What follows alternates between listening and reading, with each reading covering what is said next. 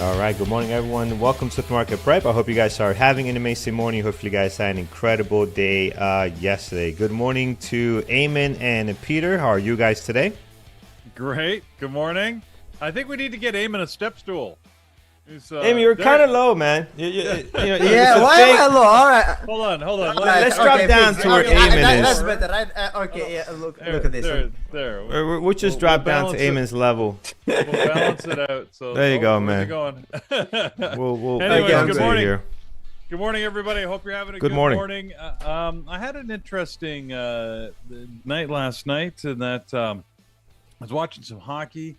And then I get like this knock on the door, and as we, Carlos, have you ever got those knocks where somebody's like busy, they're knocking on the door and ringing the doorbell? They're like knock knock knock, ding ding ding ding, knock knock knock ding, and I'm like, I have had that, but they leave. It's like delivery people, like UPS. They'll knock on the door, they'll knock on the ring because they don't know if the ring has batteries, so they'll do both, but then they'll head out.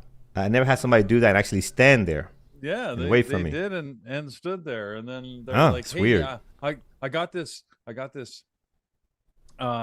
for you, and it's yours, and you need to have it. And I'm like, oh, okay. And it's like my 2026 census form, and I'm like, oh, okay, thanks. That's interesting, but really not that urgent, man. You could have just put it in my mailbox, and I'd find it eventually.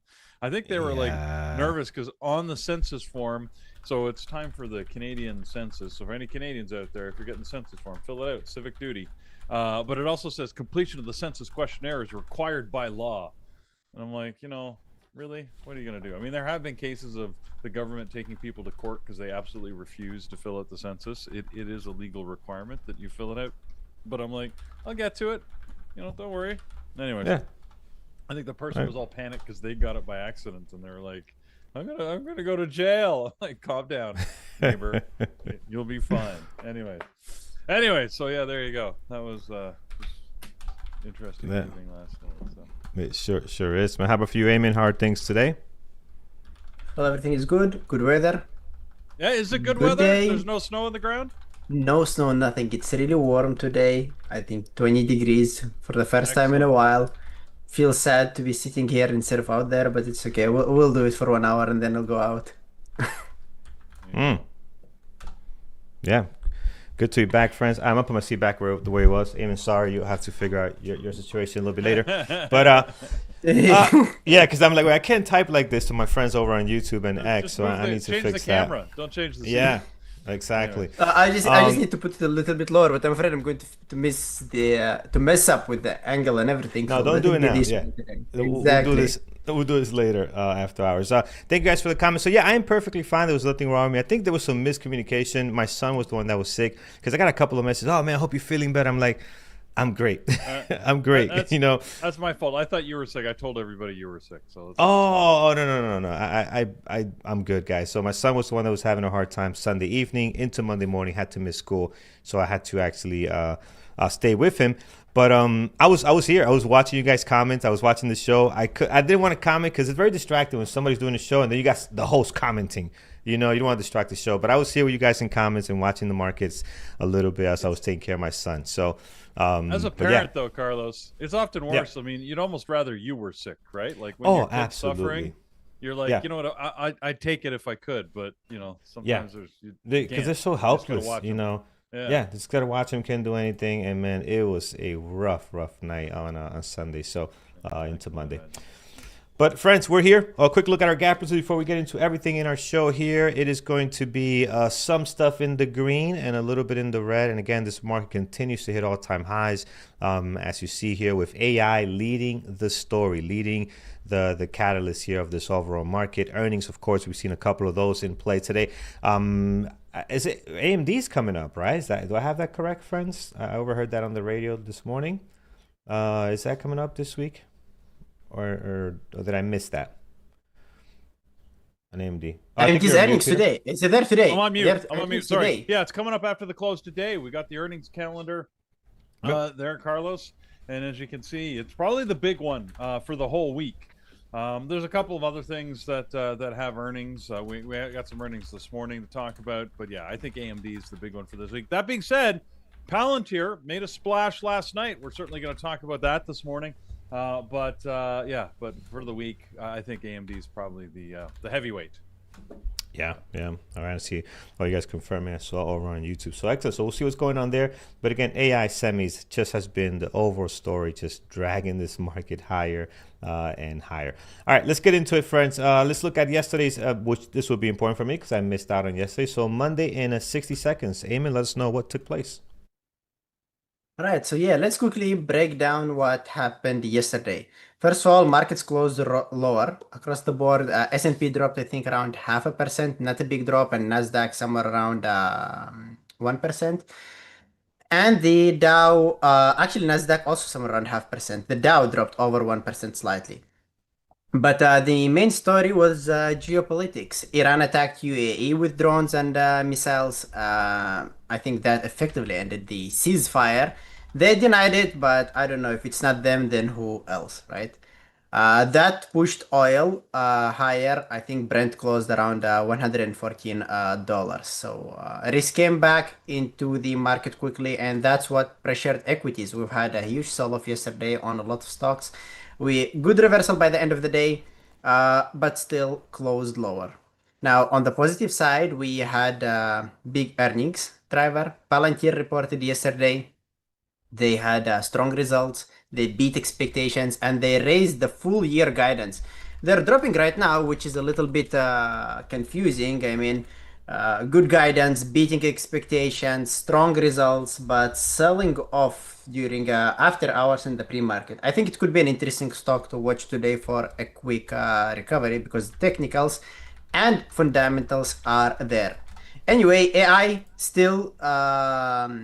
demand still continues. It's a major theme right now, and stocks will probably continue moving higher. Anyway, we also saw a major shift in logistics. Probably you came across these news that Amazon launched its own supply chain services. That's directly competing with FedEx and UPS. Yesterday we had FedEx and UPS selling off a lot, and this is the main reason why. And on the consumer side, Norwegian cruise line dropped after cutting guidance. Higher fuel costs and Middle East uncertainty still affects the cruise lines. So that's it for yesterday. Awesome. Let's go to what to expect for today. Some of the things that could be affecting us as we get ready for this market open. All right. So today, Today, I think the most important event will be driven by geopolitics again and AMD earnings tonight. Let's start with the main story, Iran. Overnight, the tensions escalated again, like I mentioned. It looks like the situation in the Strait of Hormuz is still unstable. Shipping remains at risk. The oil is holding above $110. So at this point, the market is not trending fundamentals at all. It's basically trading headlines. And any update or any statement this morning could move the market quickly. Now, moving to data, at 10 a.m. we get the ISM services. We've already seen some slowing in the economy, and the key question is whether that trend is going to continue or not. The most important thing that we are going to be watching probably is the inflation inside that report. The big one for today, like we mentioned, is AMD. This one is I will also talk about it in more detail during the featured story for today. I think Peter is going to talk about it because that's probably the most important event for today. The focus will be on the data center growth and the AI demand. The options market is pricing, I think, 8% move, so expectations are high on it. And we had a few names that were already reported, by the way. Pfizer, Shopify, and PayPal. They already reported during the pre-market, so good spikes on them. Those could be some of the stocks that will be in play. Anyway, I think the scenarios that could happen today, geopolitics, if they cool down, if the oil pulls back and AMD delivers strong numbers, the tech would lead higher. If the tension escalate, oil spikes, and AMD gets some disappointing news, probably the market is going to be bearish maybe the next couple days. And finally, the base case, if no major changes happen or maybe the session is mixed, then the market is just going to be going sideways. That's it for today. All right, thank you so much, Eamon. Appreciate that. All right, friends, let's get to some of the details of what's taking place today. We know we looked at the earnings calendar earlier and some of the big stuff that's happening later today. Actually, after hours with AMD and some other ones, Supermicro is there, some other names as well. And Peter, give us a little bit more details of some of the stuff coming out today as far as data goes. I overheard there's a press conference happening now at AM if it started on time from the Pentagon. I haven't pulled it up yet, but I heard there's some of that taking place.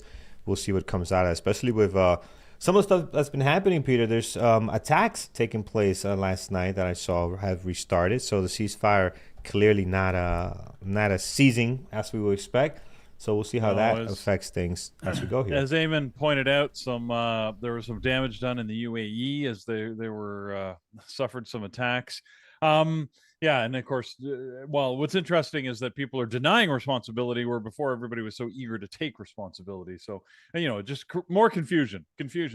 Yeah, I mean, this morning we have actually some big economic announcements. So the economic calendar is pretty full this morning. 8:30 will give you the updates on the building permits, the trade balance, import, export. That's interesting, but nothing compares to the JOLTS job openings. If there's one number that the market has always, or at least traditionally, paid attention to, it's those JOLTS job openings. So that we've got to pay attention to. That's coming out at 10 a.m. So that's going to be the big focus for the day, really. But as you can see, the whole day is filled with manufacturing numbers. We got the Atlanta Fed that, the GDP now, they're producing this more frequently, it seems like.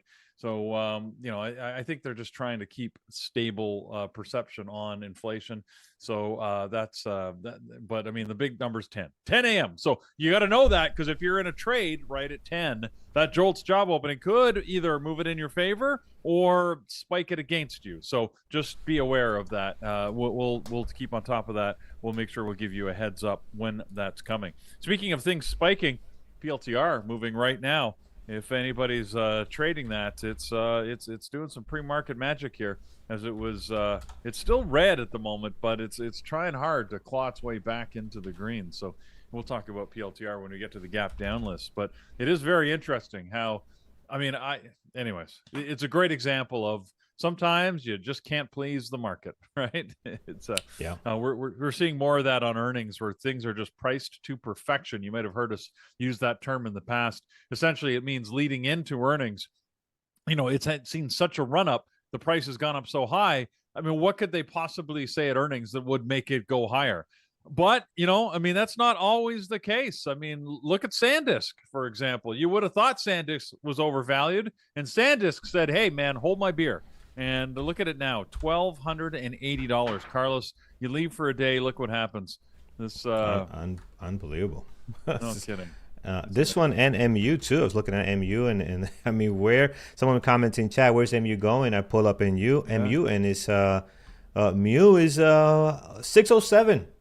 The high for Mu. I'm gonna call it Mu now. It really did not spend long at the $500 level. I mean, I remember back when it was only a $400 stock. Remember those days? 400. A week and a half ago. That's long gone. Yeah, it's been a week maybe in the 500s, and now look at it, 603. We'll see if it holds today. But yeah, that was pretty impressive. I don't normally trade MU. I don't like it as much as some of the other semis, but you can't argue its move. I mean, it's going. It's sure rocking. All right, friends, there it is. Some of the top stories happening today and some of the big movers this morning.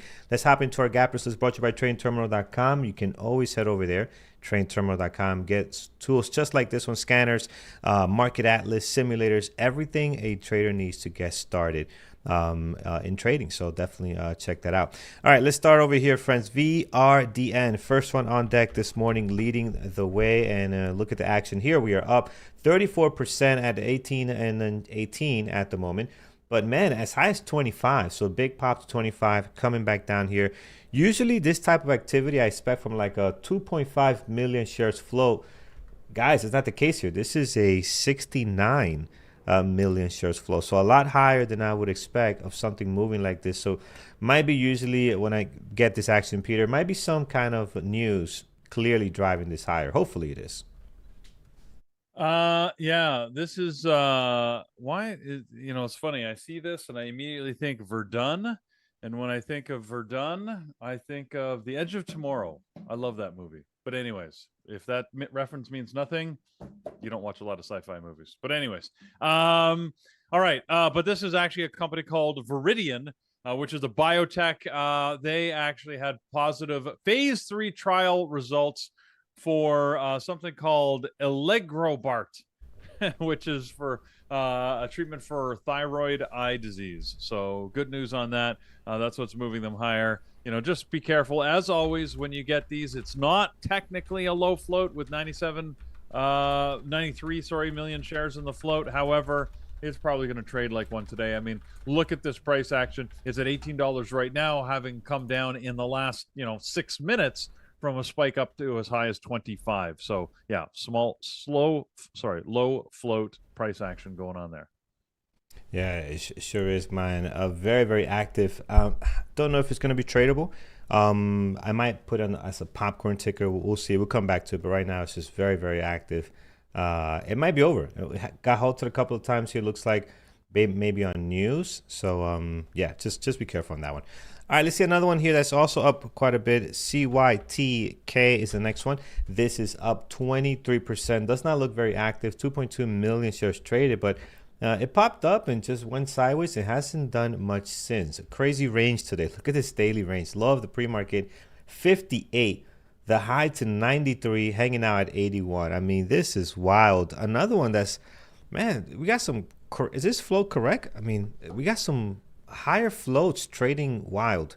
It's 119 million shares flow on this one, 2.2, Peter. So again, a little bit on the higher side, but man, activities all over the place. Yeah, you get some of these sort of mid-sized biotechs, and they'll have decent floats, because like it's a company with actual drugs in the pipeline. They did 88. This Cytokinetics. They did $88 million worth of sales last year. And, like that one we were just looking at, Viridian, they did $70 million worth of sales. So they actually have, a revenue stream. So I can't, begrudge them that. But yeah, they're going to trade like low floats when they get this news. Sort of like we just saw on Viridian. Cytokinetics has a phase 3 trial of something called Efficac. Oh, I don't know, something. I tried to say it and my mouth failed. Aficamten. That those, for some reason, those syllables just don't make sense to me. Anyways, which is something for non-obstructive HCM. I don't even know what that means. So in any event, they've got a positive phase 3 drug trial. My apologies to anybody that knows that word and says, "What's wrong with you? Why can't you say it?" My face does not want to make that sound. Anyways, your brain is sending the signal, but your lips saying we're not going to do that. Apparently. Yep. There you go. All right, friend. Let's continue. Again, I'm not going to watch it. Looks messy. Not moving right now, so it's just kind of stuck there. So we might see some action out of it a little bit later, but right now pretty quiet. All right, DOCN is the next one here. And this is DigitalOcean. They're up pretty nice here, 18%, 864,000 shares traded. Look at the daily overall. Just has been inching higher ever since actually all of 2026. Been doing pretty well here. A little dip in March and then took off again. A little dip in April, the beginning, and then off again. And here we are, gapping up huge on DigitalOcean. We've seen this ticker before. I don't think I ever put it on my list. I don't plan to now either. As again, it's just not typically something we look at. But Peter, here they are. They're doing very well this morning. What's your thoughts on it? Yeah, they're one of the many companies that had earnings here this morning. Not one that I was following, but I mean the list is like, without exaggeration, there are hundreds on the list of stocks having earnings. So we're going to get a couple that happen to pop up here. This is they had a good quarter. Their revenue was up 22%. Their earnings were at 44 cents. They raised their guidance, which is always the most important thing. So it's good news, but I don't know. I mean, I just don't see it having sustained volume that we're going to be able to trade. Its average volume is under 5 million shares. It's good that we're almost at 1 million now, and this pop is good. I mean, it's 18%, so I can't say that that's bad, but I'm looking at the price action even here pre-market, and it's not fantastic. It's okay, but it's not fantastic. Maybe I'll put it here just to see if it gets better, but it's gonna have to get better for me to be interested. Yeah, I hear you, man. Glad you watched. I think it does look interesting a little bit, and maybe we can get something out of that one. All right, here's one that a lot of us know very well. It is Pins. What is Pins up to, friends? We are up 17.5 here, 1.2 million shares traded. This is Pinterest, and man, they're doing well, climbing out of this big drop they had back in February. You can see it right on here. Back in February, down to about, what is this? We'll call it 13 something, 13, almost 14. Recovering since then over the last couple of months. And look at it here. In the beginning of May, we are up 17.5. So pretty nice pop there. It looks like action after hours last night, Peter. Yeah, earnings, of course. That's the only reason we see Pinterest on the list, or Pinterest, as Andrew would call it. Anyways, it's again, good earnings. Again, I'm actually surprised that they managed to keep beating their earnings numbers. Everybody thought that Pinterest was dead a few years ago, and yet they seem to continue to be drawing usage and viewers. Them and Snapchat. Snapchat is the other one that has had earnings and that keeps surprising people. But in any event, they had good. Their average users were up 11% at 631 million. They still are selling a lot of ads, so the good ad revenue. It's overall it was a good quarter. Pinterest, I have never figured out how to trade this thing. There was a very, very brief period of time when it was tradable. Again, Andrew had a really bad day on it. Let's just put it that way. And ever since then, I'm like, nope, not going anywhere near it. And it's hasn't really been that good trader. So if you're really interested in that, go way back into the machine in our archives here on YouTube. You'll be able to find Andrew's day somewhere out there. I haven't tried to look for it in a while, but it's got to still be out there, right? I don't think YouTube ever deletes anything. And it was actually like the first day I was being introduced to the chat room or something. It was like 2017, 2018, something like that. Anyways. And it was bad. It was definitely one of those days. I'm looking at it now. It looks like my wife might be using my account because everything is all about nails. And all of references here is just nail colors and DIY stuff. Yeah, looks like my that's a nice excuse, Carlos. I guess so, right? But yeah, it looks like it's all just. Well, I'll show you here. It's all just food recipes and just decoration stuff. So yeah, I'm not. Guys, you know what to gift Carlos next time when it's his birthday. Nail colors. These are some hints, exactly. So I'll tell you this, for my birthday Saturday morning, my wife set up this nail thing for me, this whole nails and petty and whatever. And I'm like, all right, I walk in, I'm the only guy there. All the old ladies were so nice. They were so nice. I was there first thing in the morning. Man, what a mini spa situation. You ladies are doing it right. Us men got to do this more often. I sat there in the big massage chair. They did my feet. They put in the water, the warm water, the massage. It was just awesome. And at the end, she's like, $45. I'm like, $45? I felt like this was like a $100 service. I feel like this is way too cheap. You're definitely undercharging. But yeah, man, it was very nice. It was very nice. So definitely got it. Did you get cucumber slices on your eyes? No, I didn't go that far. No, I didn't get the cucumbers. But you know what? Okay. Don't knock it until you try it. I did not go that far. But man, it was awesome. It was a good time. Okay. Good time. All right, friends. It can be very relaxing. There's nothing wrong with that. You know what? It was nice. It was nice. I agree. It's great to do it. Yeah. And the ladies treated me so well. They found out it was my birthday, and they were calling me birthday boy the entire time I was there, which was I was the youngest. I was the youngest person there. So oh, you're a kid, and the stories. It was nice. It was a very good experience. Did not expect that. All right, man, let's get to it. Here it is. Gappers list by tradingterminal.com. We looked at the top few on here, and I just want to get to MU, and then we'll hop around a little bit. I know I see coin. I see some of the Bitcoin stuff there, so maybe after this, Amy, you can give us an update on how Bitcoin is doing here, because I do see a lot of Bitcoin plays here. So if you could put that together real quick, and I'm just going to look at MU, and me and Peter will look at some semis. MU, guys, been talking about it this morning. Look at this here, up huge. 4.7. It just doesn't stop. And just look at this daily here. Just wow. This is just so impressive.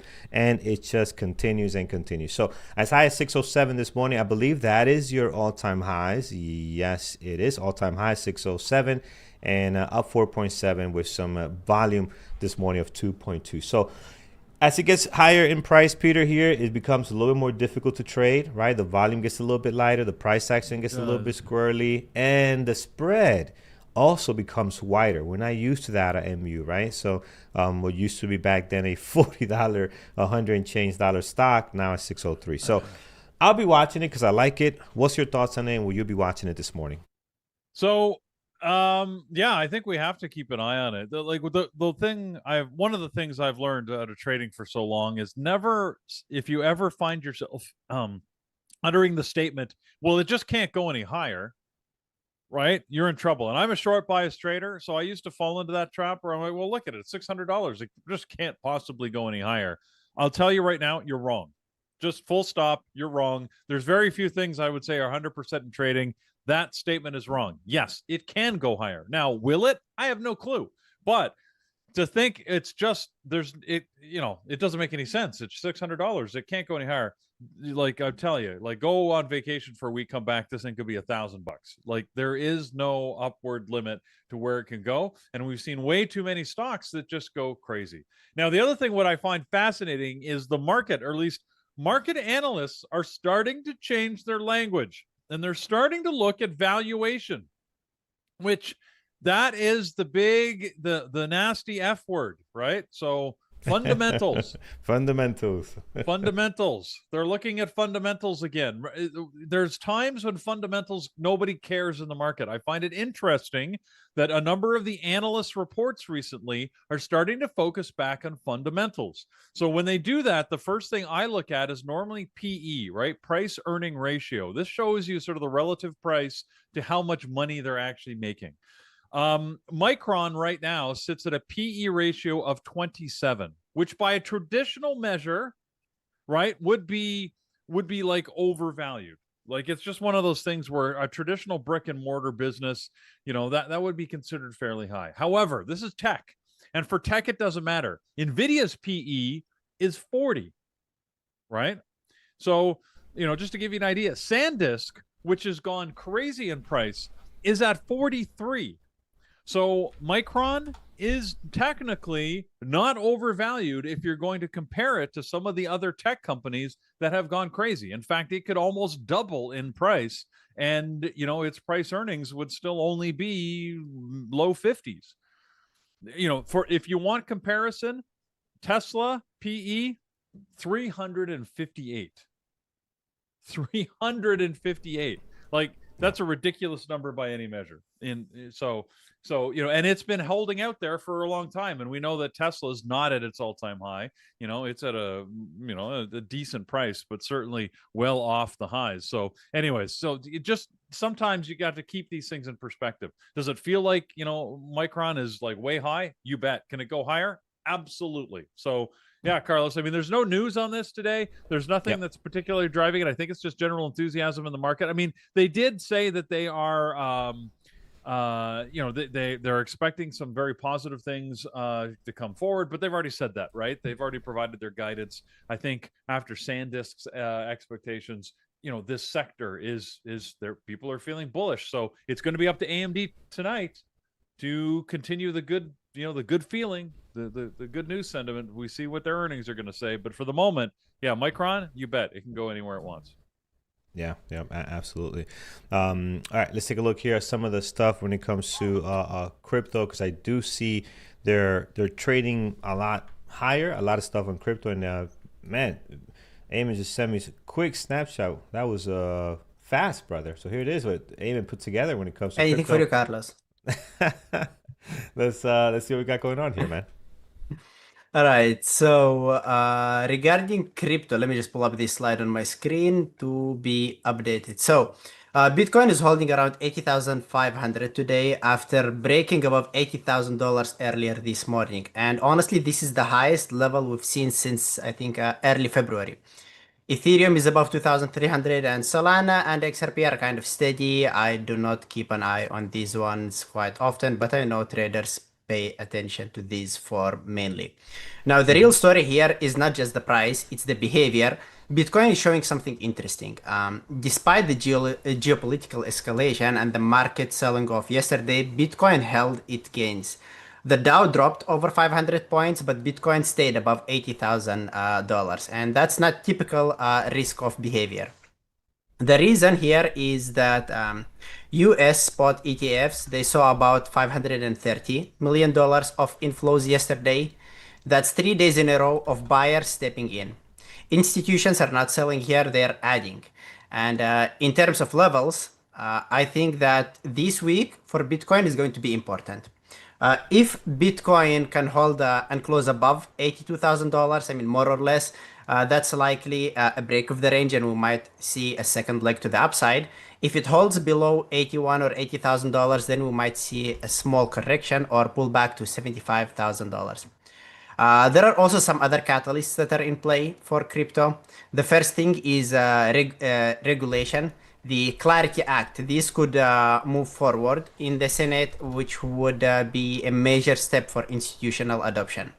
The second thing is that there is talk of US strategic Bitcoin reserve, which would be a huge long-term signal if that's actually confirmed. It's still not confirmed, but it's something to keep an eye on. And finally, the macro picture. If you think about it, since Iran conflict started, Bitcoin is actually up around 20%. Why is that? Because they are saying that they are accepting payments in crypto for allowing ships to go through the Strait of Hormuz. So some investors are starting to treat this as a hedge. But I think that's going to work until it doesn't work, right? So anyway, if oil spikes aggressively and the markets panic, crypto can still get a big pull down. But if everything still remains the way it is right now, then we might see a second leg to the upside.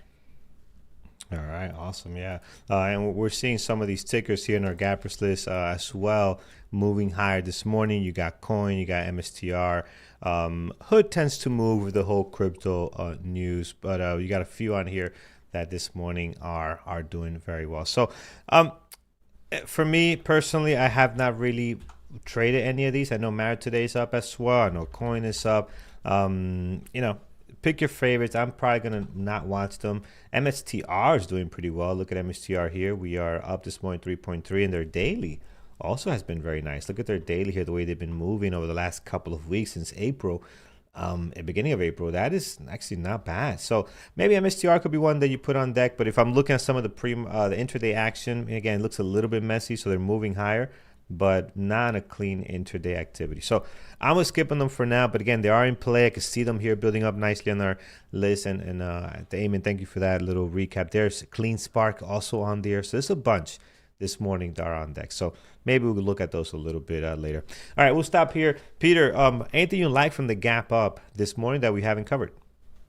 Well, our AI-related stocks, as we mentioned, and semiconductors seem to be doing well. You can see Intel is on the list. We already I mentioned in passing NVDA and AMD. Of course, Micron we talked about. So I think this whole sector is in play, or whatever you want to trade. Whether you want to go with SanDisk, which is a tough trade, but it's moving. I mean, we watched it yesterday at the open. I think it made something like a $70 move.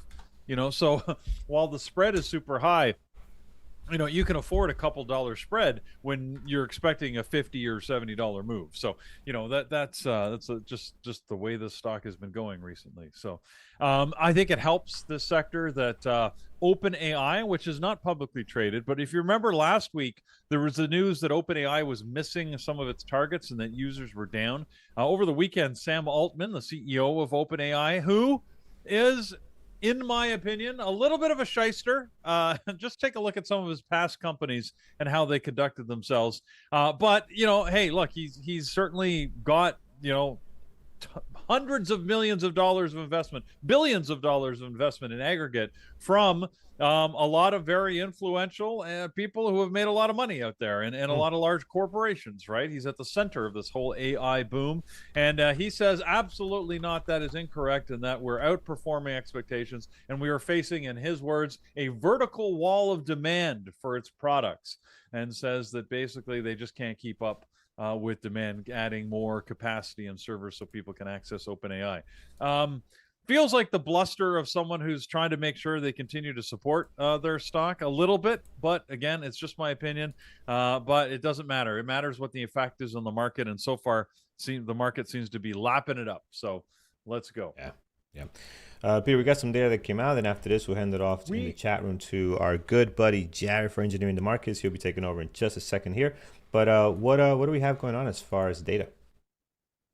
Yeah, I didn't bother interrupting us because it really is not having much of a market impact. We had some building permits, imports, exports, and then this trade balance. All pretty much, guys, they came out on target. We don't really have targets for the import-export stuff, or at least not forecast data. But as you can see, the building permits right on target. And the trade balance, while down a little bit, which is good because that means it's in favor of local products versus imports, it really is not significant. So all in all, yeah, it's sort of a nothing burger.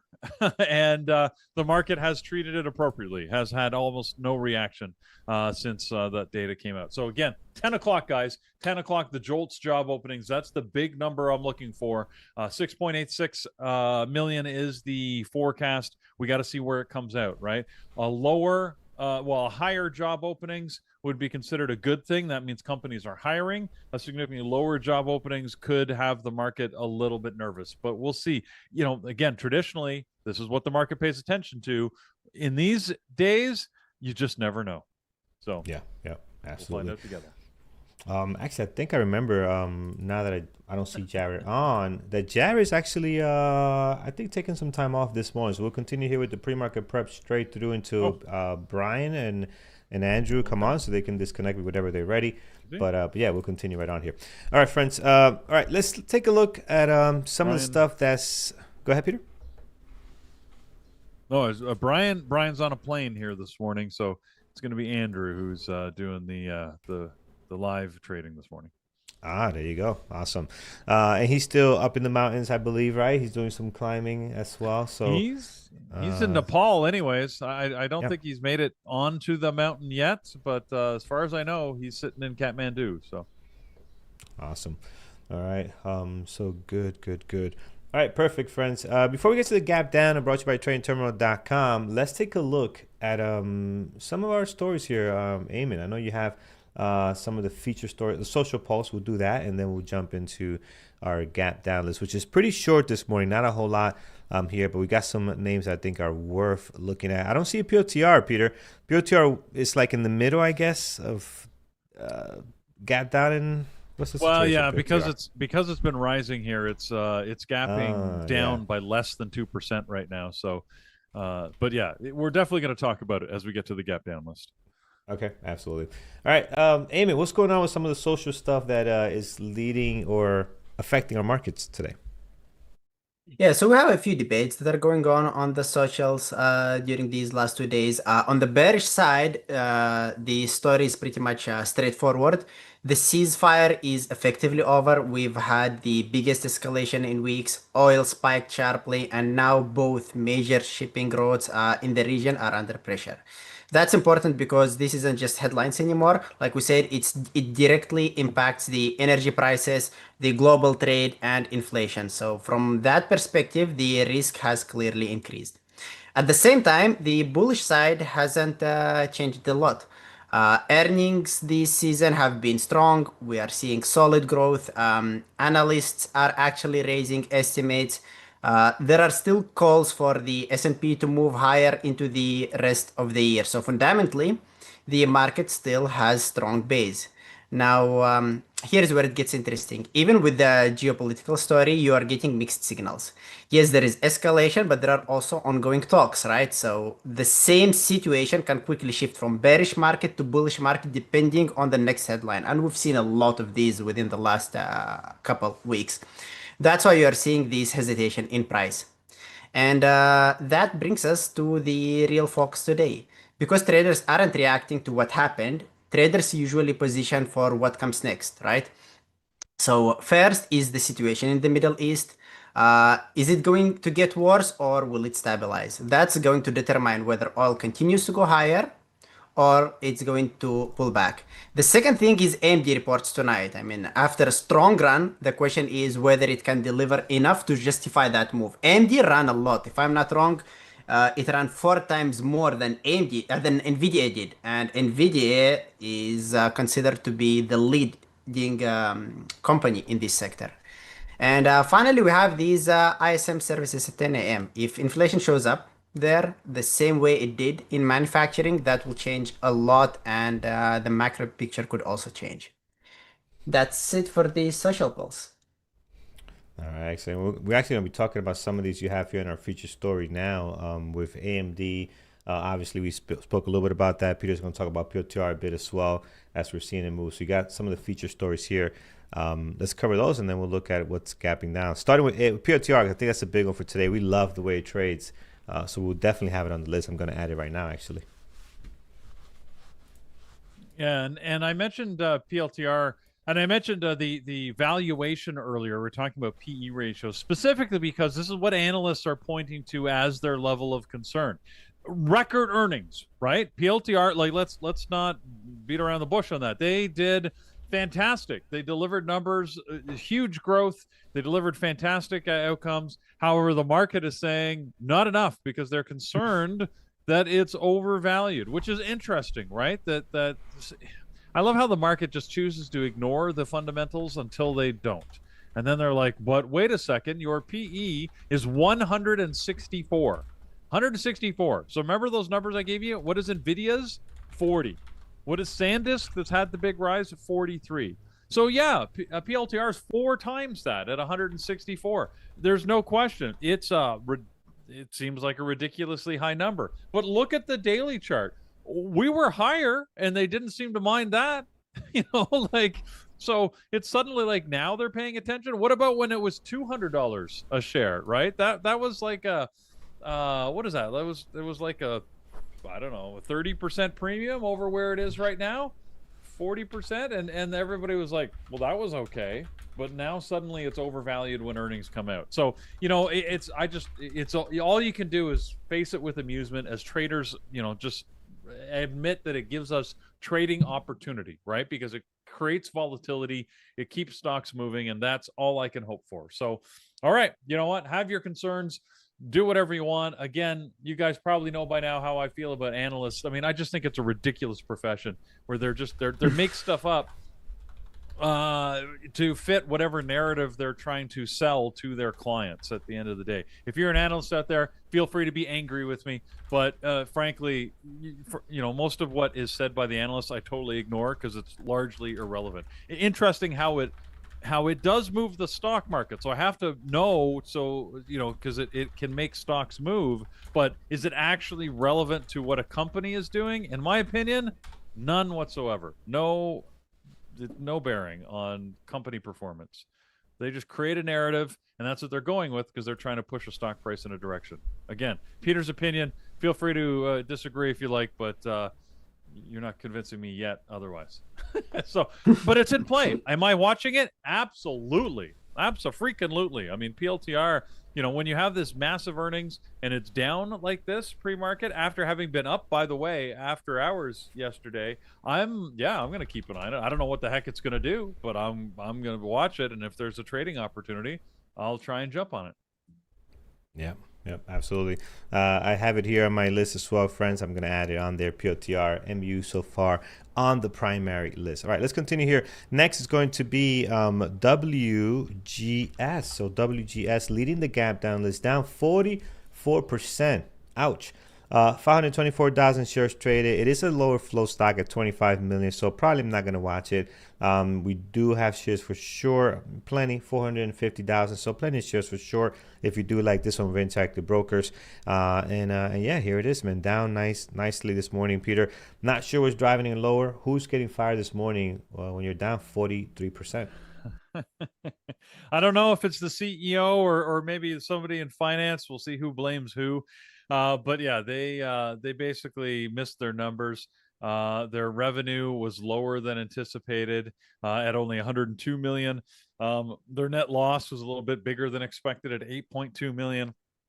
They had this reimbursement package that they were giving back to people, which was about $200 lower than they had previously promised. So, bottom line, they're saying that things are not going as well as expected. They had some trials, and they said the outpatient response was about half of what they had anticipated. So all of this means that they're getting sort of lower throughput in their activities. This is a company called Gene DX, by the way, which is a diagnostic research company. So yeah, they're struggling here this morning. I mean, I don't know. I mean, yes, the news is not that great. I'm not sure that it's worth having the stock price as a result of it. This is a company with $420 million worth of annual sales. So again, 103 million in the quarter. They're not going bankrupt or anything, but yeah, it feels like they've been overly punished. I'm probably not going to watch it though. I mean, it's moving well. I think there's just too much fun going on the techs that I at least know get volume and I need that volume, right, to really make it interesting. This stock typically trades under 1 million shares a day. I mean, we're at 500,000 right now, but I'm willing to bet when the opening bell rings, it's going to go flat. Yeah. Not typically something we look at. We'll definitely leave it alone here. Another one here down quite a bit is SKK, also down 40%. Man, we got some big numbers here. Again, this is brought to you by TradingTerminal.com. You can get this same scanners list, watch list, market atlas, and other tools right on there. So TradingTerminal.com, go check it out. But SSK down 40%, BRBR down 35%, CNSP down 22%. So the first top four here down quite a bit. A few of them low flows, just to keep in mind. CNSP low flow, SKK low flow as well, plus WGS, which we just looked at, low flow ticker also. So here is SSK. It looks like it had a big day yesterday. Went from like 0 to hero, 0 to 18, and back down to 7 this morning. Sadar, welcome to the Lambos and Garbage Truck family. Great to have you. So good to see you there. But Peter, big day yesterday. Looks like the fun might be over. Got some volume here. Hard to borrow. Can't short this. Low flow stock. Just a lot of red flags, seems like. Yeah, SKK, and the company is actually called SKK Holdings. It's an engineering company that about a month ago went into an agreement to buy a company called Rantizo, which is a drone company. And as we know, right, wartime drones are very exciting to the market. So there are a lot of drone companies that were doing well. The fact that they were buying it was seen as a good thing. Yesterday, they said they were closing that deal. And it looks like today people are having like buyer's remorse. Yesterday, they were like, yeah, the deal's closing. Woo, let's push the stock up. And then today they're like, well, wait a second. How much is this actually worth? Are they going to be able to make, money off of this? What do they do again? No, I don't know what they're asking, but really it feels like, as you said, Carlos, the fun's over. Yesterday had huge volume. I mean, normally this stock is trading 30,000 shares a day, 30,000, right? So no volume any day. Yesterday, 22 million shares. So the fact that they've got 1.5 million shares this morning, that's already 500 times the normal volume that they trade on a daily basis. So it's sort of in play, but I'm not putting it on my list. It's too much, too crazy. Managing the risk on this is going to be tough. Keep in mind, this closed at $12 yesterday. The day before that, right, this was $1. It closed at $1.75. So, I just can't, it's not the type of thing I like to trade because the risk is too great. Yeah. Be careful in the pre-market, guys. No volatility halting. You're seeing that now. We're hanging out 740 here. Think, hey, maybe it's going to have some support. And just out of nowhere, we saw this just now. Boom. Almost an 80 cents drop, almost $1 here out of nowhere. And this, you can be put in a really tough position very quickly. With these lower flow stocks. This one is less than 1 million here, so just be mindful of that. BRBR, Bell Ring Brands is the name of the company. Why do I feel cold suddenly? Yeah, a little breeze came down my shoulder here. But there it is. Dad joke alert. Yes. So here it is, BRBR. We are down 33%, friends. 647,000 shares traded. Not a low flow, sitting at 115 million. But again, just trading very light volume. Normally, they don't get a whole lot of volume on their daily as well. So probably won't be watching this one. I think there'll be better things to look at. That's for sure. Yeah, Bell Ring Brands, never heard of them. Packaged food company, missed their numbers, lowered their guidance. I mean, that's really what happened. So yes, it makes sense that they're gapping down. Again, still not going to be something on my list. Packaged foods, the market doesn't get excited for that. Like it or not, the market is all about tech. So it is a tech world. All right, we'll leave that packaging stuff away there. CNSP is next, and we are down 23%. Another one down big this morning. CNS Pharmaceuticals is the name of the company. Hard to borrow, so you cannot short this with Interactive Brokers. And again, they're just having a tough time. Had a big day yesterday, gapped up pretty nicely here. Looks like all the way up to about $9 when it opened, and then $10.50 slamming down this morning. The fun just might be over on this one, and again, I don't think this will be tradable, so we'll skip on it as well. Yeah, it's sort of a weird one in that they had a private placement. They were issuing some private shares, 22.5 million worth, which I think is why, because those sort of hit the market and it caused a spike in the price. But and it was oversubscribed, so people want a piece of this thing. But it was a little bit overdone, and we can see it coming back down to earth now. I don't know actually what they were purchased at $2.30 actually. So there you go, $2.30 a share. But yeah, so this is a little bit of an over pop from yesterday. I'm not interested again. Thank you. Yeah, but no. Yeah. All right. Well, we'll leave that alone as well. So again, a couple of top ones here, not looking good. Let's get to the last one, PayPal, and then we'll hop around a little bit to see what you guys like this morning. Here's PayPal. This stock at the moment up 10%. 4.1 million shares traded, so tons of volume, as you're seeing it here, breaking down nicely, clearly in play. It doesn't trade very well, but today I will have this on a secondary because it is PayPal and you are getting massive volume this morning. Peter, what's driving this today? And looks like they're not having the initial reaction does not look great at the moment. No, and let's make sure we get it right. It's down 10% here, and their earnings weren't bad. This is the first earnings report issued under their new CEO. If you remember, PayPal had a sudden change of leadership a little while ago, and the new guy in charge, Enrique Lores, is in charge now, and he that's my French training, by the way, allows me to roll those R's. Enrique Lores. Anyway, sorry.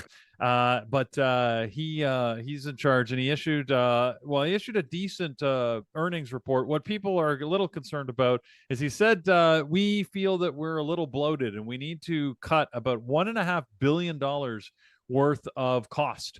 So he's committed to cost cutting. Now, normally the market likes cost cutting. I think the market was caught a little bit by surprise that was going to be happening. This is after last year when they actually repurchased $1.5 billion worth of their own stock. So they bought back a bunch of stock and now saying they're going to go cut costs, which again the market normally likes. I think because it's a new CEO, they want to make sure he can actually deliver on that. And so I think that's the concern.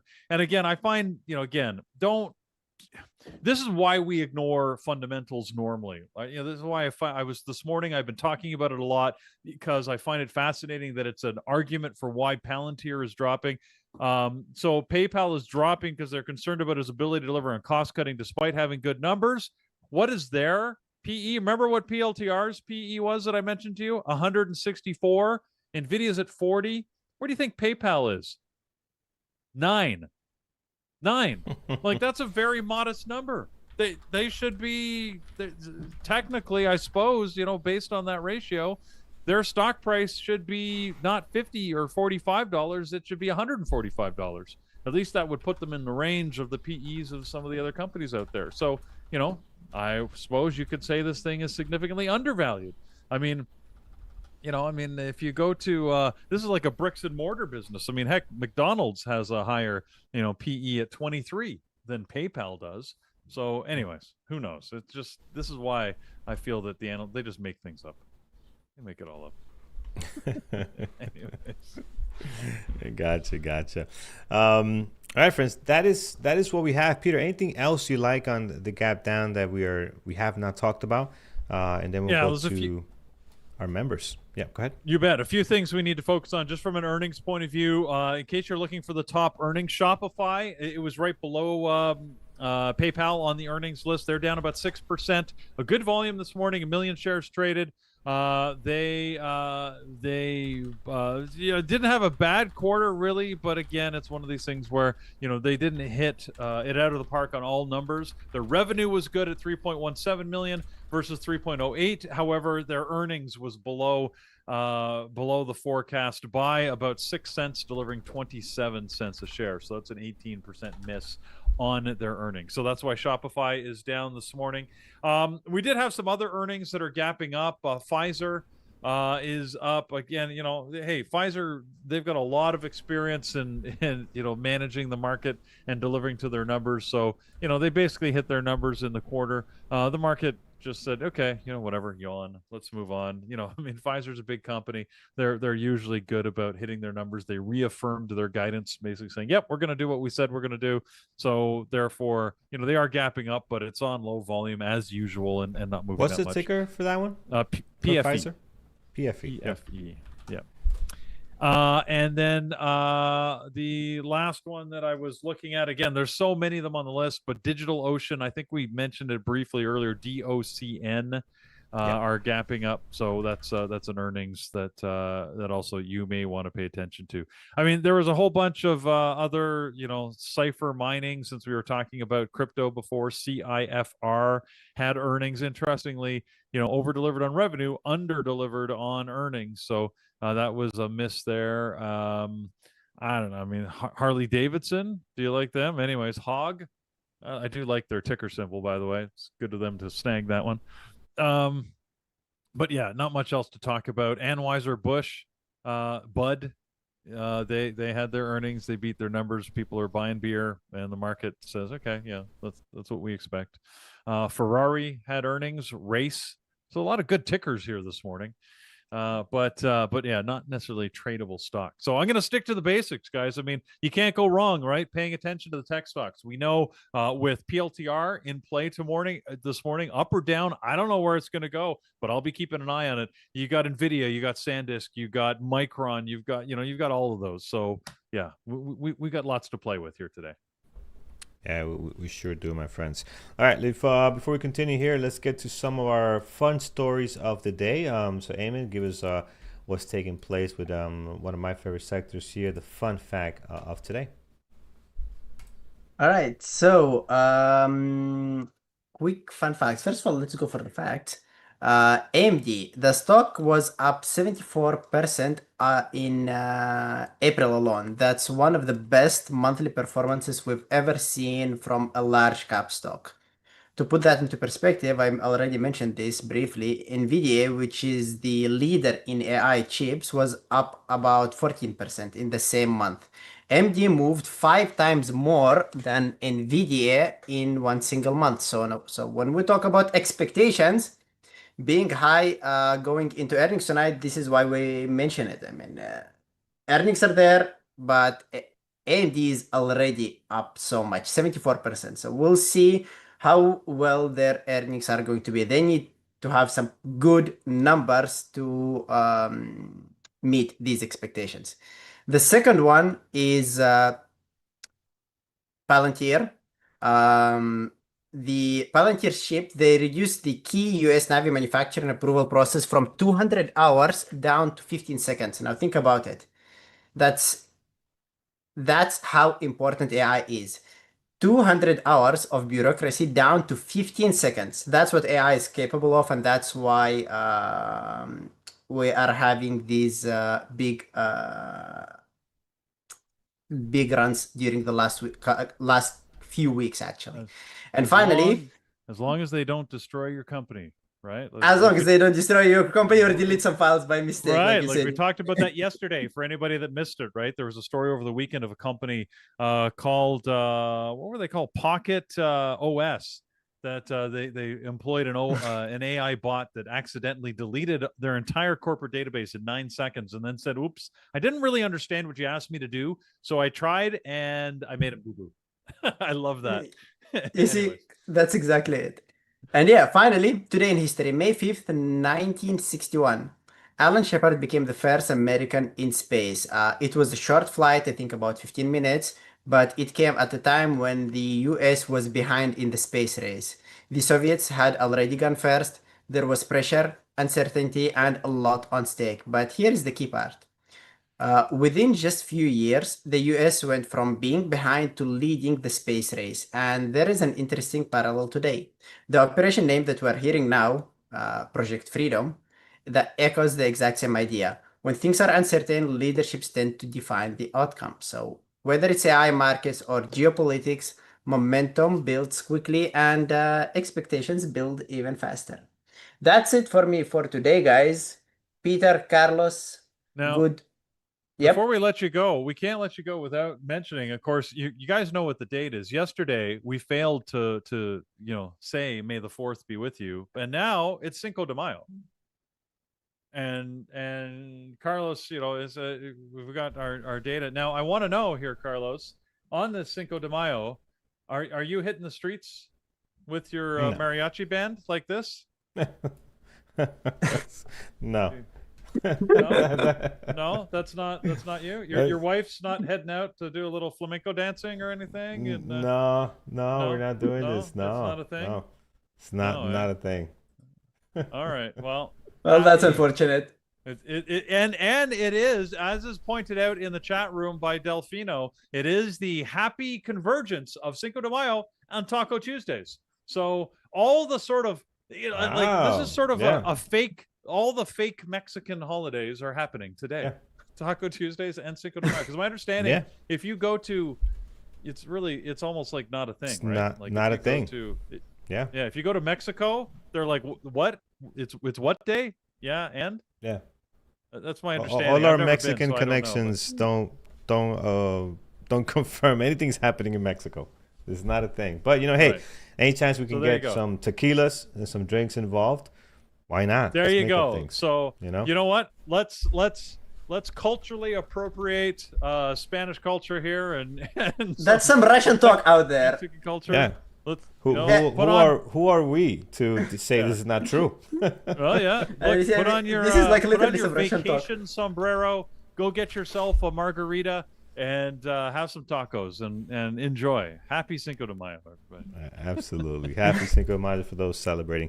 Amy will catch up a little bit later. Amy will be back with Caio at 11 a.m. today to go over their trades, what the market is doing, and some of the top movers for this morning at 11 a.m. So we'll see you there, my friend. Thanks for joining us this morning. All right, we're going to continue here. And right now on my list, MU, PLTR, AMD, secondary list, PayPal. I'm going to ask some more. So I'm looking here on our YouTube chat. I'm looking at the X chat. I see Uncle D Trace, Mr. David over there. And I'm also looking in our chat room here. So throw some tickers, friends. Let's see what you guys got going on. And we'll look at what is in play from our team here. So we'll start with what I see here. Intel. We spoke about Intel a little bit. Intel is just on fire. It's a stock that's running very well. I think if you can trade this properly, you should definitely have it on your list. I will put it on my secondary list because I do have the space for it. And I think it's worth being on somebody's list and some capabilities. Man, I just wish I could trade it better. I'll be honest, the pre-market, the intraday action on Intel is not ideal for me. I think it doesn't trade all that clean. But I think it's worth having here as well. Peter, your thoughts? I think you don't trade Intel either as much as we would like. Not right? Usually. No, I mean, they they had a couple of news tidbits today. They brought on some new executives. They took a former executive from Qualcomm onto their senior team, which is seen as a good move.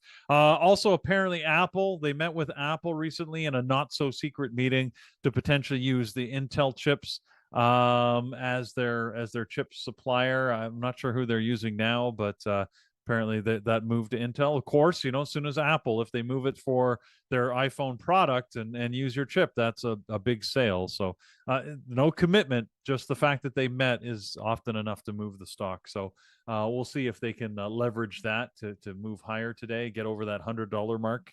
So yeah, I mean it's in play, but frankly, Carlos, I think with Micron and AMD having shown such strength over the last few days, they're going to be way down on my list. I mean, if they pop up and prove to be hugely in play, you bet I'll happily look at it. But for the open, it won't be one of my primary targets. Yeah, so same here. Pins is being mentioned. Yeah, I think Pins is in play. My history with Pins has not been great intraday, but they're up here 18%, 2 million shares traded. I'm not a great trader of Pins. I think it trades weird. It does sit on the New York Stock Exchange, so that price action is a little bit different. But you know what? Today I feel like I got the space to watch a lot of things, right? I got PayPal and Intel on my secondary list. Can I add Pins? I could. Would I trade it? Probably not. We'll add it on here, but it won't be a main focus for today. But it is up 18%. I think it's worth taking a look at and see what can come out of it. Mo, go ahead, Peter. We got I'm going to interrupt here for a second. We got to give a shout out to Alex. I don't know. He must have a premium subscription to his AI bot because he's very fast. It's pretty good. There I am. Look at me, culturally appropriating everything Mexican. There you go. So that's it's looking good, man. Apparently that's me. There I am. So there it is. Thank you. Well, at least I think it made you taller now. So at least it's capturing that. Yeah, okay, Peter is taller. And let's accommodate that. There it is. All right. Very nice. I feel a little better. Yeah, it's funny. A little better. Random news here, there, Carlos. So this morning I went to a spinning class, which I do all the time. And I don't know if you ever go to any of these classes, but this one was called Speed and Power, and there are a bunch of really competitive people. So I'm always looking to try and so that basically you load your data into an app, and then it tracks you on the app, and they put the stats up on the screen and everything. So you always at the end of the class one end up being one of the top cyclists, and they put the stats based on distance, number of watts generated, and then watts per kilogram. Right, is the last stat. So I got to say, today I was number 1 in distance. I was number 2 in the wattage. Somehow I had more distance and slightly less wattage. I don't know how that happened. Interestingly, I was number 7 on the list for watts per kilogram. And I'm like, I guess that just means that while I generated a lot of power, I am really fat, because my watts per kilogram, I was way down on the list. So and I'm like, all right, I mean, what can you do about that, I guess? So basically can't win them all. Those are good numbers, man. I think Peter's holding himself. He's holding himself to the same standards that these earnings are holding companies to. You could have great earnings, and doesn't matter if you didn't hit a grand slam. Doesn't matter. You're capping down. No, it's a good numbers, man. Great numbers. So awesome. All this stuff amuses me because I look at the scale and I'm like, oh, whatever. Like I've actually always been a relatively. I've always carried a lot more weight than people think. Like, it's funny to me when I watch like these athletes and they're like I don't know, like hockey players, because I mean hockey players are solid, right? They are solid muscle. If you get checked by a hockey player, you know it. But I watch these guys and they're like, okay, so they're 6 feet and 220 pounds, or 6'1" and 220 pounds, and I'm like, I don't understand. I'm 6'1" and 220 pounds. I clearly their weight distribution is different, because there is no way that I am anywhere as strong as these guys. So but anyway. I think LeBron, right? LeBron is 6'6" and he's 260 something. I mean, it's just incredible. But again, it's just the weight, the muscle weighs more than fat, is what I hear. So that could be it as well. There you go. All right. Andrew's calling out NVIDIA. NVIDIA's doing some stuff here, moving up towards that level. Now. Yeah, look at that. Let's add NVIDIA to the list. It looks like big, that. but it is only a 50-cent move here. But NVIDIA, it looks like it wants to get back over 200. We'll see if it can do that. That would be a good morning, actually, if it can move higher. We'll see where it goes. I try as hard as possible to get different tickers down here on this list. I really do. I try to get something other than MU, PLTR, AMD, NVIDIA, Tesla. But my goodness, guys, this is what's making us the money here. This is what's making the moves. Like, you know what? Don't fight it, man. Don't fix what's not broken. It's just not gonna do it. So I'm gonna add here. I'm gonna put in, what's this, NVIDIA? I'm just gonna put it right in here, and it is what it is. I mean, I just, you know, this has been the longest stretch for these tech companies. The longest stretch. Usually we go through travel, you know, airlines. We go through this, we go that, but tech has taken completely over our watch list every morning here. So we'll see. Well, let's not fix what's not broken, guys. So right now on my list, MU, PLTR, AMD, NVIDIA, and Tesla. I mean, it is just what's hot this morning and what we'll be watching. Yeah, we'll keep a close eye on that. All right, friends. I think we're pretty much set here, Peter. 9:10. Let's get to what's happening in our community, friends. You can always head over to barebootraders.com where you can find the latest and greatest in our community. So I'm just going to go right over there now, here on the screen, and Peter's going to walk you through some of the stuff that's happening today.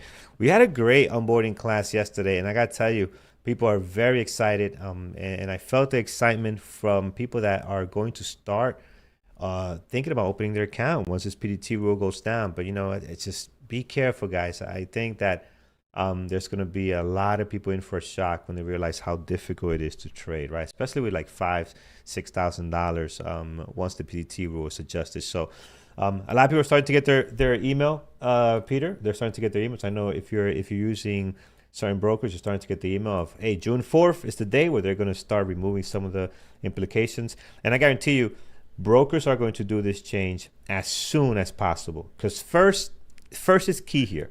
The person that does it first, that's the one that's going to get all the customers coming over. And I'm sure Interactive Brokers and all these brokers are not going to want to lose customers to their competitors. So I guarantee you everybody's going to do this as soon as possible.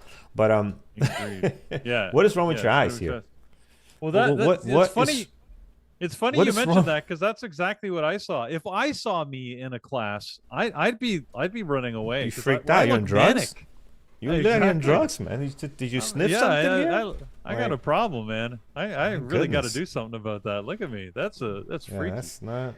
Anyways, you know what? I don't have. I just have to mention anything in my life, and Alex has got. This was Alex. He produced this within like 8 seconds of me mentioning that I did a spinning class this morning. So there we go. So it's like he was there, as I told him. So I don't even know what's reality anymore. Was that me? Was that actually what happened?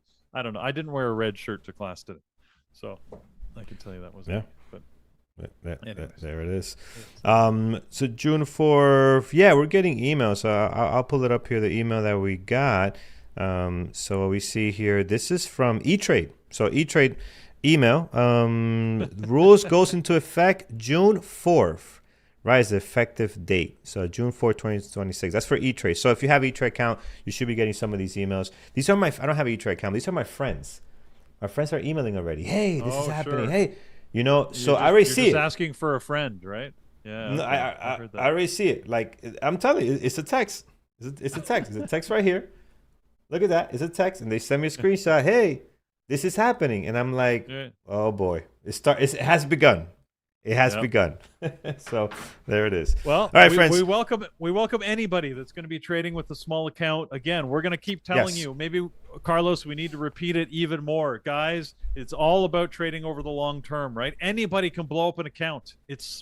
You would be surprised at how easy it is to do if you're just starting trading. So anybody that's been around for a while, you know what I'm talking about. You know how easy it is. So trade smart, guys. The last thing we need to see is everybody said, well, you know, there goes that one. I'm going to start over again. If you want a reference point, look at the South Park. I love the little South Park clip. If you haven't seen it, where I can't remember who it was. I don't know the characters' names anyways, where he had like $20 or $100 from grandma or something. And he goes into the bank and the guy says, yes, we're going to put you in this stock and we're going to reinvest the dividends and it's gone. He's like, what do you mean gone? I've got $100. He's like, no, it's gone. It's gone. So you know what? Day trading, that could be exactly your experience. Okay, guys, it's 9:30, the bell rings. I'm going to take this trade and it's gone. What you know, like don't do that. Don't be Kenny or whoever that was. Anyways, all right, guys, it's Tuesday in the Bearable Trading chat room. We have webinars for you. We focus on technical and strategy on Tuesdays. So I'll start at the bottom there, our 11 a.m. session. Brendan's going to talk about the DAS Trader Pro setup. It's the platform we use to trade. There's a lot of platforms out there. No matter what you use, actually, it's a good session to go to because it can help you understand maybe how to configure your charts. We'll specifically focus on how to leverage the capability of that platform, but the technicals and the layout might be interesting no matter what platform you're using to know what we use and how we leverage data. So that's at 11 a.m. That's for all members. So that's in the onboarding room, and that's one that everybody can attend. For our elite members in the webinar room, Jared's going to be taking over tonight at 8 p.m. So that's 4 hours after the market closed. He's going to talk debit verticals. So if you're interested in understanding, he is an expert in using different, he trades equities, he trades options. If you want to know how to trade in different debit calls and puts, then that could be the session for you. Even if you don't want to know how to use them, understanding how they work can be very valuable. So I encourage you to attend. That's at 8 o'clock tonight for all of our elite members. Once again, that's in the webinar room. If you're interested in joining at Bearable Traders and be part of that chat room where you can have an active conversation with members all day and maybe give Alex a clue of what you did today and a photo of yourself, he will create an image for you. So that's the entertainment when you get bored after you've made $1 billion trading stocks. So, but join the chat room. You've got so many great members in there, and it's a lot of fun. You go to bearabletraders.com and you can join using one of these membership options that Carlos has on the screen. So pick the one that's right for you, and hopefully we'll see you there soon. The other thing you might have seen on our screen is we're talking about the Peak Capital Trading Bootcamp. We had the kickoff meeting yesterday, so the latest bootcamp has started. If you want to join, you're going to have to hustle to catch up because, it's only one day in, and already there's some homework that's assigned. You've already got some work to do. It's a pretty intensive course. If you're interested in joining, though, it's very rewarding, and it's well worth doing. If you think you're ready, then by all means, join right now. Like, jump right in, make it happen. Or you can join now and leverage the next course, which will be happening in September, or the one after that, which is happening in January 2027. You can see here there's two different ways to join. If you go through Bearable Traders, you can join. The package on the left there is the 1 year. It gives you 1 year access to the Bearable Trading chat room plus the boot camp, and that's basically the price for the boot camp, and we'll throw in the 1 year free access to the chat room. So it's a good deal. Join now and you can start the chat room today and then do the boot camp later at a time of your choosing if you want. So pick it up. Hopefully we'll see you in that boot camp soon. I'm really excited to get that started. It's such a great session, and it's really a good way to help, like I said, accelerate your trading. It's not good if you're just starting, but if you've been trading for a little while and you want to move faster, this can help you, or sort of recover, right? It's a good way to sort of get yourself on the right track one way or the other. So there you go, Carlos. Let's set some levels. We got about 12 minutes till this market open. Let's get going.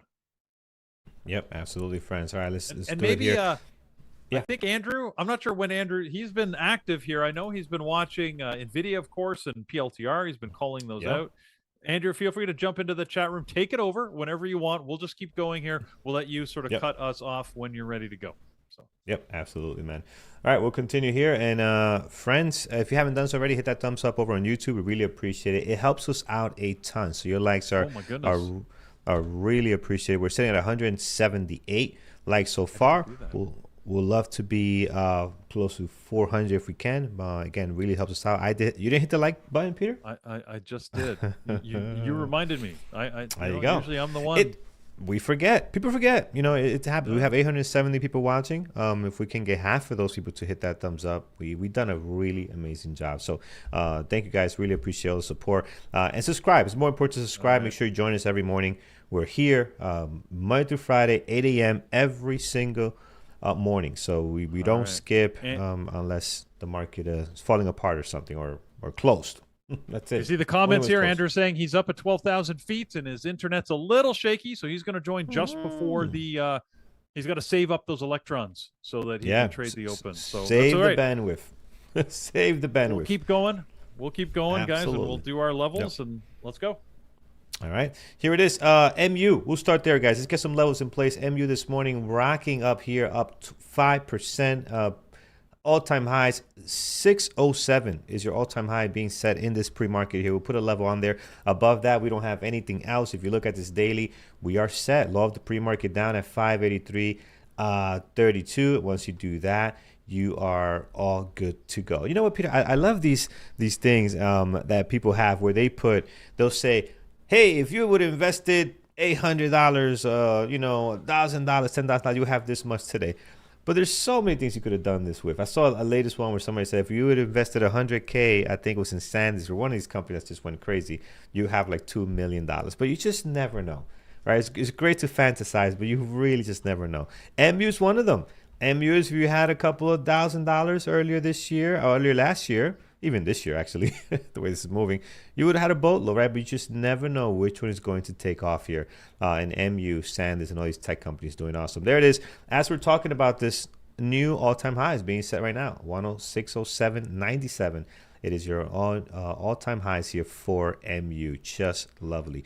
All right, we'll keep an eye on that one, friends. It is just trading so nicely this morning. Let's take a look at PLTR. PLTR, on the other hand, we have some movement here. We have some volume. It's still stuck between all these levels of the pre-market on the highs and lows for the last 2 trading days. So I'm just going to go ahead and mark some of the ranges that are on here. Low of the pre-market, of course, 140.20. Our high is going to be at 145.01. And once you do that, you can tell you're just kind of stuck within the highs and lows of the last 2 trading days, but a lot of daily levels over the last couple of days, a week or 2 or so. So I'm not going to worry too much about what's going on here. Just maybe one more level below that 140 down at 137.18. But for the most part, PLTR, we'll leave it there. Let's see if we can actually get the breakout. They got great volume today. Looking forward to them trading well. Here's AMD, friends. High of the pre-market this morning, 351.47. Low of the pre-market down at 343.52. And as you can see here, just surrounded by the highs and lows of the last 2 trading days. Previous day close towards the bottom. Just not a whole lot to see. Pulling back yesterday from their all-time highs, right? So big run in AMD, pulling back just a little bit. They got a big earnings coming up tonight for them. This is a stock that's going to be heavily in play clearly tomorrow. But even today, as they lead up to earnings, I think there'll be some opportunities that we can take advantage of. Here's NVIDIA. NVIDIA did do a push to 199.99. Hurry up and buy. So 199.99 is the level here. Low of the pre-market 198.25, and we're surrounded by the highs and lows of the last 2 trading days. So really not much to see here. Just kind of stuck there at the moment. And NVIDIA loves this area.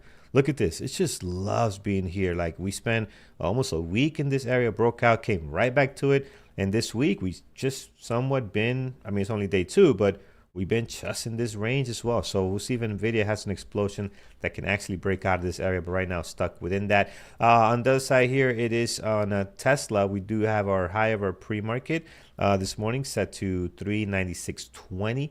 So we'll mark that there. Then the low of the pre-market just below the previous day close at 392.14. Our previous day close a couple of cents above that at 51. 392.51. So once you do that towards the bottom, we got a couple of daily levels we can mark down. One is going to be 388.60 towards the top. You do have the highs from 2 days ago. This would have been Friday. Above that, what do we have here above that? It's a little messy, but here's an area. 399 could actually be 400. 399.90. And then right up here, another level, which is 404.78. So let's see. I like Tesla here. Pre-market action looks good. Could use more volume, but almost 1 million shares traded is not bad. We'll keep an eye on that one this morning. So there it is, guys. MU, PLTR, AMD, NVIDIA, and Tesla. Talk about usual suspect phenomenon list today. That's our blockbuster list for this morning.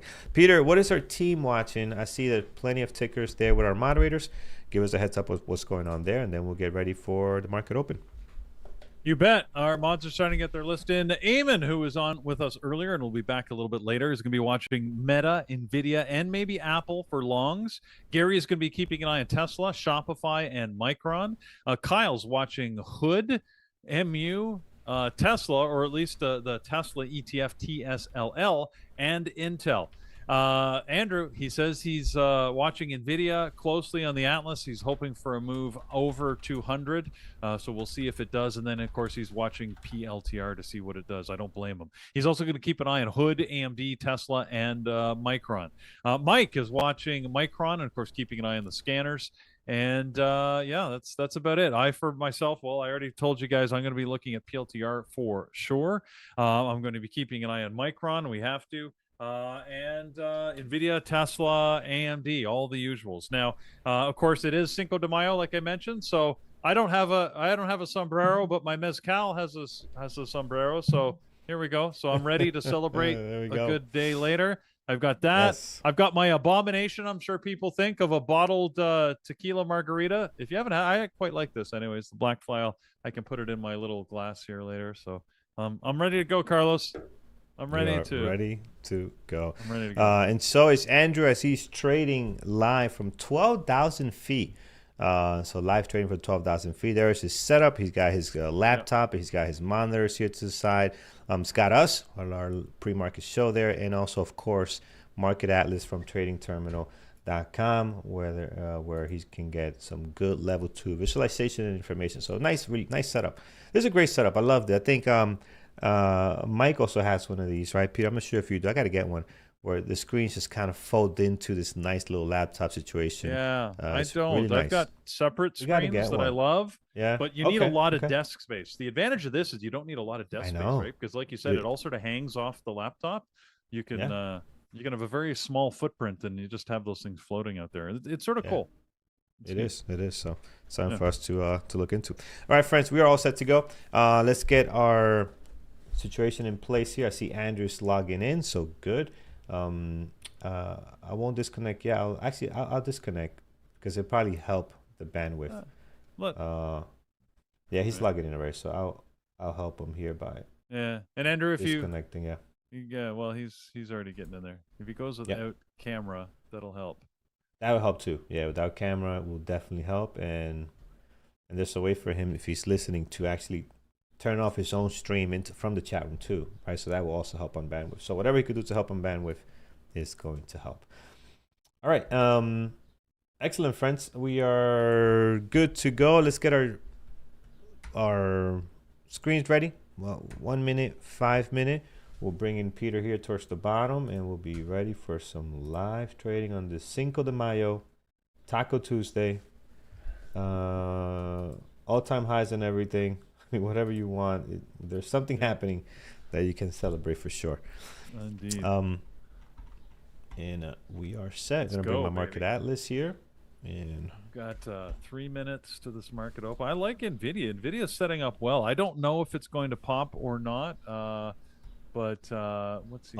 That's not good. That's horrible. Delta is cutting snacks and drinks. Oh no! Heaven forbid! What is happening? Hey, we got to make up the oil shortage somehow. We got to make it up, right? No oil costs. No more peanuts or no bad more pretzels. No more. What is it called? The I do like the biscuits though. The little biscuits. Oh, the Biscoff. Nice. Oh, the little Biscoff cookies. So great. Oh yeah, so great. I like those. Yeah. I mean, you can just buy those at the grocery store. Yeah, I'm just gonna buy my own snacks. Yeah. I'm just gonna buy my own snacks and bring them on board, and I'll buy enough and make it a business. I'll sell these on the plane. Yeah, I was gonna say you could sell them, a buck a pop to people or something, or why not? Or just if you're in a vacation generous mind, maybe you could just start handing them out and make yourself a bunch of friends. That's it. It depends how the trading goes that morning. Absolutely. Yeah. Absolutely. Fair enough. Yeah. MU says we are out of here.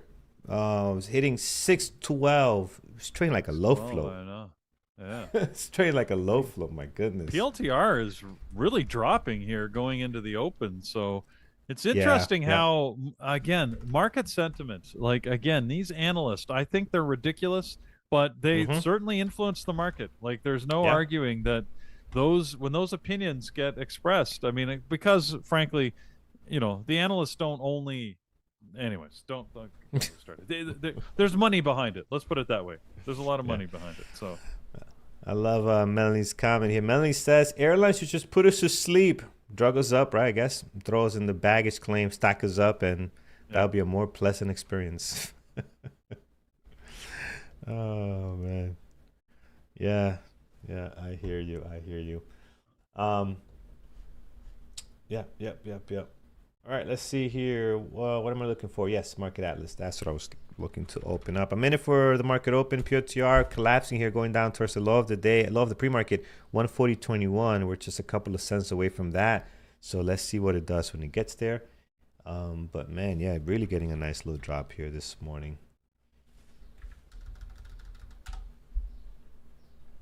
All right, there's Market Atlas. There it is, low of the pre-market for PLTR, making a new low. MU, new high, guys, 612.50. AMD, not doing much right now. NVDA, pulling back a little bit here as we got 15 seconds. Tesla, little messy, nothing great. Yeah, and then our secondary, PLTR, Intel, and pins. So let's see where the action is. I'm interested in PLTR this morning as the bell rings right now. Here we go. All right, here's the bell. See what's going on here. PLTR doing what it does.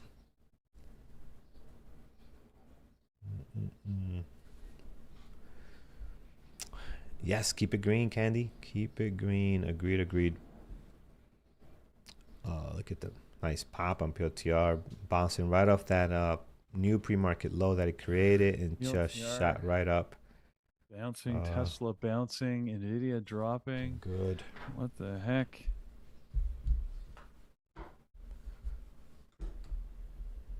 Let's see here.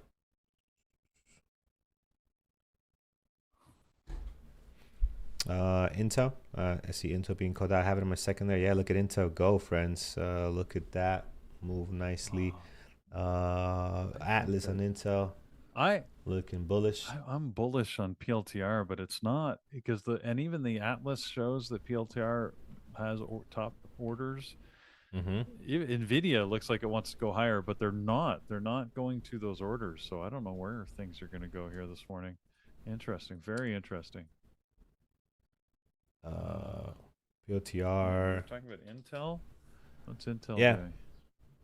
Intel just popped up, but I find this stuff to trade. Atlas says bullish to 103, 102. It's just, I don't know. Everything. To me, Everything's showing bullish on the orders, but they're not going there. They're not doing it. So here's Intel. This could be a good 1 minute ORB if you like these fast paced trading. 1 minute ORB right there is a great pullback, great push up. This will be your entry there for the break. You got to be quick with this one. And right now you're getting a nice pop, Intel. 60 cents there. You could have taken a partial. It's just not my style of trading, man. But look at that. It's going to work out here. If you got it in here for the 1 minute ORB, if you're that type of trader, you might get paid off. Oh, yes. Very nice. I'm excited for those that took it. If you took it, there it is. 103.50 is what Atlas is telling us here. There it is, Atlas on Intel. 103.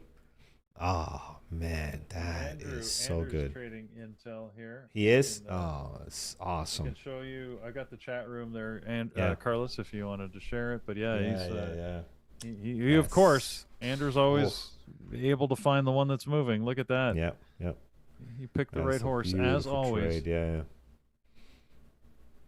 Tesla. That is nice. I was just answering a text message. I've got my friends there at the charity I work with, Canadian Mental Health Association. My good buddy Eric. He's busy texting me, say, Peter, I need you to pay attention. I'm like, dude, I'm trading. Can't do it right now. So Eric, I told him to dial in. Eric, if you're listening out there, man, soon. I'll get to you in a bit, but got to face the markets here. We got trading to do. Oh, look at Tesla. Tesla's popping 400. Yep. Intel just looks so strong. And the volume on Intel is just crazy. So there it is. Still looks bullish on Atlas. Still looks very, very green. PLTR is now losing those orders. Bullish. PayPal, Tesla, we're coming up on minute 4 here after the market open, friends. NVIDIA, nice pop here. Could be an interesting 5-minute ORB, depending how this candle. This candle is showing a lot on the 5-minute, showing a lot of buying pressure here, so that's good. What you took? I took a little long on PLTR. I'm maybe unfairly bullish on this. I mean, the orders are changing here now. It's not looking quite as bullish on the Atlas level 2. If it comes back to my break even, which is right about here, I'm going to have to get out of this thing. Let's see if it can hold. Hold. All right, we'll see how that goes there. Yeah, Atlas is looking let me see here. Actually, no, that's the wrong Atlas I'm looking at. I think you look can at do PLTR. I think you Let's can see do what it, PLTR but looks like. It's not a great. I don't normally go long below VWAP, so yeah. But I don't. It sort of bounced. It twice bounced off the bottom here. I wanted to get in as I saw some strength above 140, but it's not going yet. It could still go. You never know, but yeah. You got some build up at 142, but not as strong. But if it can get there, you got 144. So let's see. It's trying. Here it is, 5-minute mark. Looking for potentials this morning. NVIDIA. Come on, 142. Setting up nicely. Oh, NVIDIA looks sweet. There you go. Taking a partial here, 142. So that's good. Very nice. Very and nice. 140.50 is the entry. Good trade, man. Good trade. It's working out lovely. Come on. Let's get more. Not as good as Intel. For anybody that took Intel, you guys are doing awesome. So well done. I'd love to see the fact we got 1,100 people watching the show right now. It's beautiful. Yeah, welcome guys. Everybody. If you're new, welcome. Don't be afraid to ask questions, guys. We'd love to try and answer your questions. We can't guarantee we'll get to them all. There's a lot of comments that come through here, but don't be afraid. We'll answer them, or maybe someone else will be able to jump in and give us a hand. So. Absolutely. My God, Intel was certainly the trade this morning. Look at that. Yeah, it sure was. How did AMD? Yeah, I see people mentioning AMD. What's AMD up to? AMD losing some ground. Actually looks weak now. The charts. Let me see what the Atlas tells us. Atlas is pretty balanced actually. I still regret my missing the short yesterday on AMD. Such a great short right out of the gate. I missed the opportunity. Still hurts me. Pins very active. Tons of volume for pins. It is down slightly now from the open. All right. Trying to recover. Intel. Wow, Intel, man. I gotta start trading this thing. I gotta get comfortable with Intel. I gotta start trading it. It is a stock that it looks better today than most days, though. This looks great today. I mean, we said earlier, Carlos, we were not going to, I said I wasn't going to put it on my primary list. I would happily pay attention if it proved to be in play. Clearly, that was a wrong decision. I mean, it was in play right out of the gate, and you had to be fast. If you're on it quickly, Kyle and Andrew are trading this in the chat room in the Bearable Traders community. So, and they're loving it. So I can bring up. Let's see. Kyle shared an early image of his trade. Let's put it on the screen here. So here it is. Whoops. Let's put it right over here. There. Oh, so you can PLTR. see he got in here, took a couple partials, added into it. Now it's popping up even higher on him. So he's getting the move so far. He's pretty happy. You just have to let me close that. You want to see how happy it is? Look at smiley face guy Kyle here. He's he's very happy. He's excited. He's excited. Yeah, well, you can't blame him. Who doesn't get excited when your trade's going your way, right? So absolutely. So there he is. Absolutely. All excited. So good stuff. Kyle's gonna be on a little bit later here live, guys, with Eamon at 11 a.m. 105. So I'm sure he'll be talking about his trades there. 105. Beautiful. Yeah, man. Look at this thing. All right, go. my PLTR, not quite the same runner. I mean, it's okay. I'm sitting green in it. I took a partial. Stop is now at break even, but it's struggling here at the VWAP. So. All right, let's see who traded Intel in chat. I want to see how many people actually took that trade. It was a great 1 minute ORB. Like if you took that for a 1 minute ORB, it did very well. So yes or no if you traded it. I want to see how many people actually took advantage of that. So Parley took it. Amazon VR breakout. We'll take a look at that. Mad Huramana 5916 took it. Yes, took it. Good. Infinity took it. Intel long at 102, so a little bit later, but still got in. It's still doing good. I mean, 102 looks great now. Actually, no, 102 is exactly where you should have taken it. Yeah, for a 1 minute RB. Yeah, I take that back. That's exactly where you should be at. That's perfect. 50 shares at $100. Very nice. Don't gotta take a boatload of shares to make money. You really don't. You know, not on this. You know, 50 shares will get the job done when you're up $5.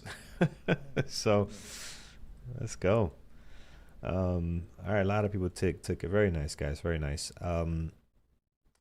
Still no trade from me here. AMD getting above the VF, so we'll look for a VF breakout there. See if it happens. Why are they so convinced? 106 now on Intel. My God, it's lovely. That was the trade. Yeah, PLTR for you. What is happening? They're coming back a little bit this morning. Yeah, it's coming back. It's well, we'll see. It doesn't look good. Yeah, doesn't look great. That's for sure. Wow, Intel 1. My goodness. I mean, this is just insane, man. Did not expect this. 106 going for 107. No. Atlas, it looks, and Atlas doesn't look. I got to be honest. Atlas does not look all bullish here. It's not all gun ho bullish. There is some. It's very balanced. It's determined. It's determined to go higher and higher. That's getting a little more bullish. I could tell it's kind of getting a lot more to the top side, but it's not like the demand is all on one side. It's actually pretty balanced out here. So careful. There might be some pullbacks. We are getting a pullback now slightly, but that does not mean the party's over, friends. This thing is hot. It's hot. MU being mentioned in chat. I do have. Oh, I messed that up. Let's fix this. MU's up as well. It's harder to get like a big aggressive move on MU just because of the price, but it really is. Spread's pretty tight on MU too. 16, 28 cents, 42 cents. It's not bad for a $600 stock. So still keeping. I'm seeing 70 cents, a little bit higher. Certain areas. So just be careful. Make sure that spread makes sense. Intel up 10%. Pins still with this drop up still 10% for the day here. So not bad. PayPal still continues struggling down 10% this morning. Not much going on. And look at Tesla. Tesla's interesting, man. Break of 399 here. I'm gonna take a quick trade on Tesla, guys. Quick trade on Tesla. I do like the 5-minute ORB setup here. Let's see if we could break this 399 and head higher. I do like the setup here. I like the retest of the VWAP a little bit higher. I wish it would have been closer to the VWAP. But let's see if we get the break. So I like this one here. It was a quick decision. Didn't have a lot of time to think about it because I saw it. I'm like, this is where we should be getting in. So I'm long Tesla. Atlas looks great. Let's hope that continues. I got a lot of orders up here. 401, 401.75, 402, 403. So hoping that we can get up there. Let's go. Very nice. Very nice. We're moving higher. Wow. Let's see here. Come on. Let's get 402. Be nice. Be nice to us here, us retail traders at BBT. Okay, come on. 402. I'll take a partial at 402, guys, if I can get it. It's trying. Look at the orders building up here nicely on Tesla. So long Tesla for 5-minute ORB. And that 399 level, which I believe it was, what level was that? Daily level? We had that there from the daily. All right, looks like we're getting it now. Come on, 402. 402 will be awesome, Tesla. Let's get there. There it is. There it is. Okay, we're getting 402. Very nice. So we broke through that 402 here. Look at it on Market Atlas. So we broke through that. Let's see if we can continue to set something up above that. But right now, struggling. So 403 still looks very bullish. So here's the order right now. So we took some off at 402. Man, I don't like how deep this pullback was, but let's see if we can manage to stay above this 399.90 area. So far right now looking okay to do that. But partial at 402. We'd love to see this candle close on the upside. About 20 seconds left to this candle here. Let's see if we can close higher. Market Atlas still looks very bullish at the moment, with not a whole lot of demand towards the bottom here on this one. Yeah, mental game. I'm doing good, man. Actually, my son, I'm doing great. My son was the one that was sick yesterday, Sunday evening. He had a rough Sunday night, man. Just kept waking up with some coughs and was pretty banged up. So he skipped school yesterday. And I stayed with him, and then we took him to the doc around later in the afternoon, around 12, 1 o'clock. But he's all good. Ooh. It's all good. PLTR, you're out of that? I'm out of Okay. PLTR. Yep. Came back to my break even, so I got out of the rest. So I Mhm. just got the one partial. Didn't Yep. really didn't yield as much benefit as I was hoping. Let's hope Tesla goes for you. Yeah, It's sitting up at a nice spot here right now. Okay, there it is. Getting a little better now. So just hoping that it can stay above this 399. It'll be important to make a new high here. This will kind of start setting the trend a little bit higher. Atlas is saying go, go, go. Atlas is all green here, guys. All bullish. Right. But let's see. Let's see if that's gonna happen in the time frame that we need it to, right? Because we've seen it sometimes where yes, it does want to go green, but the timing could be off. So here we are, 402 again. Oh, look at digging into that. Come on, dig into that. 402. Just trying. I'm ready with my hotkeys, guys, to get another partial above that 402. Look at that, the rejection. That's not strong enough, huh? The longer we stay here, the more concerning it becomes. So if we get to 4-2 again and we don't get the breakout, I will quickly take another partial just in case. So here it is, trying again. Once more towards that 402. Intel out at 106.30. That's great, man. Intel. That was definitely the trade of the day on Intel. Oh, that's beautiful. Ah, man, Tesla is struggling, guys. Really having a hard time with this 402. Yeah, I think if it breaks through, it could run nicely, Carlos. So don't No, I'm not gonna bail on it yet. Yeah.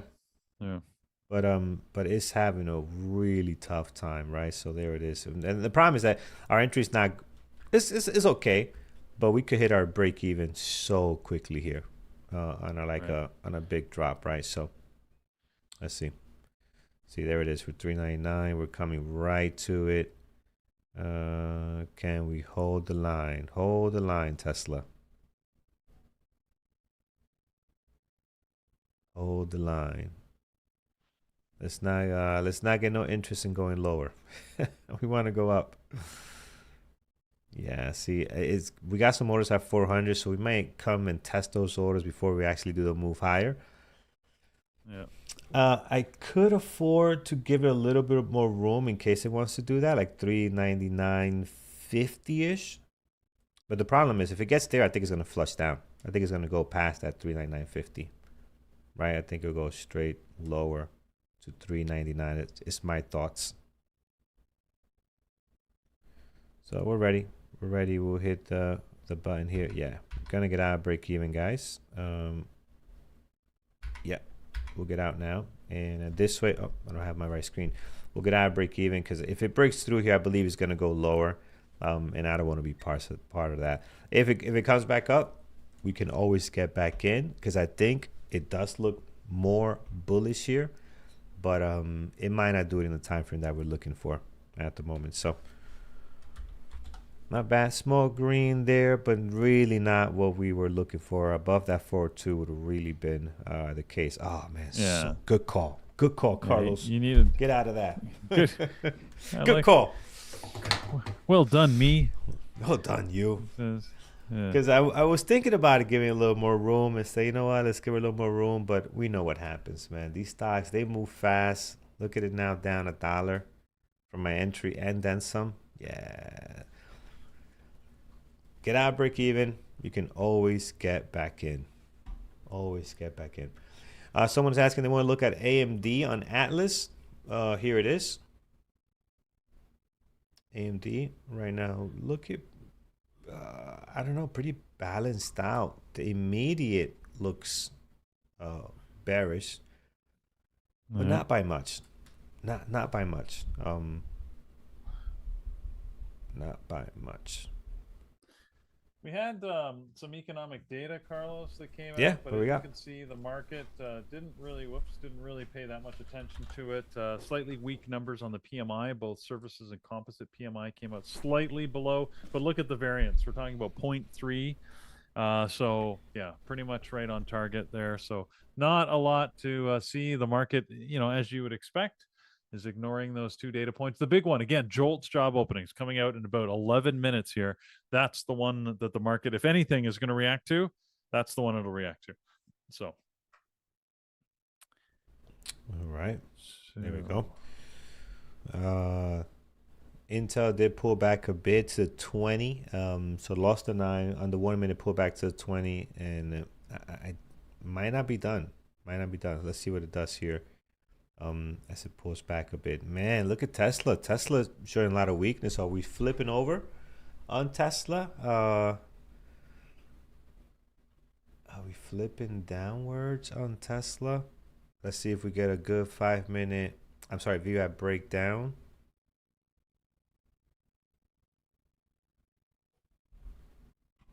VWAP breakdown. Here it is.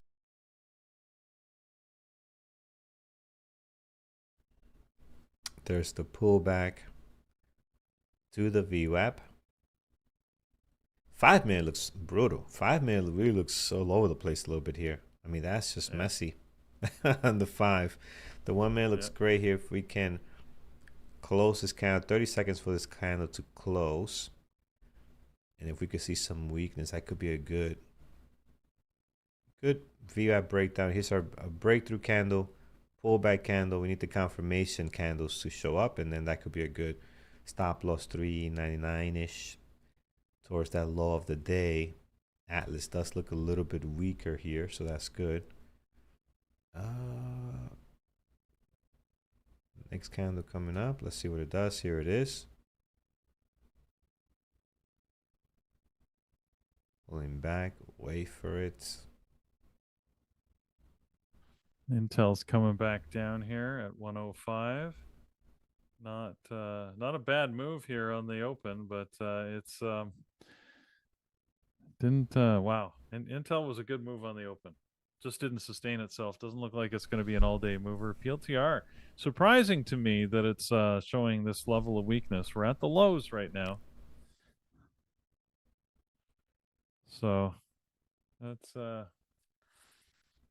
interesting. What else we had? What else did we have? Micron had a good move up off the open. Pinterest dropped off the open. Shopify is moving up right now. I don't love any of those. Let's put Pinterest up here. How about Pfizer? What did Pfizer do? Not much. Just went red, actually. Yeah. So I got in short Tesla here for a VWAP breakdown.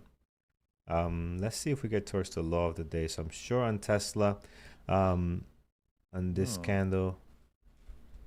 Let's see if we're going to get the breakdown. Market Atlas doesn't look great. No, it doesn't look great. It looked better when I got in, but man, it flipped quickly on me. Yeah. It flipped so quickly. So above the VWAP here, 399, I'll have to get out because I don't trust Tesla to not break down. So 399. We'll see if we can hold the line. Do your job, doesn't VWAP. seem particularly in play today. I see that you wanted us to check out HIMS. It's only got 57% RVol, so it's only 57% its average volume. It's not doing all that much. The pattern doesn't look bad, but I wouldn't trust it at this volume. All right, let's see. This candle needs to go lower. I think we can do it. Pattern looks great. Pattern looked good here, but maybe the better entry would have been here and then wait for this to be the confirmation. But this looked good when it was setting up, so but still have more pullback in it, I guess. If it's going to sell down. We don't even know that. This could be a complete reversal back up to the highs. Well, we don't know that yet. But if this does sell down, that could have been a better entry. Whoops. What happened? What happened, Peter? Where you said whoops? I don't like though. I don't like that. What's that whoops? What went wrong? Usually that's when I make a hotkey error, whoops or something. That's not good. You don't want to hear that in critical operations. Whoops. No. Uh-oh. Yeah. None of those medical noises. Professionals. Oops. Yeah. No, yeah, you don't want to hear any. You don't want to hear critical that. operations. You don't want to hear any of that. And this right now, us trading is critical operations. We don't want to hear that. Let me just. I'm just going to update our corporate database, Carlos. Yep. And whoops. Uh-oh. Yeah. No bueno. No bueno. We do have backups, right? Whoops. Oh man. Anyways, you don't like a surgeon. Last thing you want to hear is whoops. That's probably why they put you to sleep. Well. Yeah. I'm sure. Yeah. I'm sure. You remember? There's a great Seinfeld show with the Junior Mints. Anybody old like me, Seinfeld fan? Then you know what the Junior Mints are about. I don't know this one. No. All right. They were. Anyways, he was Kramer. Kramer was in the gallery for some operation, and he dropped a Junior Mint, and it landed in the open patient, which is totally like, Anyways, it doesn't matter how ridiculous it is. It's a comedy show. Yeah. Just don't take it too seriously, but very entertaining. I found. I like Seinfeld, but I started watching it late. I didn't capture a lot of the show. I should go back and watch those series. I'm sure they got to be on like Hulu or something. Oh yeah, they gotta be around somewhere. Saved his life. That's true. That's true, as it turns out. But, anyways, I do like Seinfeld and setting up gappers list on trading terminal. That's a good question. I don't know if there's a tutorial for setting up the gappers list. The settings aren't that tough. The question is there a tutorial for setting up the gappers list on trading terminal? No, I don't. I know Eamon's done some work. I'm surprised Eamon has some videos on actual YouTube. Right. So we'll have to ask him. But I know he's done some training videos on this. I wonder if we can just show you the settings. For like our gappers, meaning like the one we do in the morning, gap up and gap down, those? Right. Yeah. Okay. I left the default settings. Mike says yes. Yeah. Says yes, there are. Okay, Mike would know. If anybody. Okay. I know we did some videos. I just wasn't sure if we did one about how to set up the gappers. So, Mike, is that in Trading Terminal or YouTube? Where do you find those? Click the tutorial tab. Select. Okay, there you go. Scanners tutorials. So beautiful. See, Mike's on top of it. Nice, he knows. Nice.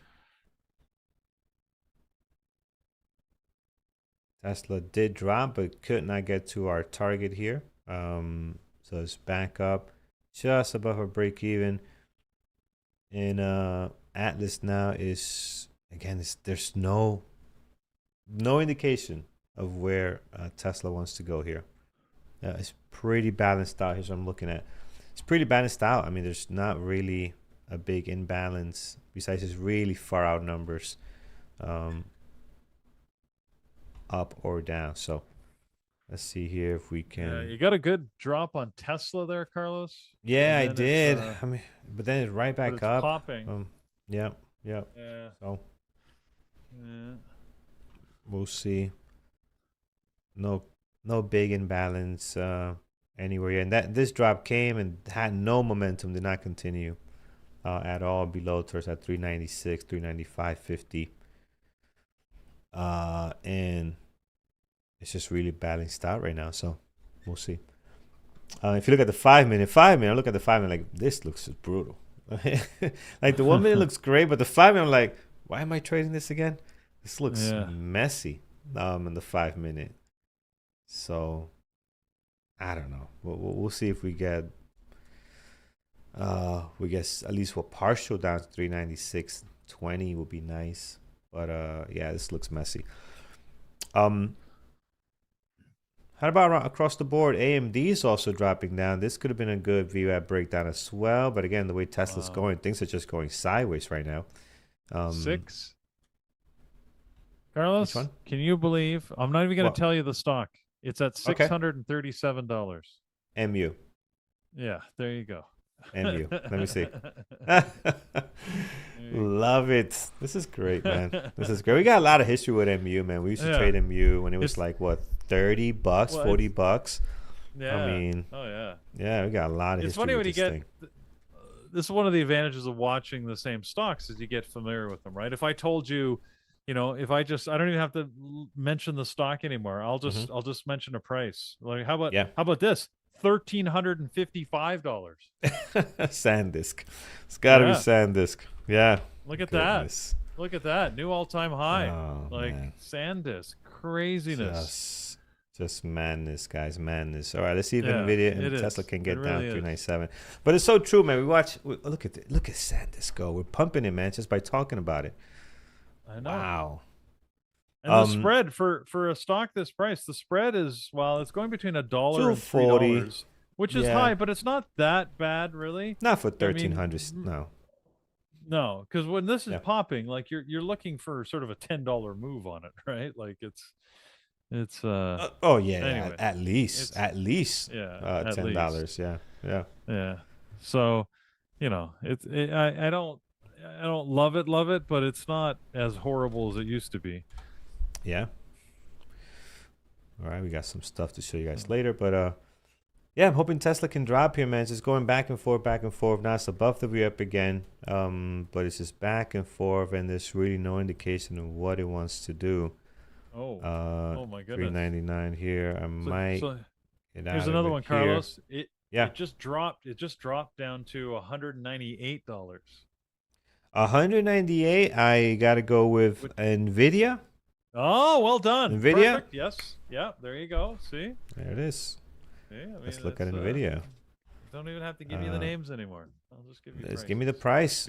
But then you get the tough ones, right? So you could say, okay, it's there's a bunch that are in the $400 range, right? So if I mentioned 400, that's tougher because it could be Tesla, it could be Microsoft, could be Google. There's a few that's sitting around there. So, anyways, around that range, yep. All right, Tesla might stop me out here. 399 is my stop, friends. We're ready. Yeah, let's get out of it. Here's one, Carlos, just for you. Yeah, tell me. $12.04. 12. That's a tough one. $12.04. $12.04. It's just for you. American Airlines. So there American you go. Airlines. Yeah, $12.04. Well, I was gonna go with Snapchat. But I'm like, we have no. Oh no, Snapchat's actually $6. Yeah. No, that's we weren't actively watching American Airlines, but I know Carlos has been keeping an eye on it. We've been talking about it for the last couple of months. So absolutely, man. Unfortunately, it could have been in here. $10. Not $10. Like they were like $10.50 or something. Well, you had your plan. You stuck to it. Unfortunately, it kept you out of the trade, but that's the way it goes sometimes. That's just what happens. Unreal. There it is. Would have been a great move from here all the way. I'll probably take it off some here for sure. 13, but it is what it is.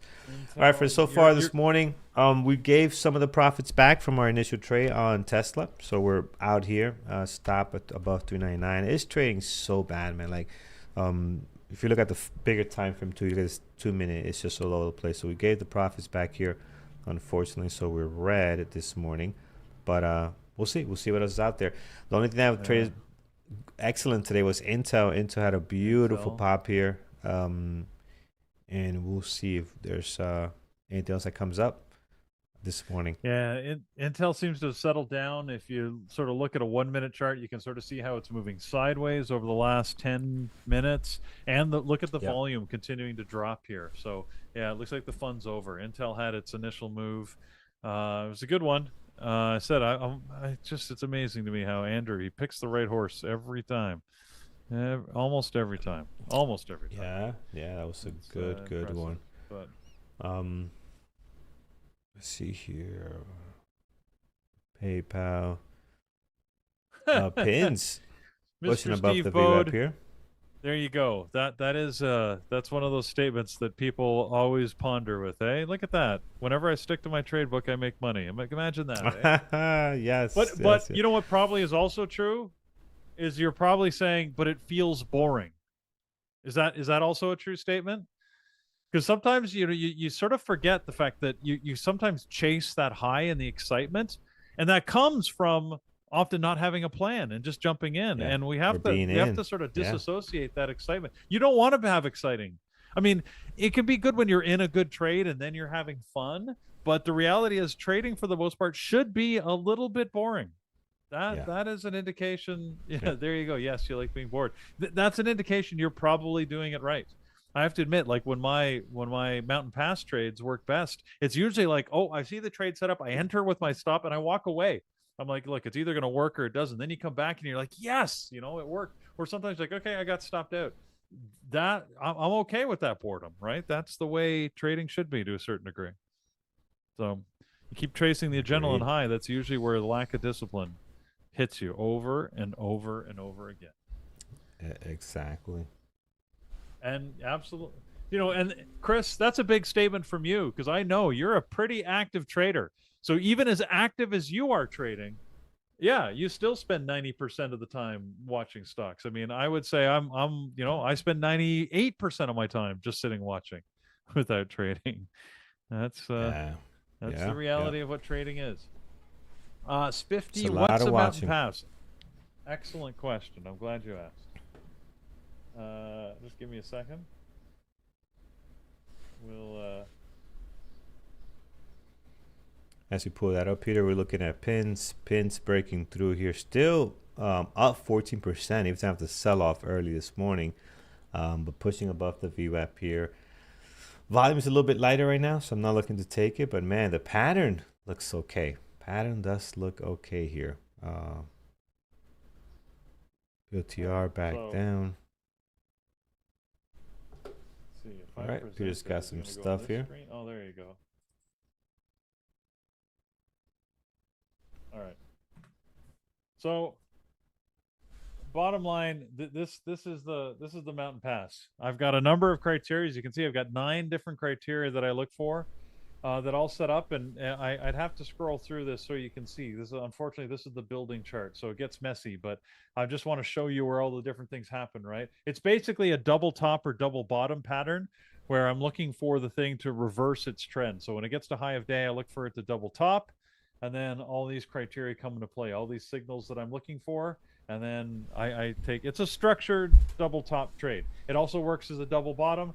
You can see you've got the exact same signals. It works in reverse.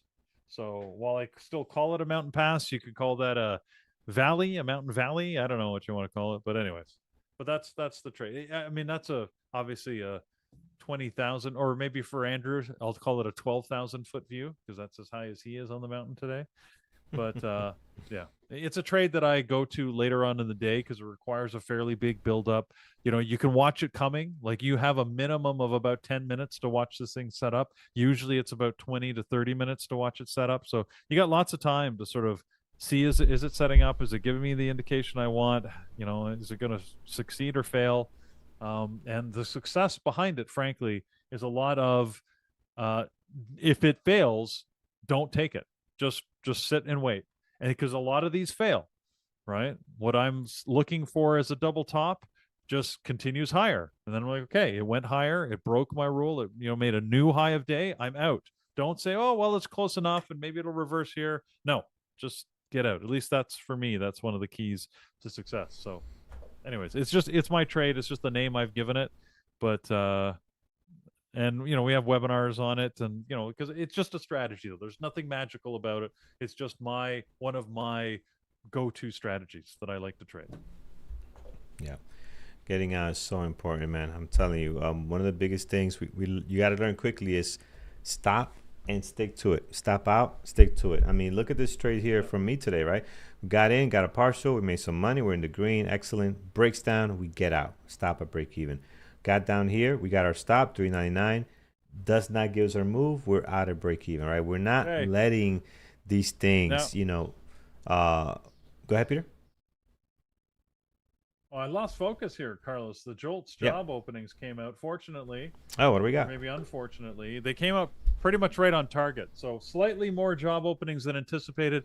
But as you can see, not by much, right? We basically had 6,000 extra jobs, over 6.8 million jobs. You know, we had 6.866 versus 6.860. So more or less that explains the market didn't do much. But it's a generally encouraging sign that the slightly more job openings. You can see the market feels free to go a little higher now. So we're turning higher as of the 10 o'clock time frame. So that's good, but I don't think that's going to sustain us for very long. You can see the ISM numbers also came out. Nothing big going on there, really, more or less on target. So, but yeah, the JOLTS job openings gives the market a little bit of free rein to move higher.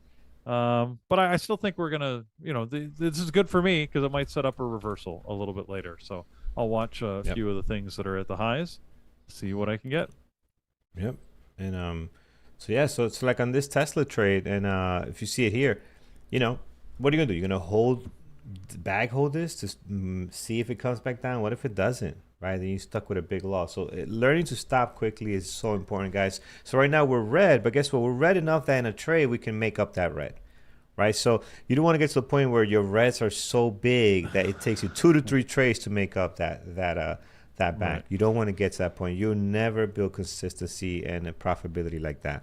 You know, you got to keep your red trades very, very small. And that's important, big important thing to learn, because many times here in the past I will hold on to his bag here all the way to get back to break even green, and say, oh look, I made a profit, great. But yeah, what did you do to get that, right? That's going to work here and there, but eventually you will get wiped out. It's not going to work. Carlos, can you talk about volume on if you have breakout? Yes, do we have one that we can look at? I don't think we have a pins. Pins was one. Here's one that, you know, did break out, but the volume is so low. Like, it wasn't trading very well. So we had a nice little breakout here. It did a pullback, but again, it just didn't have great volume, you know, in the following up candles. So I didn't take it long. You could tell also by looking at Market Atlas, right? Look at Market Atlas, see if there's orders. When I pulled up pins on Market Atlas, there were not that many orders that made this interesting to actually get the breakout, right? So that's kind of why I avoided this. So volume is important. Tesla on this breakdown here had tons of volume. Really nice volume. Just could not break down towards that 396 area. Look at it now.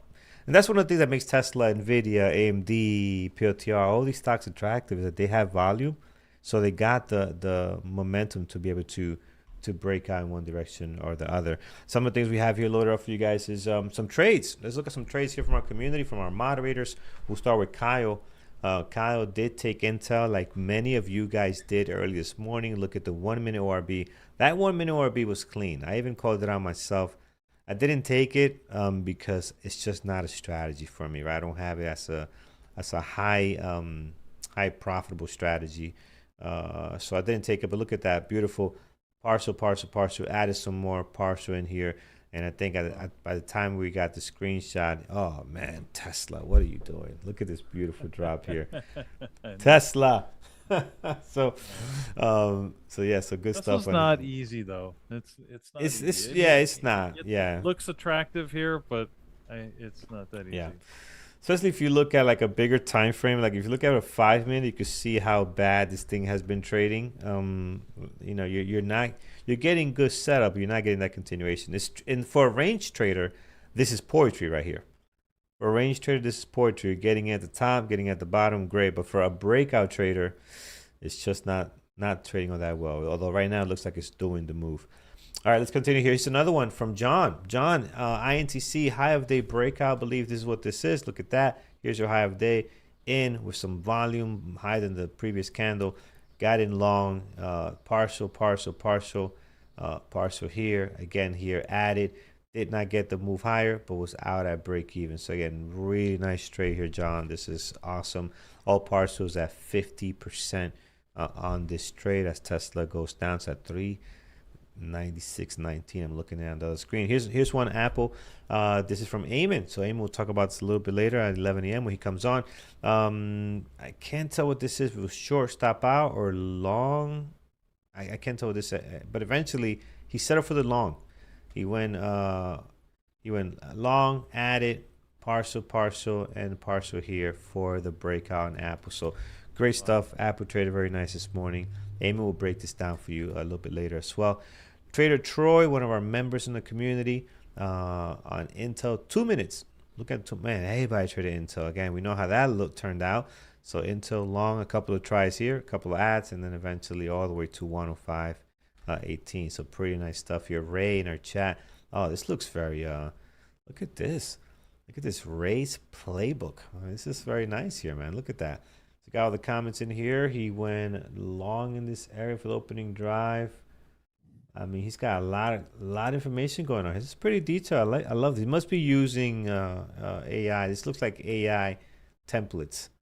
I could tell. This is AI. AI loves to do these little boxes here to give you data, and they love doing the back thing here, the bottom. Did they use any dashes in the comments? Oh, no dashes. I'm shocked. The text doesn't have dashes. AI loves dashes, middle dashes. But yeah, great stuff. Great stuff, Ray. Oh, look at that. Tesla's still going down. Micron turning a corner here at the highs too. The market is taking a turn down. Like I said, that move higher, definitely not sustainable right after the JOLTS job numbers. Look at it come right back. So we got a good move down here. Yeah, man, things are heading lower as we see here. AMD, PLTR, MU pulling back a little bit. So definitely a change in direction here. Look at NVIDIA go. So yeah, things feeling a little bit of weakness, clearly being supported by the SPY. The SPY dropping down as well. You can see some of that action happening here. So pins still trying to hold above the VWAP here. Apple, trying to see how I can join this party, but I don't see anything where I can join here.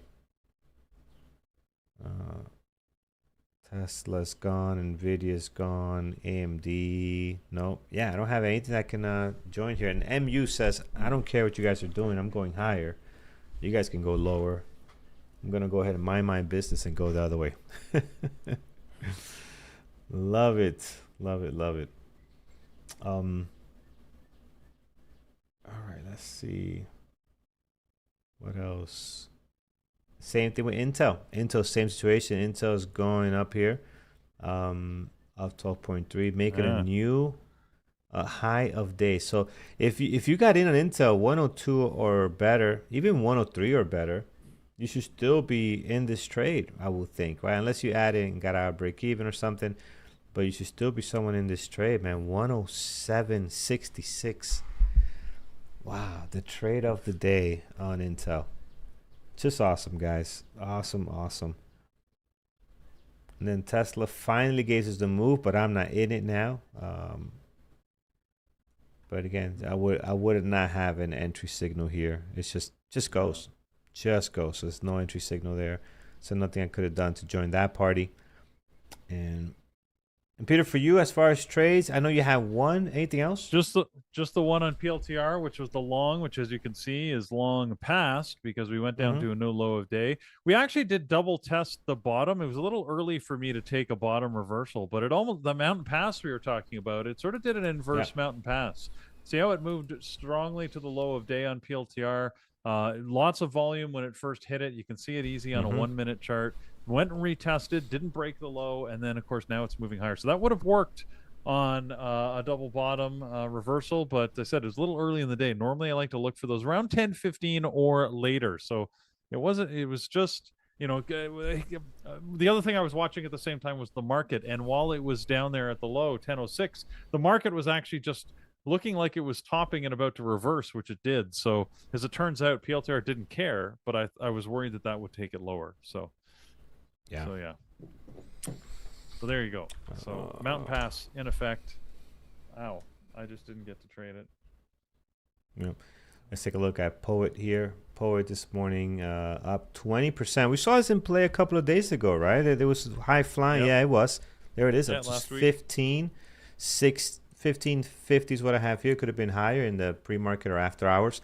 So it's no stranger to some high flying. And this morning we're seeing it up again, doing some stuff here, up 18% the last couple of minutes. 18 million shares trade. So volume's just pouring in here after 10:10 on this one. Careful, guys. I believe it's a low flow ticker, and it can trade very well. So just be mindful of that one here.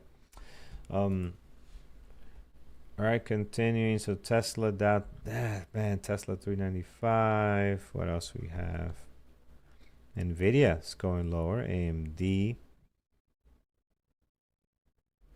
as well. PLTR is holding. MU setting a new high of the day. So can't spot anything that I would trade right now. So just watching, friends. Just watching this morning. Yeah, I don't see anything near the VWAP. PLTR close to VWAP. Yeah, I see it. I see it here, trying to get there, but not there yet. So we'll keep an eye on it, see if anything comes out of it. Still early, guys. 10:20, excuse me, 10:20 Eastern time. So we got plenty of time to see if something develops here. But right now, nothing at the moment. Nothing so far. CLSK, just looking at the other chats as well. CLSK. It's Clean Spark. MU pushing higher right now. Look at the nice. Well, that's Pfizer. Never mind. Pfizer's not all that exciting, but Pfizer just moved to a low day. I do see some of the stocks our members are looking at earlier today. Soundhound. Yeah, that looks like it was moving. QCOM, what's going on with QCOM? QCOM right now, wow. Look at that go. QCOM doing some stuff. They've been very active on the daily over the last couple of days as well. So if you look at it here, they've been very, very active. Right now looking to head back towards that 180 area. And man, they're having a great morning here. I am watching Micron for a potential reversal. That and Intel. I just don't like Intel as much, but Micron, as much as it's at a high of day here, the spread is pretty tight, actually. It's not bad. It's gone down to like 20 cents. I'm seeing it going between like 10 and 40 cents here. So, oh well, it's now getting a little higher as it moves. Anyways, we'll see where it goes, but I rather like it.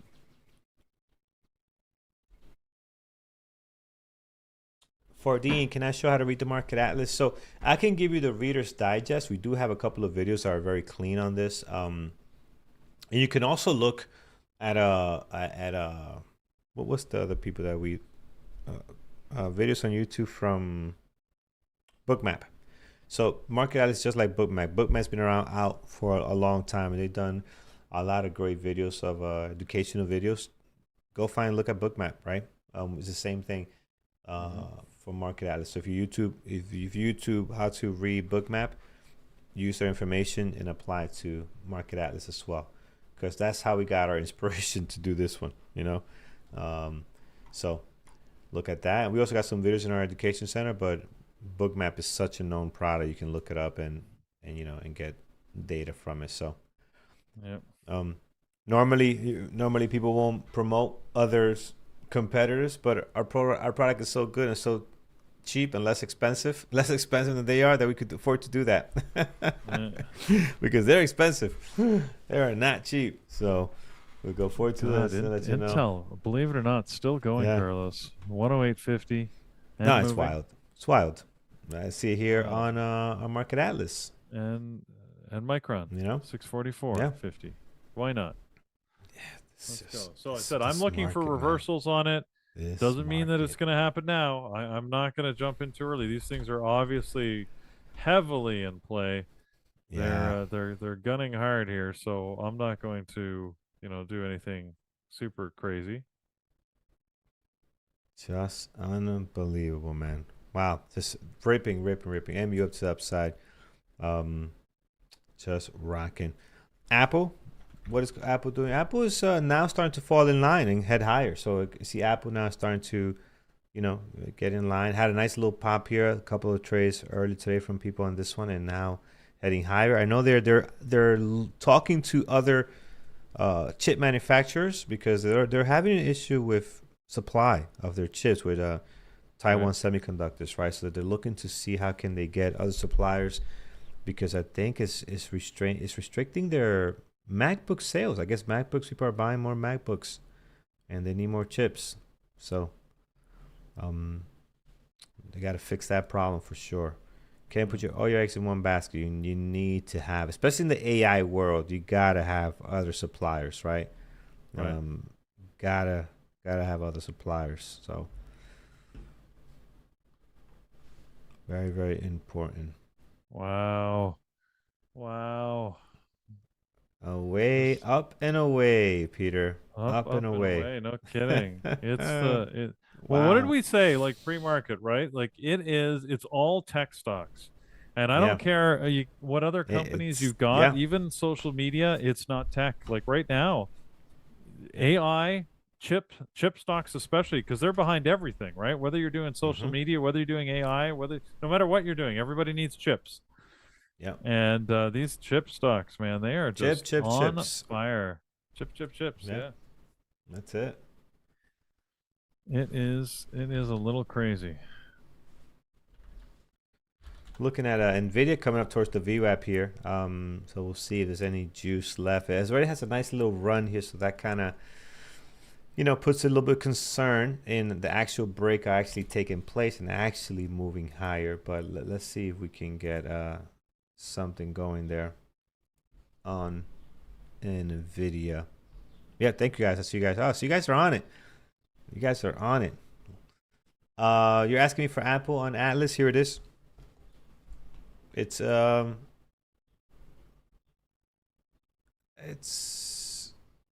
interesting.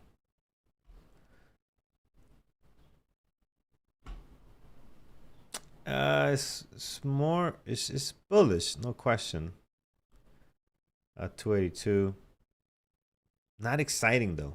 Not exciting bullish, but it is bullish. Just make sure you have a good pattern. Like if I have something like this, but it's giving me a good pattern that I want to trade on Apple, I'll take the trade. But even the charts look just, I know they're pushing higher here in the last couple of minutes, but this does not look interesting to me. So just careful. Make sure you have your strategy right. So I think the number one thing first, not the number one thing, the first thing I look for in trying to find a trade is the pattern, right? Got to make sure the pattern is in place. Find the pattern first, then look at the indicators. Make sure the indicators are in the favor of the pattern you're looking to trade. Look at market atlas, right? Level 2 information. Look at volume. Look at all these things. Make sure they're all lined up. So what's the pattern here? What strategy you're trading? Sometimes the pattern looks stronger than everything else, and you want to take it either way. Even if level 2 is balanced out, you can. Sometimes level 2 looks so glaring and so imbalanced that sometimes you want to take a trade based on level 2 information only. I've done that before, but when I do that, I make sure it's usually a scalp. I'm usually in and out very quickly because I don't have an actual pattern strategy. Don't do it often, but we have done it here where we say, oh man, the market's selling off, Tesla's selling down, we're going to go short here. That's usually based on level 2 data and just, momentum. And when that happens, I note it. Hey, I'm scalping this trade. This is not a 5-minute ORB. I'm scalping it. I want to be in quickly, out quickly as well. So, but yeah, so I don't see a great pattern though on Apple at the moment, and I don't see a great level 2, to be honest, on it either. Come on, look at this Tesla trade. Well, not trade, but this Tesla action. Could have not come at the wrong time, huh? 394, man. We're going towards the low of the day here. I think ultimately you had the right idea, Carlos. It just yeah. wanted to do that one last test. One last It wasn't push easy. up. Yeah, yeah. Oh my God, look at that. Oh, it's 651. Oh man, just awesome. Just awesome. All right, let's see what else we got here, guys. What a day. We're looking at NVIDIA. VWAP breakout fails, cannot get above the 199, so we're not going to touch this. But there it is. VWAP breakout on NVIDIA does not get the move higher. Tesla's lower. And out of our secondary list, PayPal, flat, no volume, just nothing happening. Intel, someone's coming in here saying, Intel's on the secondary list? What's wrong with these people? Yeah, now.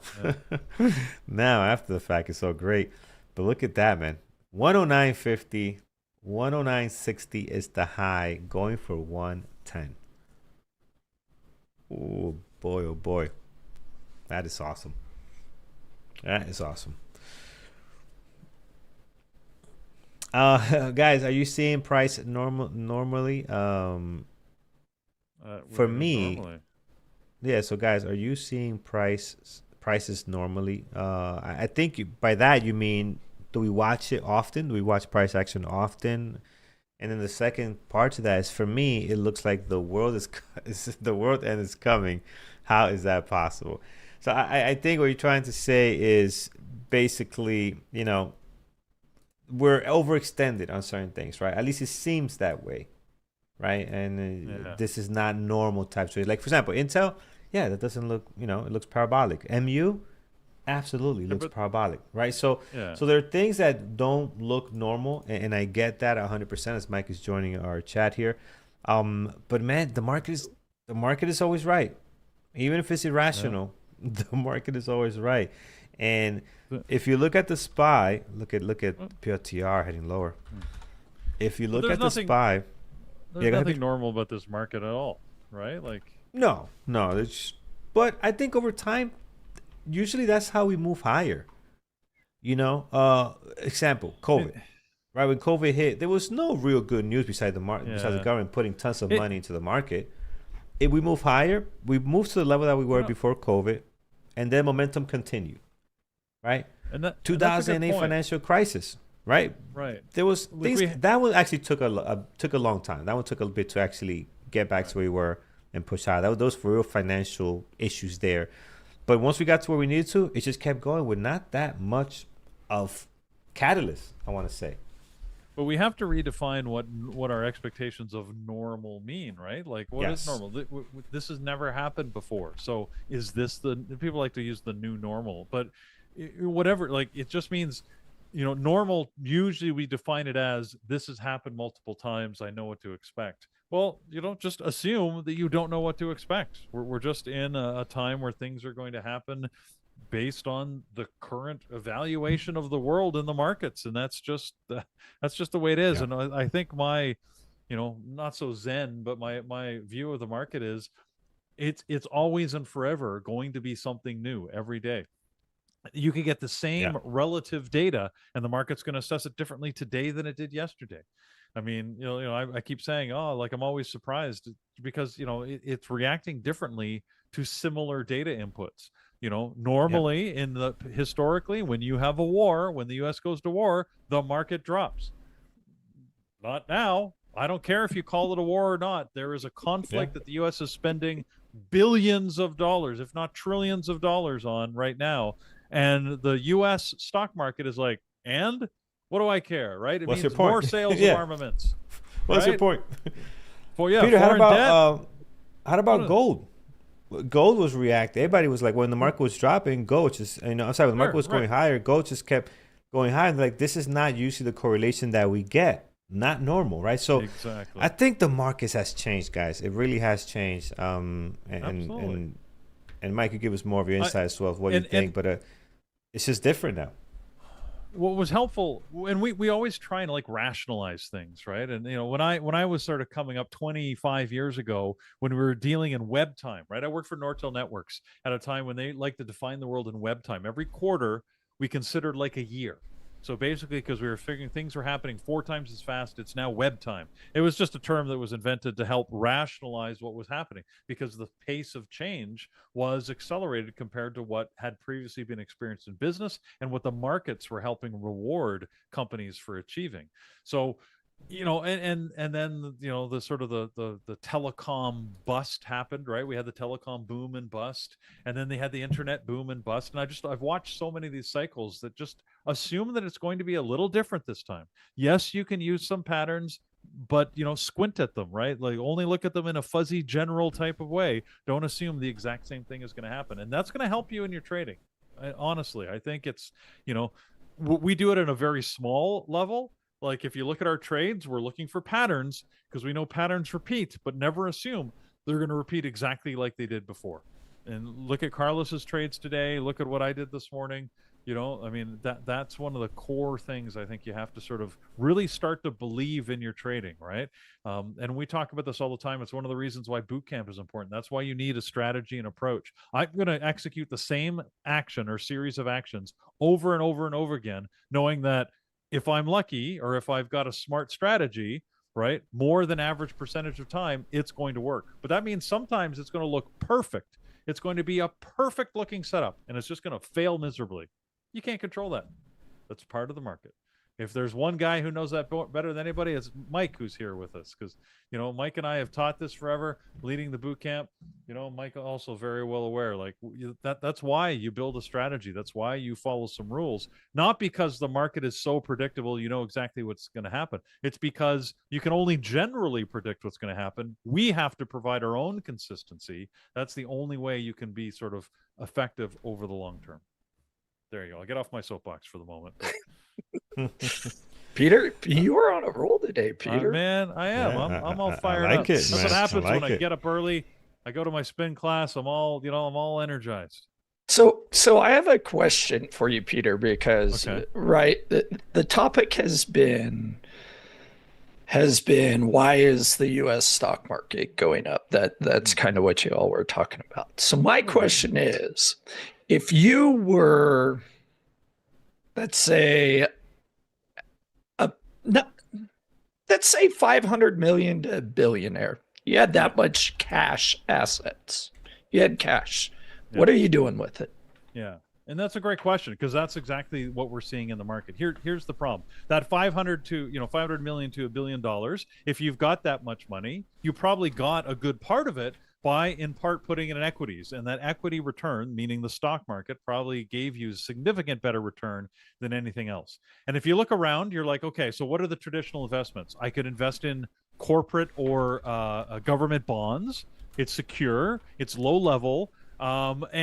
Traditionally, it was no risk. Nowadays, you'd be looking to saying, I don't know how no risk it is, right? Like, am I going to invest in U.S. bonds quite significantly?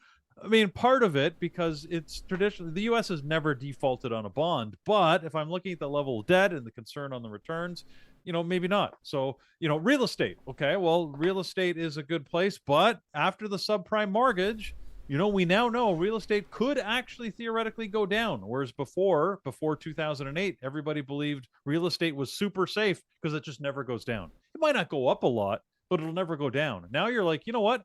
It could go down. And then after the subprime mortgage, of course, we had COVID, when everybody's like, so, my office buildings, which used to be super secure, geez, I don't know if that's secure anymore, because who the heck's using an office? Right now we're back to using offices and stuff. But the point is, it's not viewed as such a safe investment. So if you're measuring your risk, Mike, I mean, I assume this is the answer you're getting to, but this would be my answer if I had that much money. I'm like, you know what? Yeah, there's a lot of risk in the market, but shoot, man, if I can get 20 or 30% returns, it's worth the risk. Yeah, I'm going to dump a bunch of my money into the market because, I mean, it's high, but it doesn't have to go up much for it to warrant the risk that I'm undertaking. And when I've got $1 billion, sure, I'll put half of it or 2/3 of it in the market, and the rest I'll spread around the other stuff just to be safe and diversify my portfolio. But I'm not going to ignore the equities. In fact, I'll probably overweight compared to a traditional portfolio, because the returns have been so phenomenal for so long, I can't ignore it.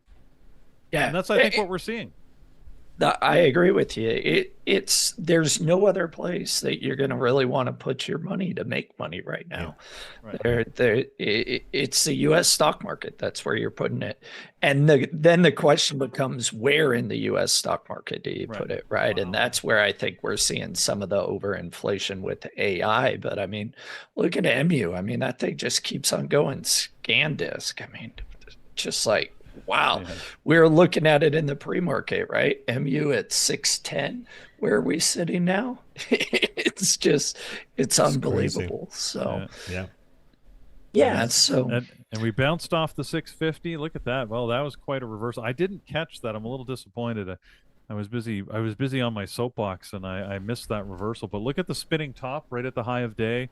That's the type of doji I look at an extreme reversal point. It had not quite a full volume inflection point, but the whole dollar number is often a good place to look. And look at that, a $10, $11 pullback. So yeah, looking really good. So I mean, market's amazing. Yeah, and today, I mean, we saw it a little bit. That little drop down came from news out of the Strait in UAE. So you have to be very cautious with that right now too, because we're one news release away from the market crashing as well. Right. So having your stops in, very, very important. Don't walk away from your computer to go to the bathroom like our fearless leader does every now and again, because you may come back. Yes, surprise.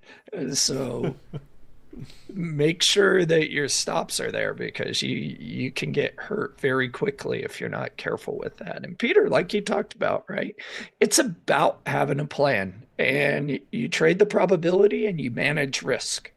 Mm-hmm. That's what you do. You're not looking to make money. That's not your job as a trader. Your job is to manage risk. Is this trade worth the risk that I'm putting on in hopes of making this amount of money? If you can answer yes to that, then you take the trade. If you can't answer that question, then you shouldn't be in the trade. And if you answer no, well, then you definitely shouldn't be in the trade. Right. And I see too often, especially with our boot campers, they're really good at identifying a stop loss. They're really good at identifying an entry, but they're terrible at doing the third part, which is identifying where they should be getting out, which leads to taking early partials, to the whims of the market movement up and down, instead of going, here's my risk, here's my entry, here's my stop. This is where I'm looking to take profit. Nothing in between there, no resistance or support, depending on the direction you're at. I'm going to sit there and wait for it, because this is my plan. And I understand that the market's going to go up and down on its way to that spot. So that is the part that I see, So, and today I have not taken any trades today. It's been a pretty crazy day. I just didn't really see much of what I liked. I didn't see any good setups that met my plan, unfortunately, because the market's just like crushing to the high, but over and over and over.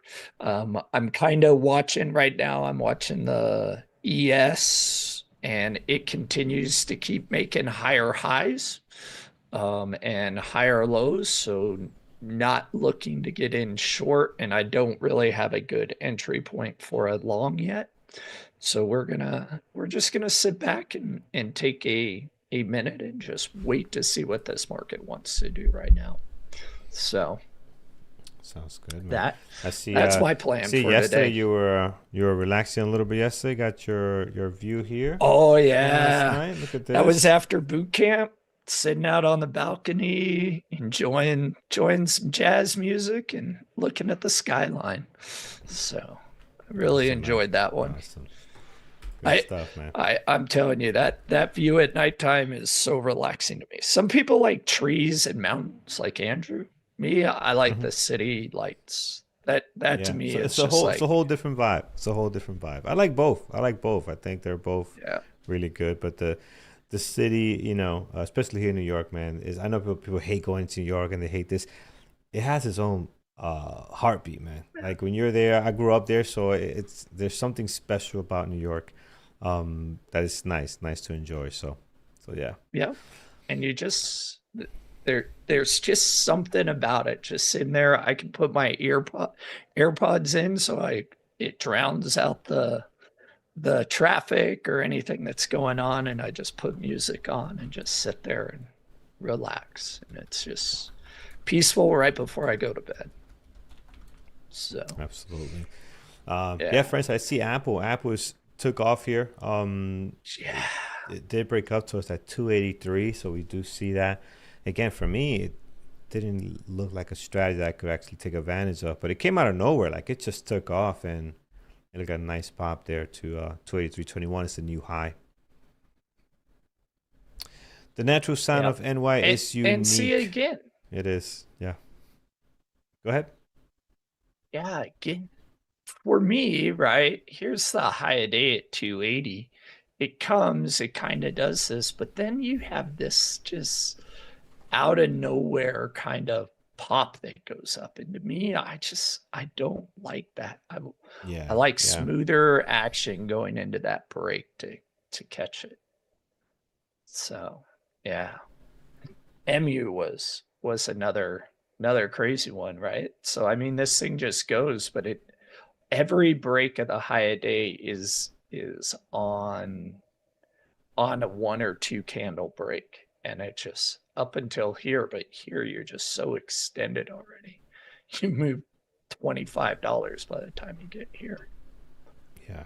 Why is my chart all weird like that? Look at that. Look at those like weird. Which one? Candles. MU? There we go. Yeah. My volumes. Okay. Yeah, my volume candles were like halfway covered. It's like, what's going on? So Peter, what's going on with you, so man? I'm just sitting back. Did you go short? No, I said I was busy standing on my soapbox, yelling at everybody, and I missed the MU short trade. But yeah, it would have been a good short off the high. I was watching it, but I lost focus as I was on a roll. Yeah. So, yeah, still watching, looking for opportunity. Like you said, Apple, nice move to high of day, but it looks like it bounced right off that. The pullback's a little high for a mountain pass, unless it goes back and retests very quickly. But we'll see. We'll see what it does. Intel, Intel was another weird one. I'm watching that for a high to see if we get a reversal. I like the big volume when it hit that high of day. Came back, but didn't quite retest as closely as I wanted. So like Mike was talking about, the risk to reward, right? As I was watching that one actively, I had to assess that. Unfortunately, the risk between the highest it got to and that high of day was around $1. And then that would mean I'd have to get a minimum of $2 return to make the risk to reward make sense. And I always judge that based on how far I can get before it hits the 50 moving average, and it didn't have $2. Only had about $1.50. So risk to reward didn't make sense on Intel. So yeah, I'm still watching. Only had that one small trade on PLTR that I got stopped out of earlier this morning. So that's where I sit. All right. Yeah. And I wonder. Yeah, I'm looking. We don't really have much news left on the day. Jobs reports came in line. Yep. Had some news out of the Middle East, so we'll see. All the news, I think, has happened. That's likely to happen. It's getting dark out there in the Middle East now, so we usually don't get news after dark. So. Yeah. Boats don't get typically shot out of the water during nighttime hours. No. So. If you're an ocean liner, you know they're not moving by stealth, so there's never a rush to get them. You can take your time if you're gonna take an action. Again, yeah. I love the stat that they move the speed of a bicycle, so just keep that in mind. An oil tanker, nowhere fast, slow and steady, baby. Yeah, you're not evading anything. Really, they can barely evade land. And then, So I'm interested to see what happens now that the US has engaged the fast boats, right? And said, hey, Iran, see your fast boats that you thought were going to be so effective. They're really not. So I'm wondering if that kind of pushes Iran to the table, possibly. It's hard for a fast boat to evade any projectile. Yeah. I don't care how fast your boat is. You're not faster than a bullet or a missile. You know, like it's just and the US has been practicing shooting boats out of the water for the past year. If we remember that. Yeah. That was like 8 news cycles ago when we were fighting the drug war, remember? Yeah, exactly. So, and you know, you don't even have to be that accurate when you're firing 1,000 rounds a second. You know, you could basically just strafe across a range and you're gonna get them. You're gonna hit something. Something's gonna stick. You're gonna hit something.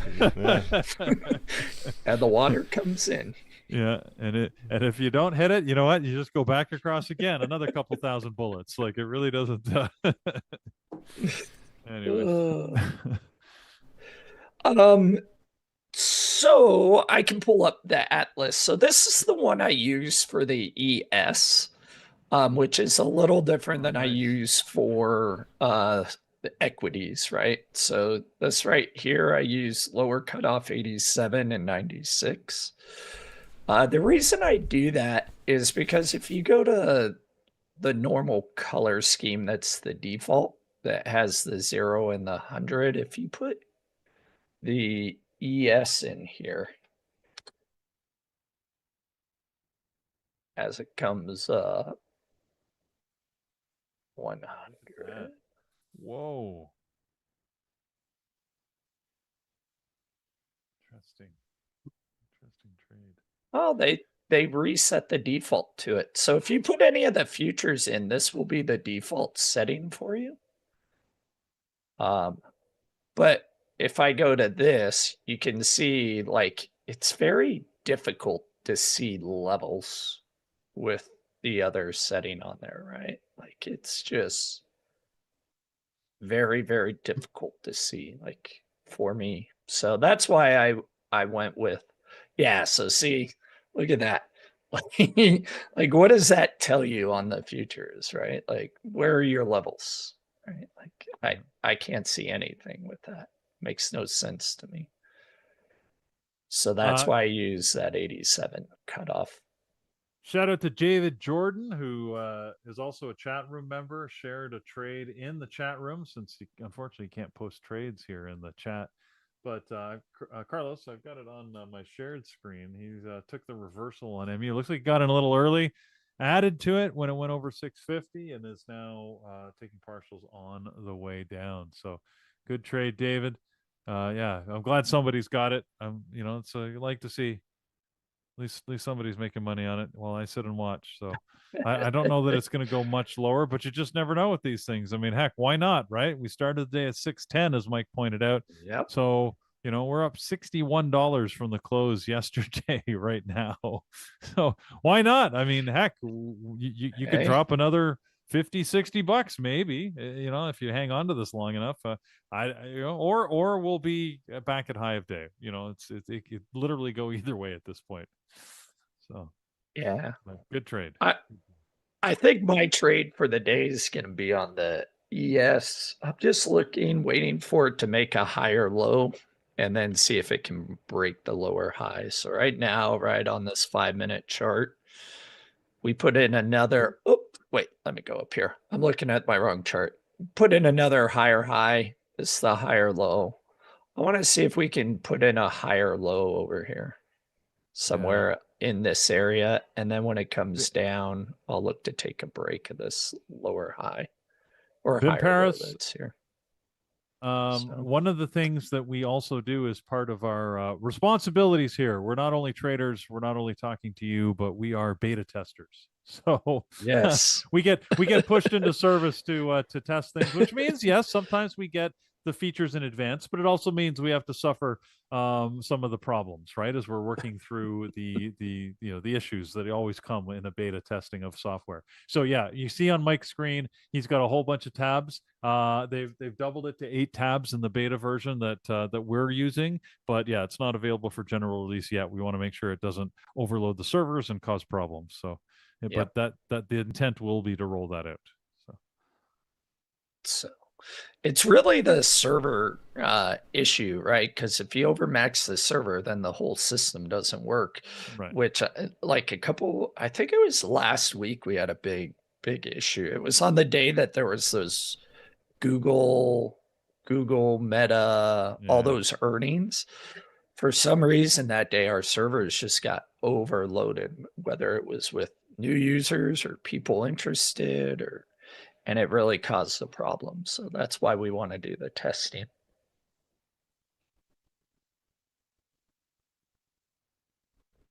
Yeah, here we go. I think we're gonna get a push up again just for a little bit. See if we can set a higher low or a lower high. So, and then what do we have tonight? Oh, Jared's talking tonight. Strategy webinar this evening.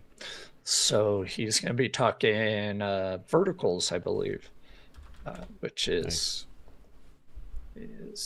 going to be nice. Very big brain. He's the big brain, like Starship Troopers, the big brain guy. And that's Jared when it comes to the market. Sometimes he talks, I'm like, what are you saying? I need ChatGPT to translate that for me. Break it down like I'm a 2-year-old. Yes. Yeah, see, what is a vertical? Exactly. Yeah, vertical spreads. He's going to be talking debit and credit verticals this evening. So on the options side of it. So at Bear Bull Traders, the first Tuesday we typically reserve for our options strategies. So the first Tuesday of the month, Jared comes in, does an option strategy, and then the second, third, and fourth month or weeks we focus on strategies for equities. So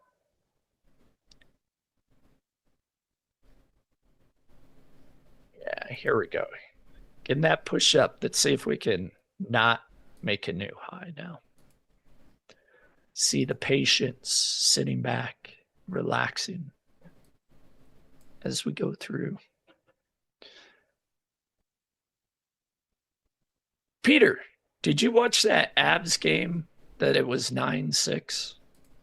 No, I didn't. That's way too late for me. I was in bed by then. I didn't watch it either. I didn't realize they were playing on Sunday, but man, what a game. A hockey game that's 9-6. Yeah. It's funny, we haven't actually seen much of that in the playoffs in the last 2 years, because normally you get these big sort of blowout where like basically the defense doesn't show up and it's just a shooting gallery. But there've been a lot of strong defensive plays where you're getting all these like 1-0 games and 2-1, 3-2.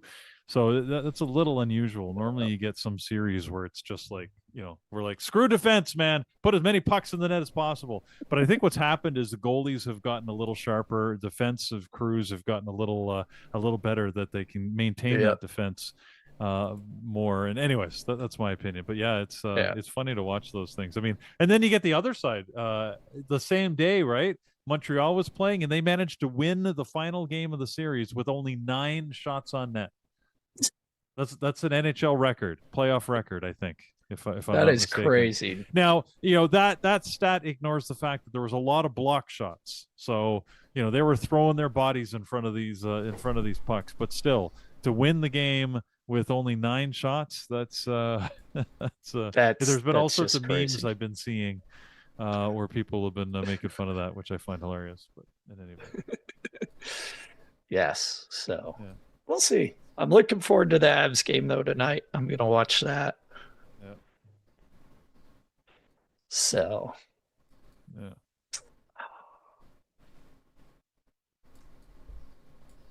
Yeah, look at that. 72.80. It's going to be a slow day, I have a feeling, for me on trading.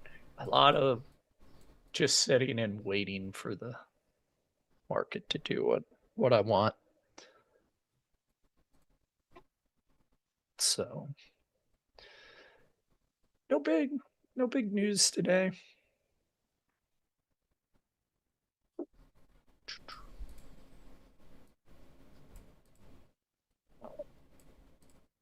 Yeah, I like 50.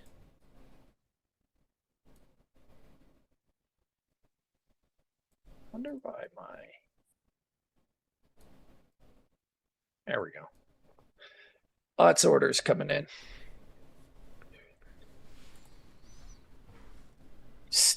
Man, Tesla. What an ugly candle on Tesla. Look at this 30-minute chart on Tesla.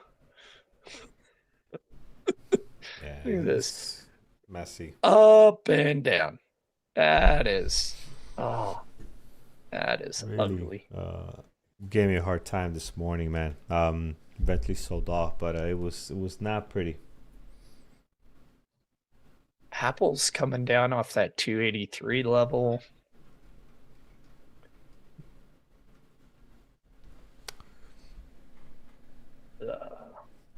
Amazon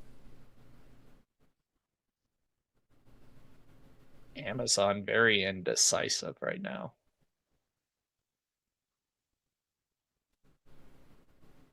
Now is a great time to go on a lunch break.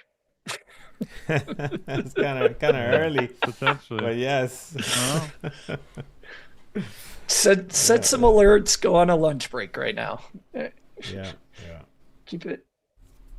Wait for it to get into the area you want. Tesla's down to previous day close. Good morning, everyone. Hey, good morning, Eamon. Hey, good morning, Eamon. How are you guys doing today? Good. That's great, man. Good. I've just been sitting on the sidelines waiting for something to set up for me. Yeah, we got an initial pop-up, and then everything just seemed to be so extended, right? Yeah. And just kind of, it's tough to get into a long position when you're this extended. Exactly. Even though I know John would say nothing's ever extended enough to not get in. John is playing the break of the high of the day. He has his own definition of extended. Yes. Which is non-existent. Yeah. There's nothing that's ever too extended for him. Talking about John, I think Apple today made an amazing break of the high of the day strategy at 10:21. And I'm sure if he was sitting there, he would have taken this one. Because this looks like typical John trades. Yeah, the 10:21 on Apple. Yep, exactly. Yeah, I look at this trade and it just feels like John's classic breakout trade. It has the volume spike before the breakout. It has the break with volume, and I mean, it just screams John trade book. Yep. So yeah, that definitely screams John there. Exactly. We'll see if he ended up taking it or he was away. All right, guys, I gotta go. All right, have a Peter. Great morning. Trade smart, everybody, and we'll see you back for another exciting. Well, I mean, this still goes on for another hour here, but I'll be back with you guys tomorrow morning because, I mean, what fun! How could we not be here? Look at these markets. I know. Look at these stocks. Yeah. All right. Absolutely. Well, have a good day, guys. Yeah. Take care. We'll leave you guys with Eamon. Have a good one, guys. Yep. Take care, everybody. YouTube, how are you doing today? We had an amazing trading day. In my opinion, there were a lot of trading opportunities, a lot of beautiful breakout trades, a lot of momentum, and a lot of reversals, actually. It was a tough opening, to be honest, because I got trapped twice before I caught the move. The main stock on my watch list today was on Meta. And this trapped me really well. I could see this mini flag that you can see here on the 30-minute chart, sitting exactly at strong level of resistance. And you can see a lot of room around here that we can capitalize on. And I was like, okay, that's it. That's my trade of the day. I see it breaking to the downside. I see it squeezing above VWAP. I play it to the long side, and literally 1 second after I played it to the long side, it just dumped. So no regrets. Lost the full R on this thing, but it is what it is. Then I ended up getting back to Apple. Apple actually was another stock on my main list. The only thing I did not like about Apple is the fact that it was overstretched during the pre-market. So before playing it to the long side, I wanted to see it making a new low, which it did. Then recover, which it did. And I played it to the long side, and within the same minute, it got me stopped out. Plan is still valid, still intact. So what did I do? I re-entered. We got the momentum. I added for 1 minute opinion range breakout. And then I just managed it using Atlas. There were big orders ahead of us. So I locked in some profits around here, more around here, more around here. And I was all out around yesterday's high.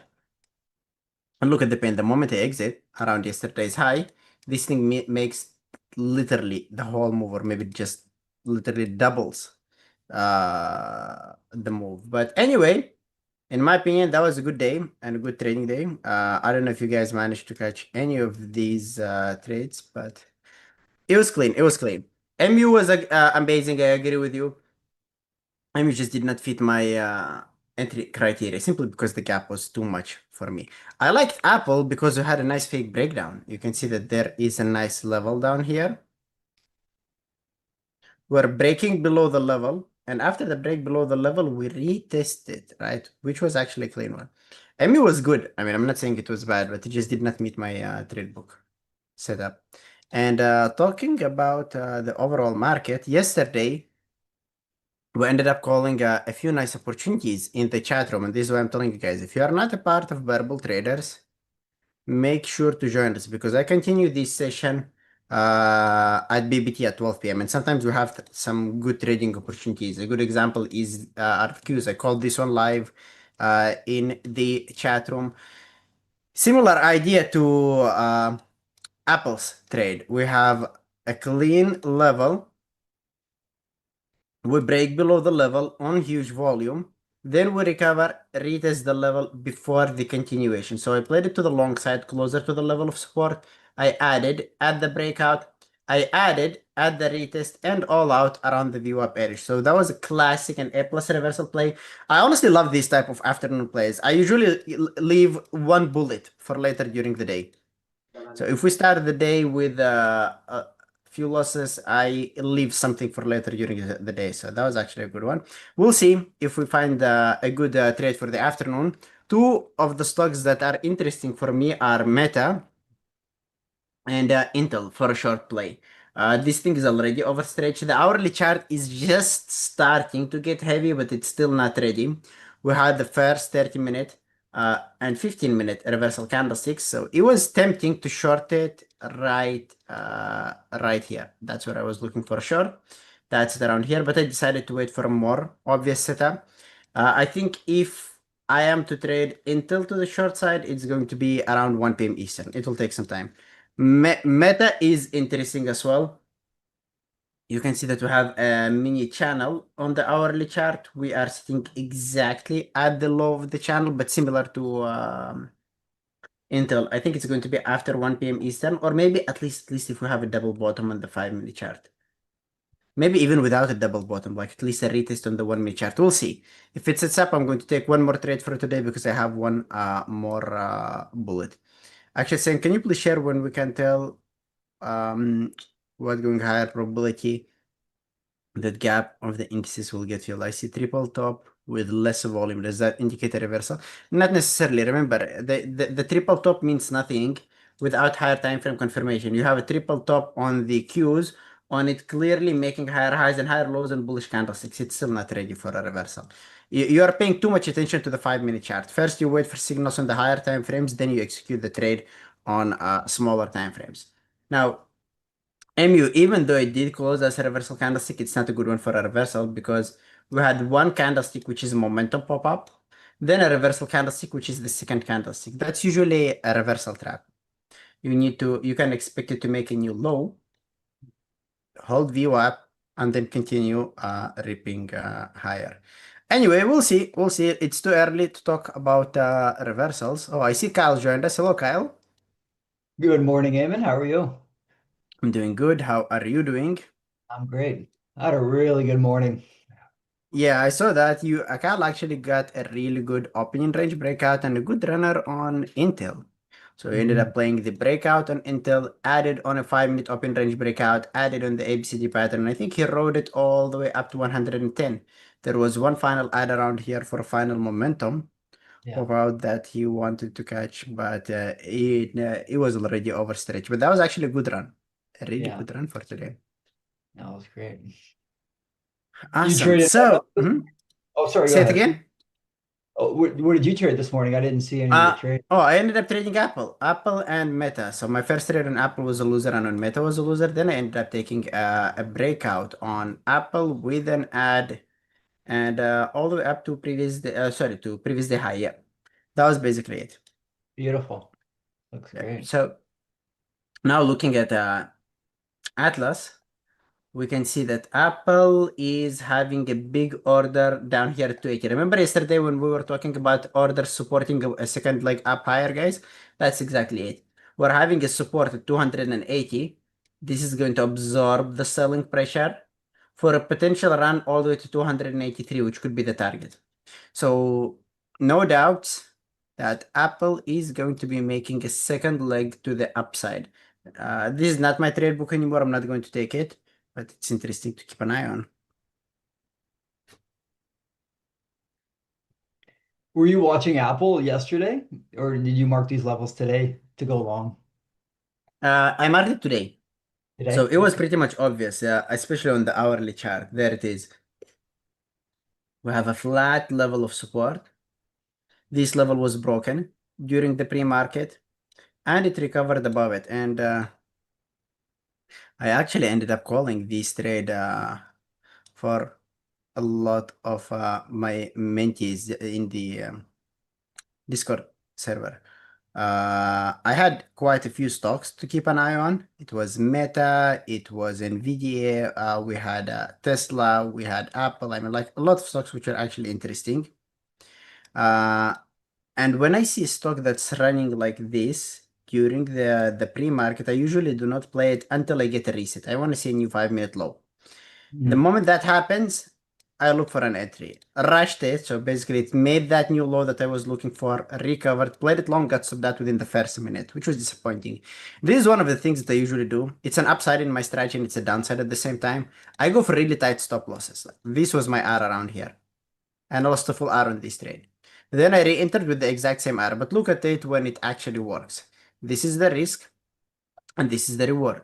And if you just go for the calculation, you will see that the stop loss is somewhere around 40 cents. The reward is over $2. That's over 5 to 1 or 6 to 1 if you hold it all the way up there. Obviously, I ended up locking some profits in between, but that was the average. So you can literally lose 1, 2, 3, 4 trades in a row, catch one single winner, and that will keep you profitable in the long run. And that's what really matters. Big rewards in comparison to the losers. Do you have different tier sizes for your share size, like 1, 2, 3, similar to Paris, or do you risk the same on every trade? It's the same. It's usually either I usually go either full size, either half size, but most of the time it's just full size for me. Okay. Exactly. And on that 60-minute chart on Apple as well, in the pre-market, it threw a nice hammer for you, right? That's another sign for you to get in. Yes, exactly. And I love this hammer because it made a beautiful trap. There is our level. People see this as a descending triangle setup. You see it making lower highs on one side, having the flat level of which is at support, and then it breaks the descending triangle around here. So that's where people jump into the short side. And normally, if it is an actual descending triangle, and if it's actually a bearish setup, after the breakout, it needs to either fully sell off, or it needs to retest the previous support, which it did around here, and then continue the sell off. But if it doesn't do that and it recovers inside, that means that this is a trap. a trap for the shorts. And normally when it's a fake break or a trap, the price never looks back. It doesn't want to give those traders a chance to get out. It squeezes them. So it keeps going higher and higher and higher. It would give them a small moment of hope, which is basically the pullback or a 1 minute open range breakdown where they average their positions to the downside, and then this happens. That's why it's a must to have a hard stop loss. If the setup does not work, you just cut it out, done with the trade. For me though, I love seeing these traps before I enter or before I open a position. It doubles my win rate. Seeing traders that get trapped gives you a lot of momentum in your favor. Win rate literally goes up at least 2 times. Wow, great.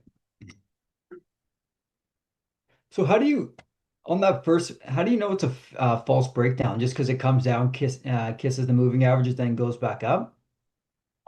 Think about it from a buyer and seller perspective and from a pattern perspective. First of all, if we take a look at Apple on the Qs, sorry, on the weekly, this is clearly a strong stock.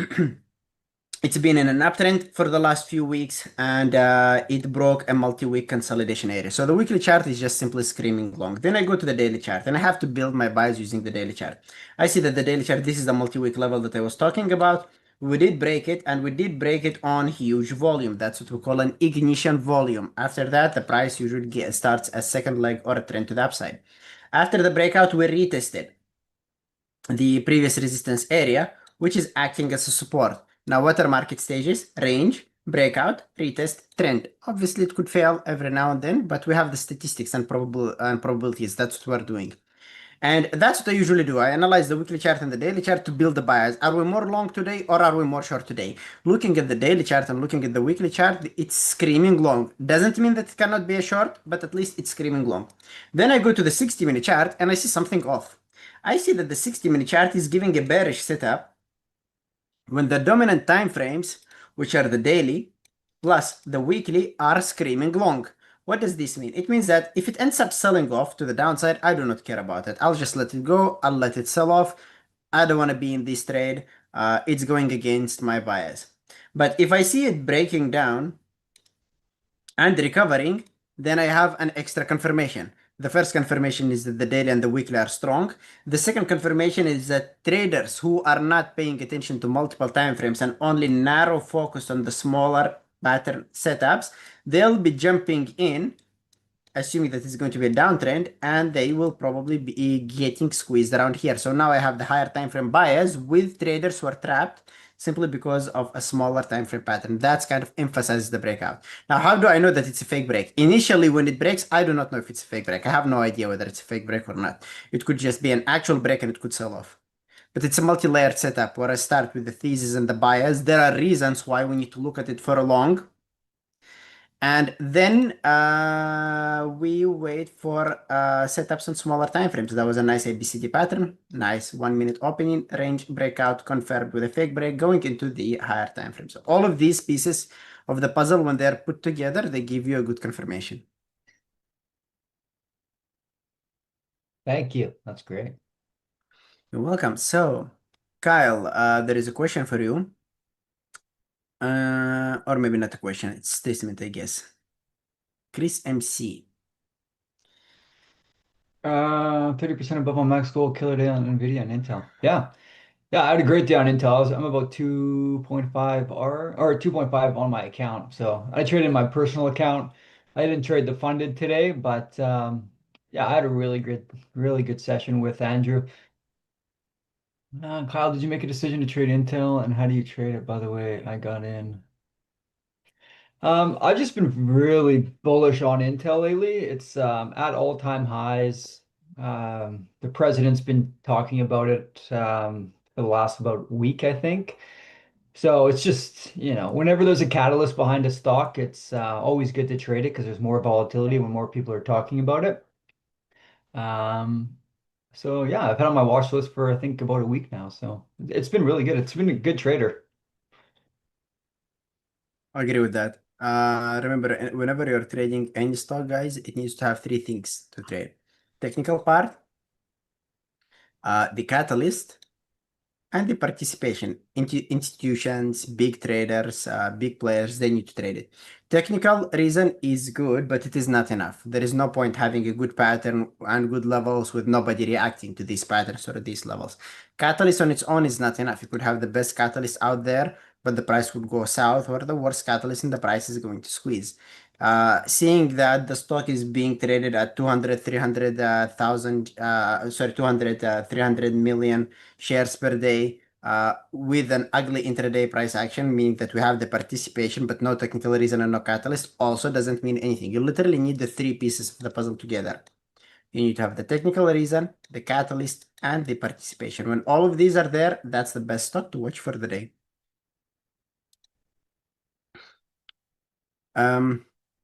Riley is asking, what was... Oh, sorry, let me take a look at Meta because I want to trade this thing.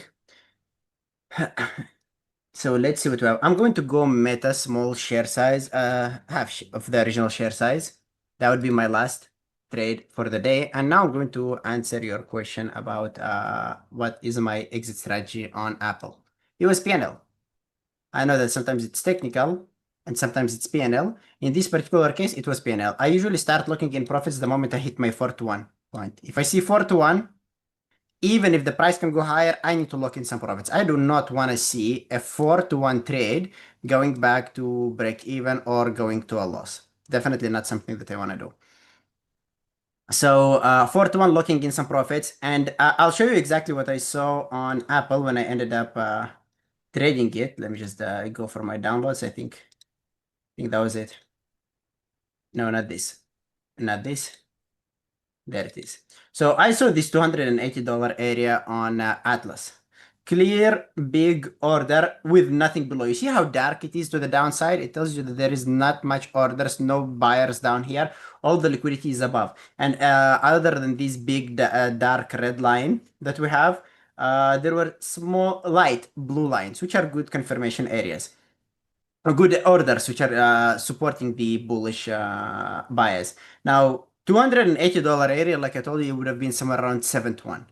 And I'm not really willing to just blindly hold to 7-to-1. I already have a lot and realize, so I need to make sure that I'm making some profit out of the position I'm in. So I lock in profits 25 to 30% on every single target. And I'm holding for this big order to be my biggest profit area. So this here is where I exited most of my position. 30% here, 30% here, and then 70% of the remaining around 280. The final portion, which is 280.50, that was small. That was like literally, I think, somewhere around 10 or 15% of my position left for a runner. Now, let me tell you why I ended up trading Meta. Again, it really doesn't matter whether it works or fails. What matters is the trade book and the reason why I am trading it. First of all, Meta on the weekly chart is sitting around a buy zone. Now, it's really tricky and difficult to identify buy zones on the weekly chart because the weekly candlesticks are really big and the slippage around here and the spread is really big. But I can see that there is a level that is sitting around here, around here, around here, around here, and around here. So this overall is a buy zone. Could be today, tomorrow, after tomorrow, doesn't really matter. We're sitting approximately around the buy zone. If we go to the daily chart, you can see that we've been consolidating around this area for 4 days. And there it is. It's a bit more structured and a bit more accurate on the daily chart. Level of support, level of resistance, level of support. Another thing is that on the previous day, it closed as a nice doji. Not a bad signal, right? I mean, sold off red but holding. Red but not making new lows. Making new lows but holding. That's another good signal for me to consider a long on it. Then I go to the hourly chart, and on the hourly chart, we have a clear range. How do we play ranges, guys? We either play a break of the range for trend continuation, or we play it short closer to the high, or we play it long closer to the low, or we play the break to the downside. Since my bias on the weekly chart and on the daily chart is to play to the long side, I decided to play a break out, which unfortunately has failed. Now it's giving me my second opportunity. It's hitting the level of support, which is my second attempt to play to the long side. I'm going to the 15-minute chart, and I see that we've been selling off for the whole day, and for the first time in a while, we're having 3 candlesticks next to each other with buying pressure, good bottoming wicks. Another thing, you could see that we were selling off for the whole day, making lower lows and lower highs, lower lows and lower highs, lower lows, and now we're starting to bottom, and for the first time in a while, we're making a higher low, breaking the neckline, which is around here. So I think these are more than enough of reasons for me to consider playing it to the long side. Obviously, the downside is Atlas. Atlas has big orders down here. We're so close to the $600 round number. It's a strong psychological number, which means that the price obviously can go lower and it could get me stopped out.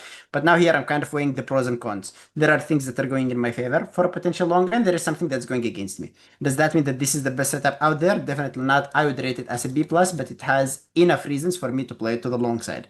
Now, Kyle asked me, what are your tiers? Are you always going full size? And my answer was no, I usually go two ways. Either full size, either half size. Half size I go when I'm already hitting my goal or when I'm not confident with the setup. So meta, if it had orders above and not below, that would have been a case where I would have gone full size on it. But since there is also a bearish sign on it, I decided to just go half size. And if it goes, for example, to 606.20-ish, for example, or to around here, that would be a good place to lock in some profits. If it fails, then that's my last trade for the day. I usually do it this way. Couple trades at the open, one trade later during the day, and for the last few days, these trades later during the day have been paying off really well. We'll see what's going to happen on Meta. Sorry for the rant.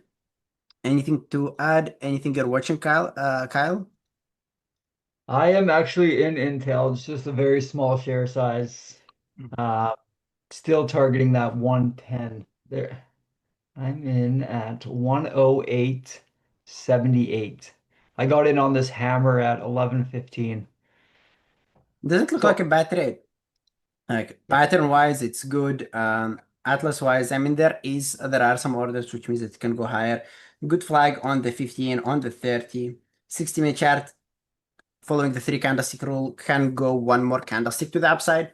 Not my trade book because it's a bit overstretched, but you know, when stocks at all-time high, when the relative volume is high, they could continue going higher. Eventually, it just depends on the setup that you are going to be trading. Are you going for a trend or for a scalp? And I'm sure that Cal is not going to be holding it blinded to 111 or 112 or 115. Just small momentum with tight stop loss for a good risk to reward ratio. Yeah, if I can get over 109.50 here, I'll get out.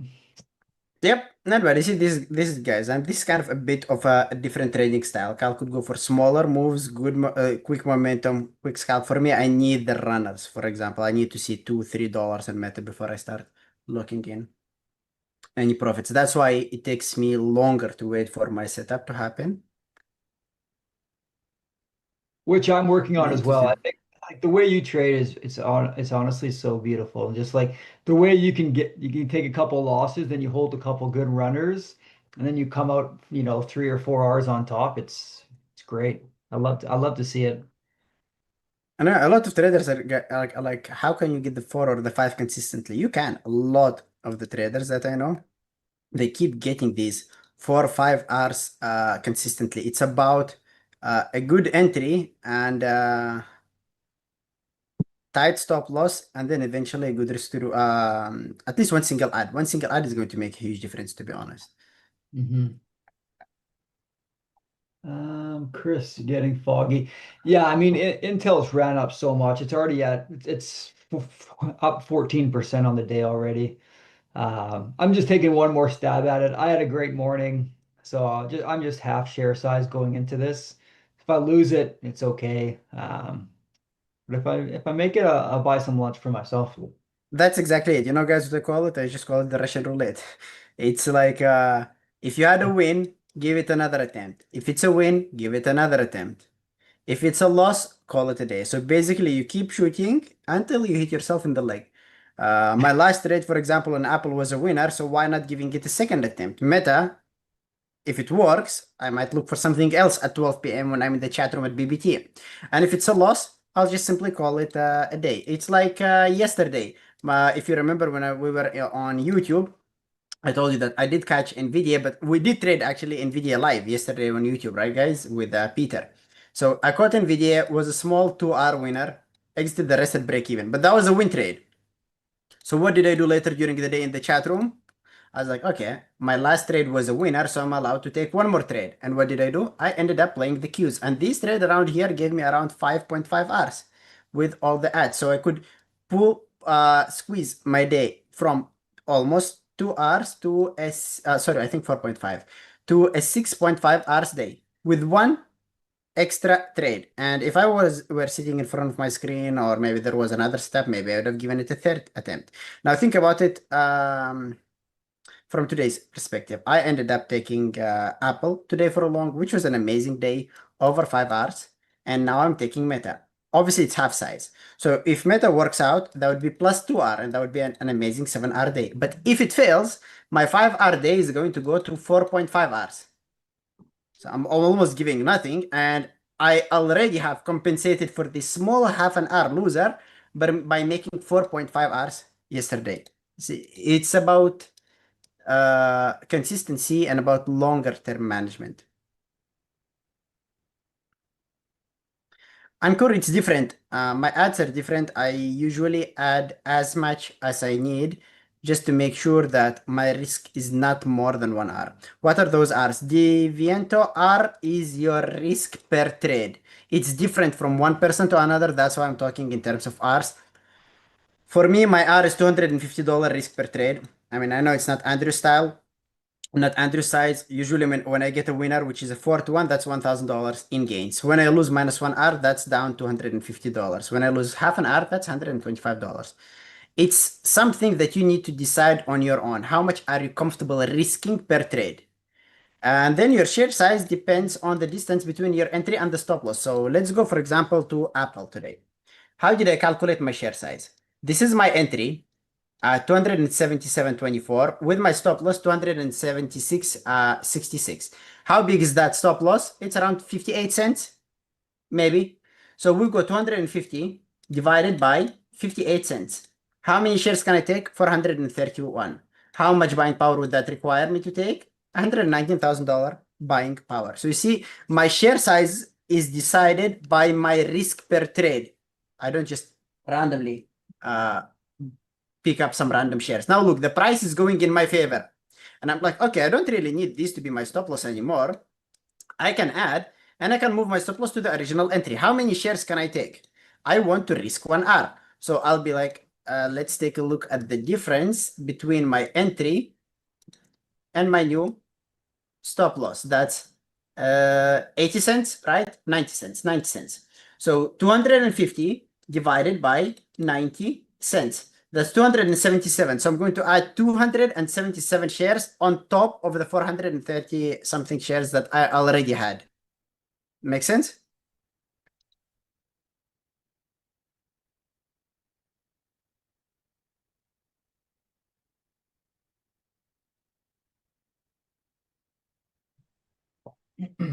Explain what is ATR. You want to go for it, Kyle? That is your average true range. So that's the rough estimate of how far it's going to move during the trade. Exactly. So basically, the average true range is the average move the stock, the average size of the candlestick. If you're looking at the daily average true range, it tells you the average size of the daily chart. If you are taking a look at the 60-minute ATR, it tells you the average size of the 60-minute candlestick. If you take a look at the 5-minute ATR, it tells you the average move the stock can make on the 5-minute chart. By the way, guys, I'm locking in a little bit of profits here on Meta. Let me just put my next target. There it is. So not a bad trade overall. I like it. I'll probably be all out around 605.88. I'm not gonna hold it for more. So you see, this is what I mean now. This trade was a winner. What am I going to do next? In the chat room at 12 p.m., if we spot a good trading opportunity, I'm going to take another trade because I missed that shot on my leg.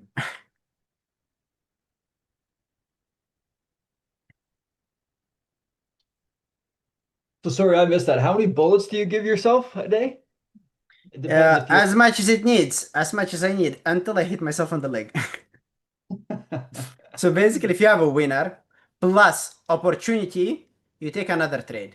If it's a winner and there is another opportunity, you take another trade. You keep trading as long as there are opportunities, trading opportunities, until you hit a loss. The moment I hit a loss, even if it's break even, it's considered a loss. I'm done for the day. Got it. What is the goal for Meta? Svetlana, 605.88. That's my goal for Meta.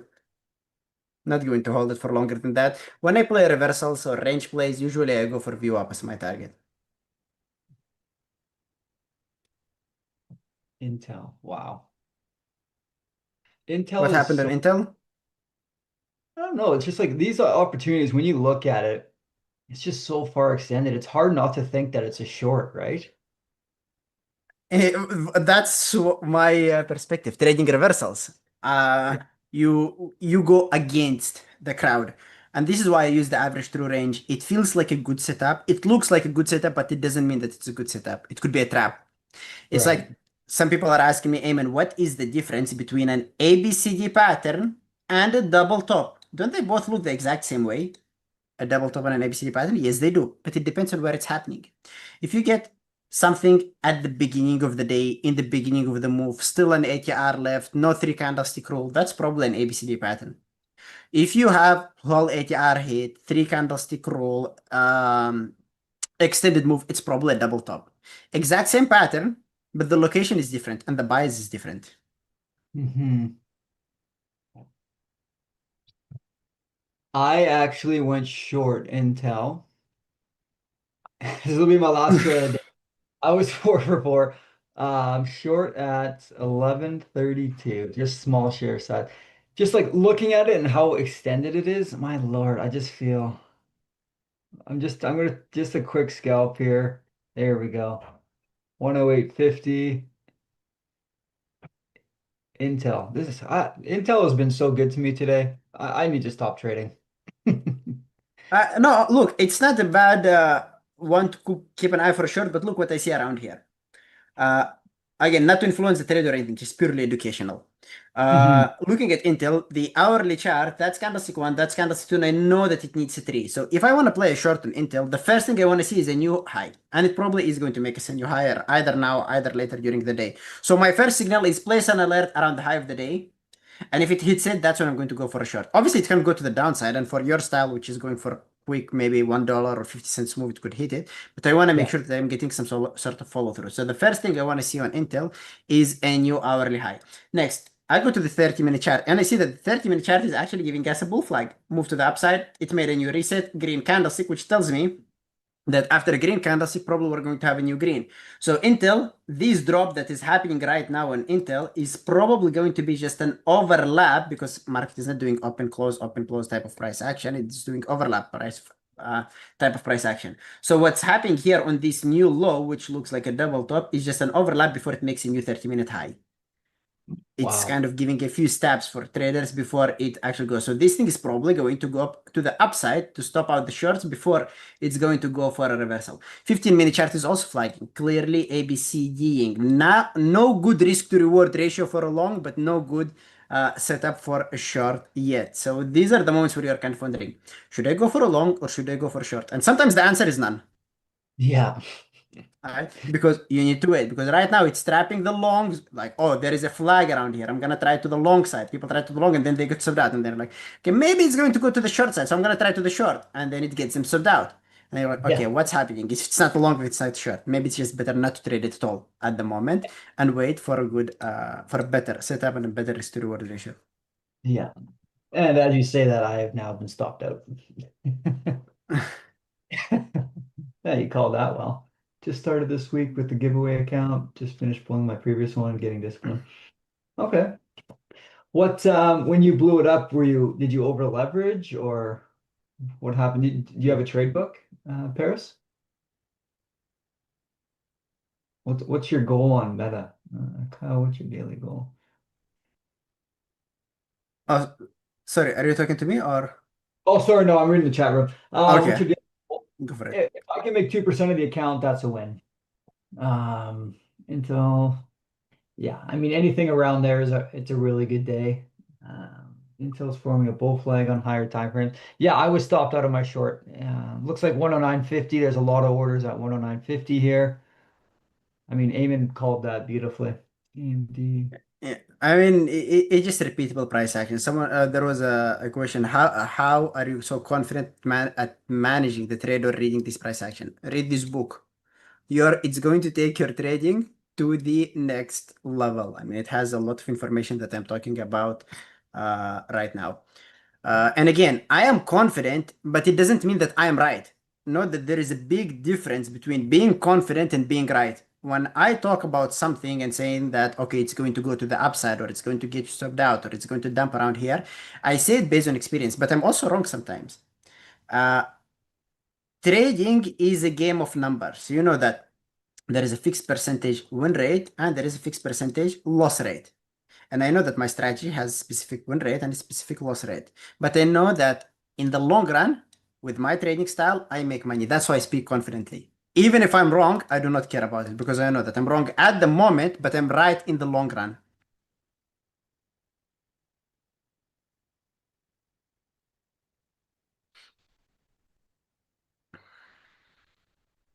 How long did it take you to finish your book?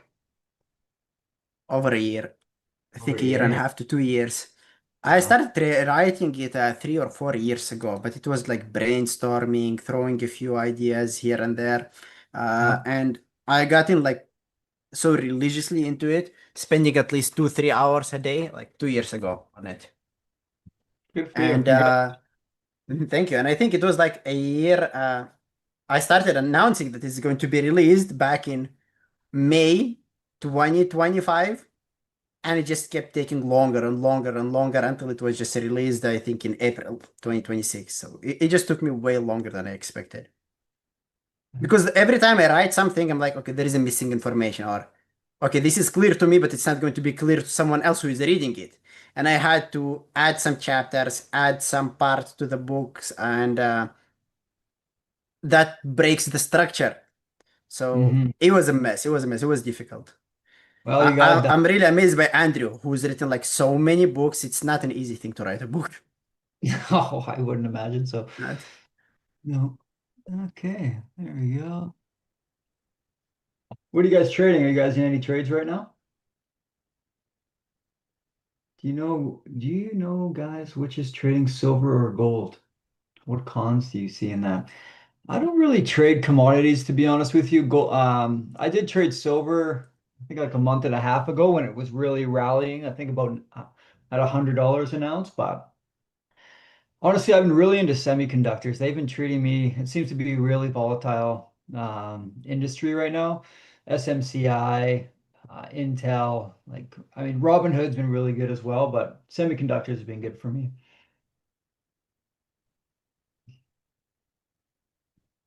Gold. Let's take a look at gold. Gold probably needs a small pullback intraday. The weekly chart on gold is strong. We're sitting around the good buy zone. Daily chart is a mess. I really have no idea what's going to happen. 60-minute chart has been struggling. I treat the 50 or the 200 moving average as strong trend trading or swing trading moving averages. We've been holding below the $421 for area for the whole day. We tried to spike above it a couple times, so I think this thing is headed down to 419.20-ish or 19-ish. So shorter term, it's going to be short, longer term. It's too early to tell. Um, how do you manage taking partials? Like I said, say it. It's combination of technicals and PNL. If I hit the 4 Rs, especially on my first trades, which are momentum trades at the open, I lock in some profits.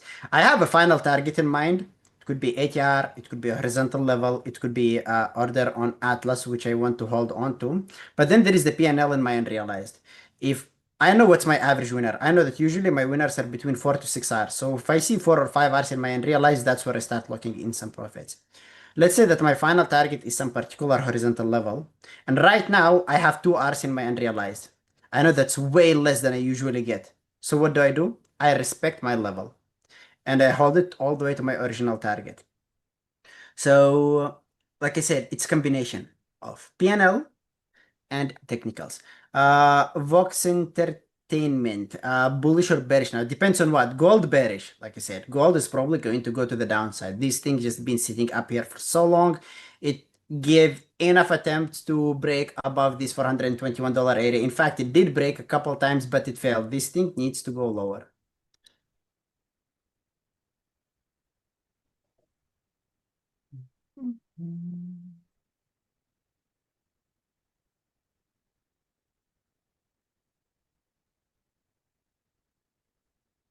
I think everyone does their partials at, different times. It depends on your Yeah. risk and your partial sizes, right? Like I partial 10%. So I do mine at about 1.5R because when I first started trading, I got in trouble because my partials were too big, but I was holding my losers for too long, right? And if you're not using your hard stops, which again I highly recommend, use hard stops. Nobody in this room is Andrew Aziz. There's a lot of really good traders, but if you try to use a manual stop and you have less than 2 years experience, in my humble opinion, it's a very dangerous game to play.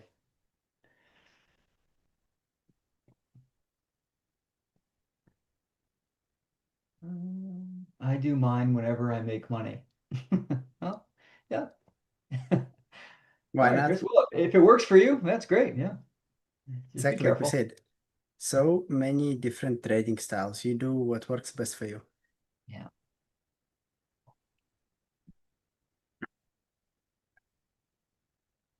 Chris, are you're just scalping then? It seems like you've been short, you've been long in the last 5 minutes. Just quick scalps. Been doing this crazy game for 6 years. Huh? Congratulations. You're doing something right. If you haven't been struck out, then you're doing something right. Use hard stops. Aiming to use hard stops? Depends on the time of the day. At the open, mainly not because the wicks are really big and sometimes you get wicked out even before the price actually hits your order, or at least it grabs some of your shares.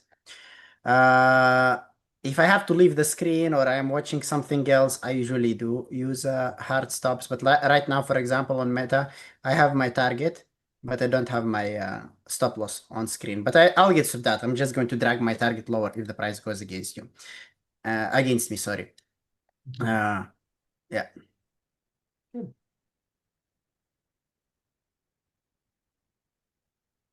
Some of that game and your trading style is so different than Andrew's trading style. What inspired you to this trading style? I think it's my personality and my mindset. Uh, I do not love having small risk to reward trades.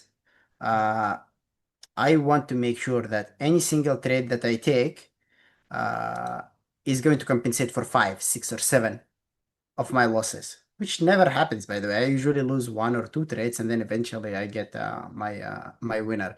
But still, I want to make sure that I do not have to crawl back. You know how sometimes you have a winning trade and then a winning trade, and the next day you lose and you're back to break even. Then the third day you win and you're a little bit on the top. Then the fourth day you lose, and the fifth day you lose, and it feels like you've been trading for 6 or 7 days and you're sitting around break even.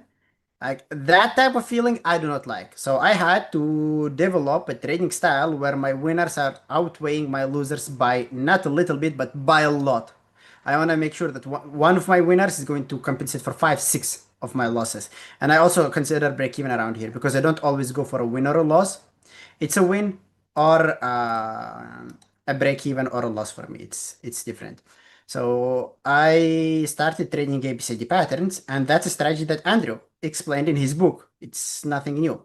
And that's the strategy that got me to consistency. But then I started figuring out ways to boost my winner from 2 to 1 to 3 to 4 to 5, working around different strategies, working on tightening my stop losses, and working on adding into winning position. It doesn't mean that my trading style is the best around here. It might not suit someone else. For example, um, one of my mentees around here, he is totally different from me. What does he say? He says, "Ayman, I do not care even if my winner is like half an hour. I just want to win. I cannot accept a loss." So what did we do? Literally work on a strategy and a risk to reward system that helps him have more winners than losers. So again, what I'm doing is not the best out there.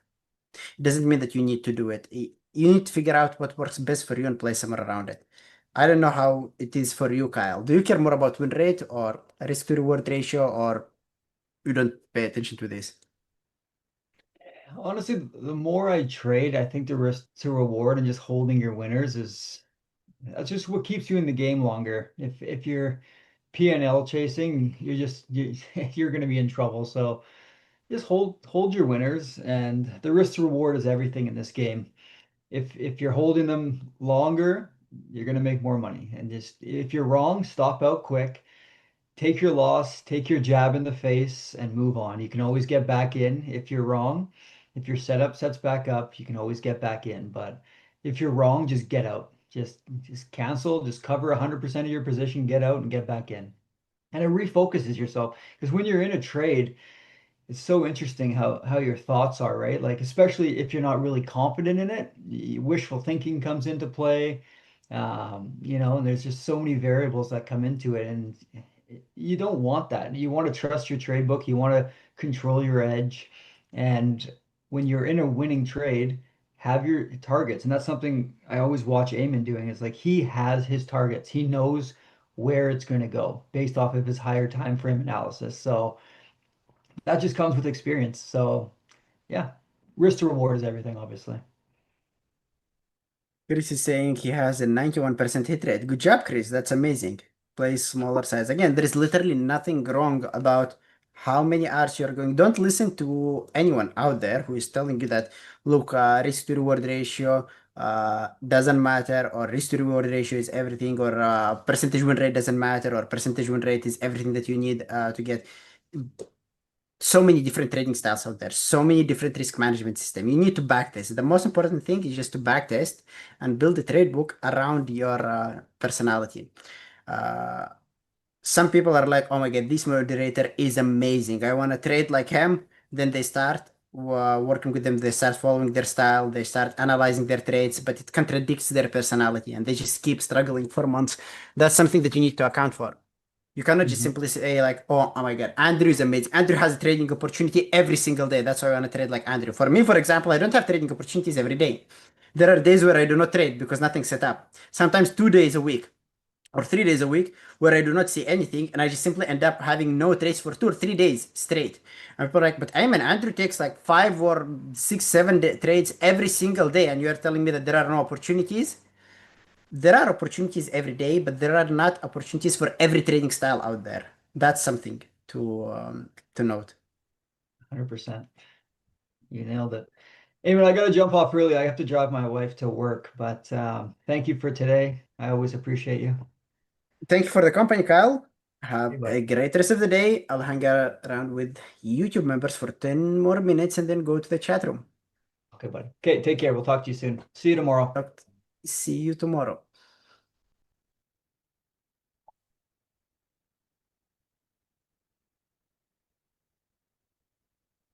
You guys see, if you're the type of trader who wants to trade every single day, then my trading style might not be suitable for you. You see, if you're the type of trader who is okay coming into the markets, watching the open, going through the stocks, and then ending up having no trades, then that could be a good trading style. And again, there are so many different strategies. If you're a new trader or a beginner trader, make sure to experiment. Trade everything. Go for breakouts, go for reversals, go for high of the day breakouts, mountain pass, like literally every single strategy test it.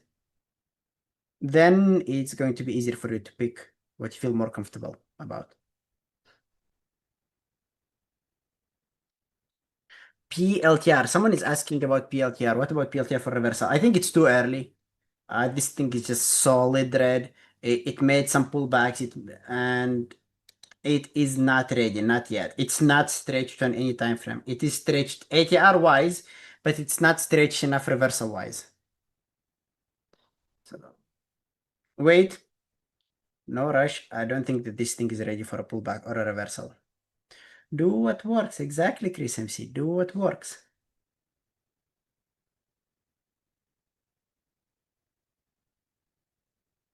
Uh, AHB38. What issue do you have with the simulator?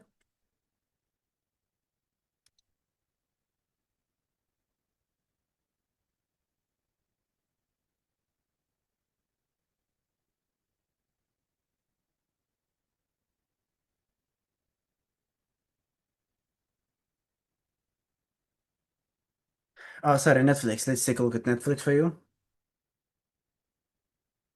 Netflix is interesting. Yeah, Netflix is actually interesting to keep an eye on for a reversal, but it's not going to be set up within the next 30 minutes at least. It's solid red on every single time frame, not even a small wick on the bottom, not even a reversal candle on stick on the 15-minute chart. It will give you a trap of two before it reverses, or it's just going to do a solid V reversal, which is really difficult to catch.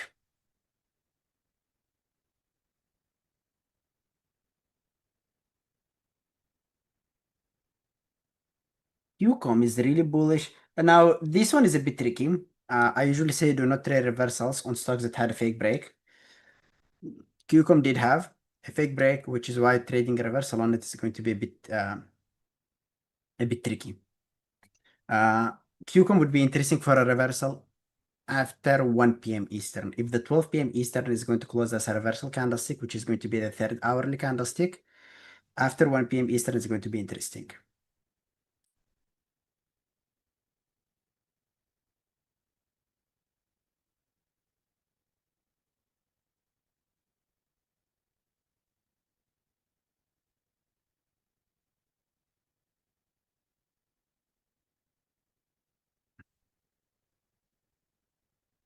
Chris, have a great rest of the day. We'll talk to you tomorrow.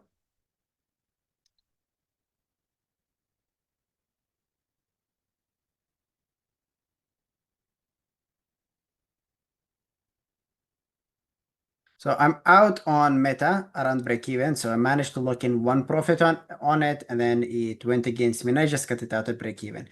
Doesn't mean that it's going to fail, but also doesn't mean that it's going to work out. At the moment, we're now having a small bear flag on the 15-minute chart, but we're actually having a good reversal pattern on the hourly chart.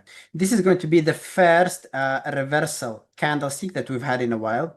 What I assume is that within the next hourly candlestick, we're going to start by a small pullback or drop all the way to 600 and 270-ish maybe before the reversal setup. So I might give it a re-entry a little bit later, probably within the chat room session, if it gives us that. Anyway, small winner. I'm going to take that. It's going to give me at least some cash so that I'll be able to risk it on the next trade. AMD long run, I don't know. Let's see. AMD is solid, yes. I don't know about it.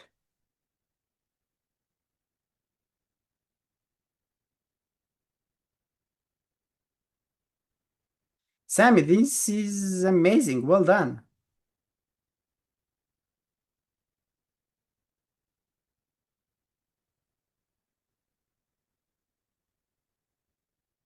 So you see, we were talking about gold around 15 minutes ago. It's slowly selling off, and it'll probably continue selling off at least to 419, 30-ish, 40-ish for a first profit target, and then maybe even lower. Sometimes price holding above view up is not a bullish sign, because I get sometimes traders telling me, hey man, look, this thing is holding above view up. It's soon going to explode. The fact that the price is holding above view up does not necessarily mean that it is going to be a long. You need to zoom out. You need to look at more.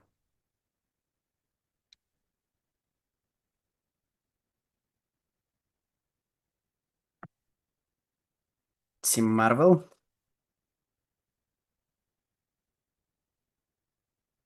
I do not know about it yet, at least. You lost your $1. Sorry to hear that, Bimparas.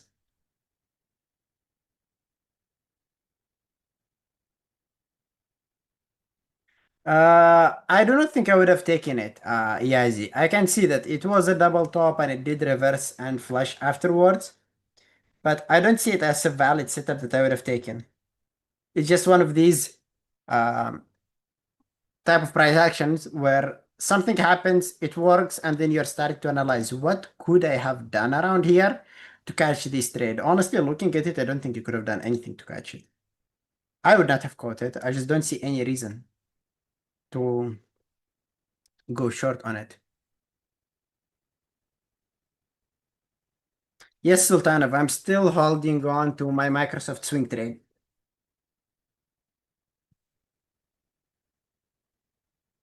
Still holding. Going to take forever. Maybe going to go even lower.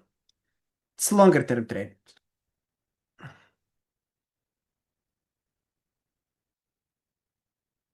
Apple is holding nicely. We did talk about Apple and the orders below. You can take a look how beautiful these orders on top of Apple. We did talk about the $280 area, which is down there to absorb the selling pressure, and it seems like it did absorb it. So that could be a nice second leg to the upside, at least small second leg.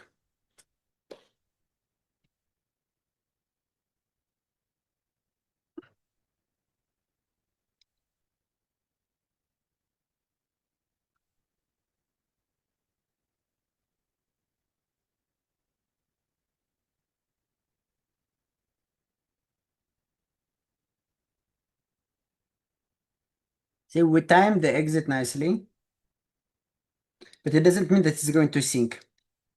Still keep an eye on it, see what's going to happen, and then we're going to look for another trading opportunity. L patrons, have a great rest of the day.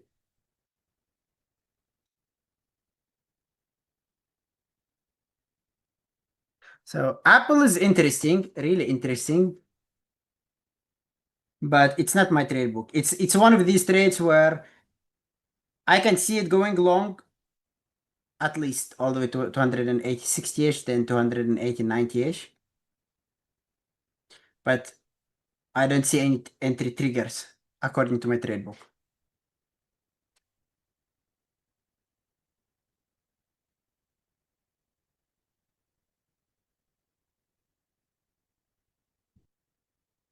Light. Light just broke a whole day intraday consolidation area. What's Light, by the way? Lumentum Holdings. Pattern wise, it looks solid for a long. 60-minute chart looks like it's also solid for a long. What's the ATR on it? What's the ATR on it? $60. It has some room to the upside. So yeah, it's not bad. I think it can continue going higher. Maybe you need to wait for a reset or a retest of the previous consolidation area. Candy, thank you for staying around. Bean Paras, have a good day. Candy, have a good day. Guys, I will be calling it a day around here. We are coming closer to the end of the hour. If you guys have any more questions, feel free to email me, Ayman at bearbultraders.com. If there are still questions that are unanswered, write them down and we'll answer them tomorrow. See you guys.